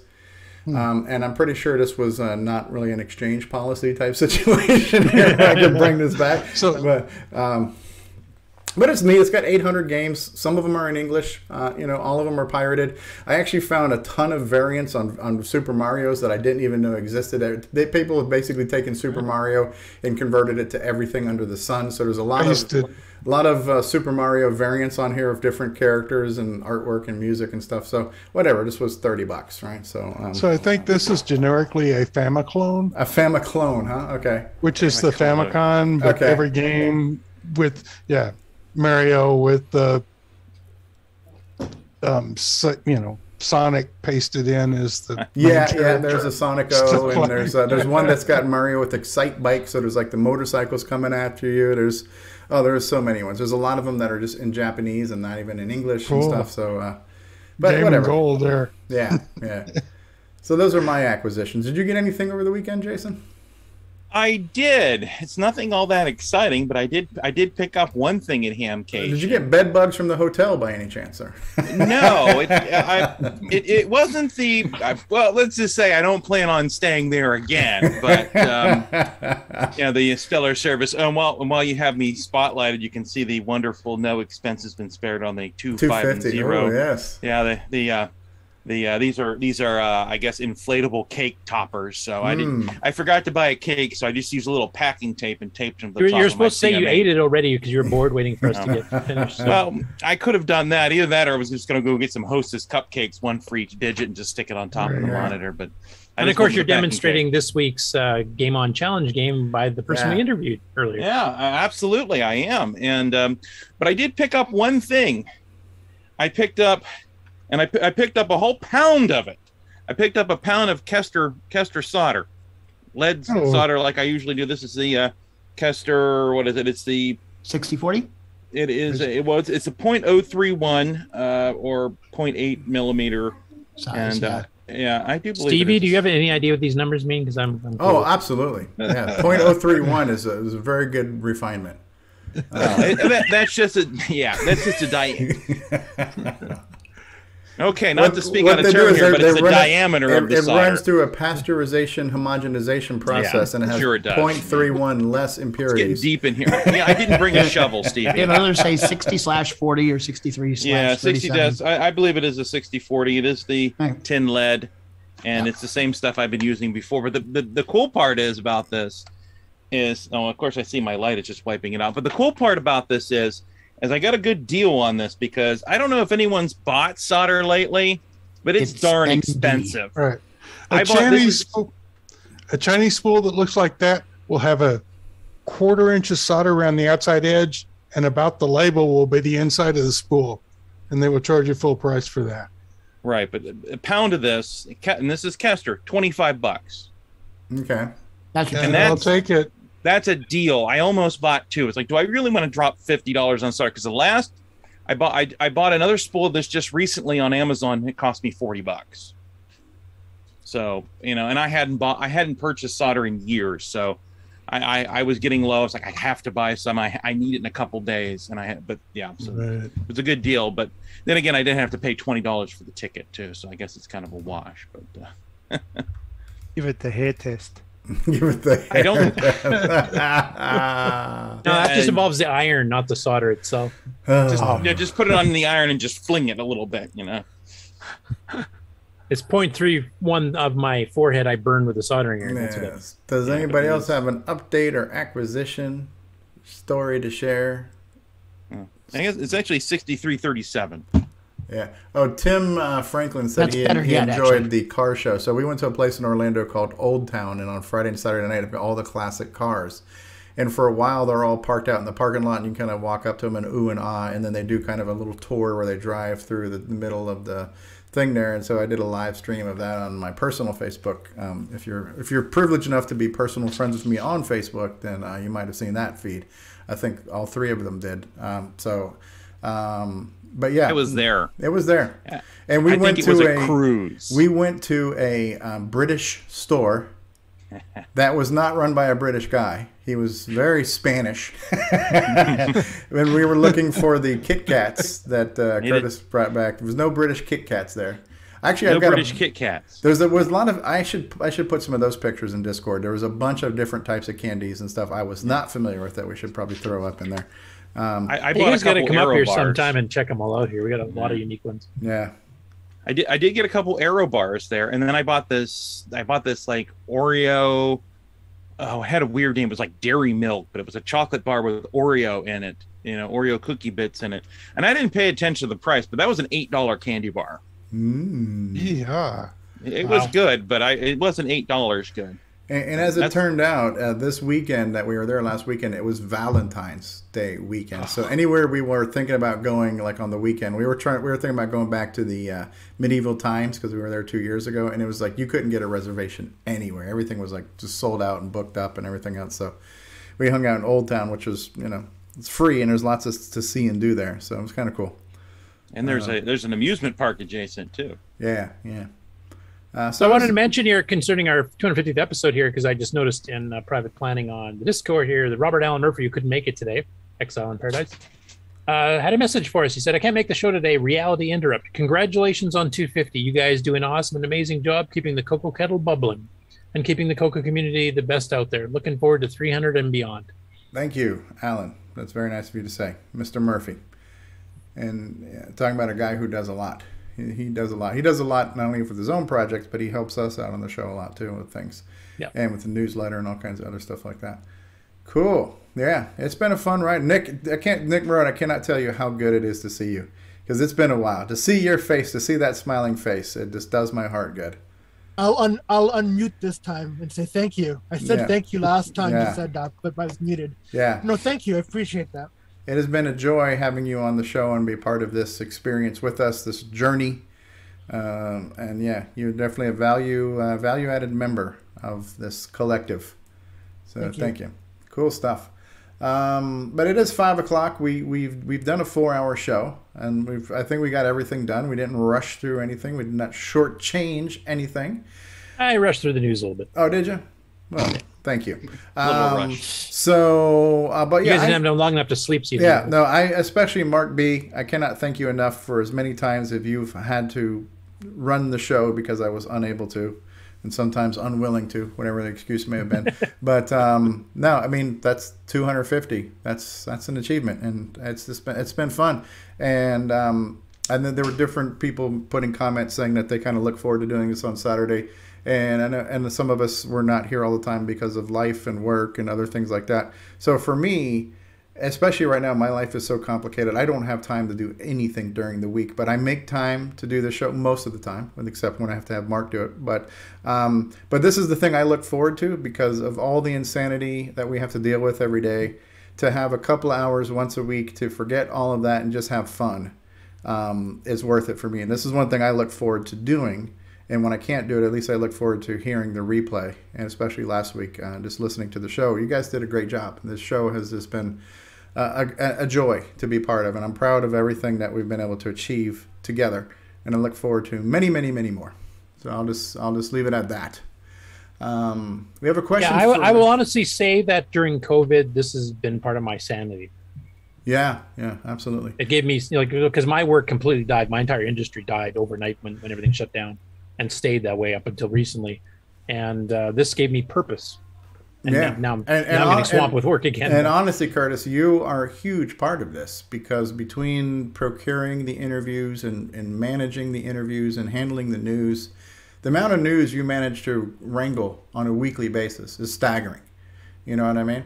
So the fact some that of it's even true. Yeah. So the fact that you do it, you just do a ton of stuff. So you're a huge important part of this, as we all are, but I just want to give special thanks to you because you do a ton, and you definitely add some credibility and respectability to the show. Well, let's not go too overboard here. No, seriously. So it's all good. It's all good. So we did have a good request from Paul Thayer. Will there be a Coco Talk After Dark? I think tonight we need to make one. It's 250. I need to break. I need to have dinner. I need to do things. But yes, we'll do an After Dark tonight. And maybe we'll I will listen in. I've actually got work this weekend, and we'll just do it on Discord, so it'll be easy to join. So yeah, we'll do an drinking encouraged epised of Coco Talk where we'll let our hair down. We won't necessarily be as family friendly. That's what Coco Talk After Dark was. Let your hair down. Let it all hang out, or at least the parts that you can show without getting arrested. Isn't he dreamy? All right. So we're going to run the outro, and then we'll be back for final thoughts after these. Here we go. Cue outro. This concludes another episode of Coco Talk, the world's leading live talk show featuring the Tandy Color Computer, MC10, and Dragon systems. For all things Coco Talk, visit us on the web at CoCoTALK.live. We'd love to hear from you. Send feedback, suggestions, even segments via email to CoCoTALK@CoCoTALK.live. Consider supporting the show with a purchase of merchandise from our retro swag shop at 8bit256.com. If you'd like to become a patron of the show, click on the Patreon link on our website, CoCoTALK.live. Coco Talk would not exist without the community, its cast, crew, and contributors. Thanks go to Alan Murphy, Amigos Retro Gaming, Bill Noble, Brian Joyce, Brian Weaver, Curtis Boyle, D. Bruce Moore, Danny O'Connor, David Ladd, Eric Canales, George Jansen, Grant Leedy, James Diffendapper, Jason Reichert, Jim Brain, Ken Reichert, Ken Waters, Mark Bosley, Mark Overholzer, Mikey Furman, Mr. Dave 6309, Nick Marentes, Nick Marotta, Paul Fiscarelli, Richard Lorbieski, Rick Adams, Rick Hewlin, Rob Inman, Ron Delvaux, Samuel Gimes, Sloopy Malibu, Steve Bjork, Terry Steggy, Tom C., and many, many more. Please help support the Coco community. A list of various contributors and resources are available at imacoconut.com. That's IMACOCONUT.com. The original CoCoTALK theme song is copyright 2008 by D. Bruce Moore and Greg Sheeler. The new CoCoTALK theme song is copyright 2020 by D. Bruce Moore. Both are mixed, mastered, and produced by D. Bruce Moore. CoCo forever!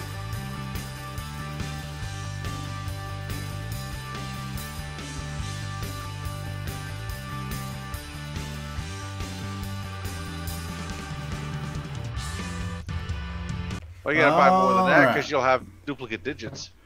All right, so yeah, we've decided we're gonna do an After Dark tonight. Tentative time will be 8 p.m. Stevie time, Eastern Standard Time, subject to give or take a little bit. And I think to keep it simple, we'll do it on Discord, so nobody has to worry about joining Zoom. So if you want to join the panel, and we will live stream it on the usual places too. So it'll be the first time we've done an official After Dark, and I can't remember how long, but it's A year or two at least. Yeah, it's definitely this is an occasion worth celebrating. Nick Marotta is here. That is cause for celebration. We can do a 9-hour show talking about how excited we were to see Nick Marotta today live and in person. Yeah, the average looks of the whole show went up when he joined. So. So that'll be the topic for After Dark. Is what'd you think about seeing Nick Marotta? Wasn't he dreamy? Wasn't that rip in his collar so chic? Next week we're all gonna He still has the MC10 behind him. Yeah, and what weren't those game on result palette contrasts so hard to read? Oh my goodness! I feel sorry for you, Ken. Yeah. And maybe you can join us again in a couple hours, Nick. I might. Yeah, and alcohol is not mandatory or required, but highly encouraged both for the panel and the audience at home. We don't want to force anybody, Especially down for the audience. Yeah, for the I audience. think the audience pretty much has alcohol in every episode. Yeah. That's how they stick with us through the whole thing. For that because he usually gets drunk listening to it. So. All right, we're gonna press the button for now. Say goodbye, everybody.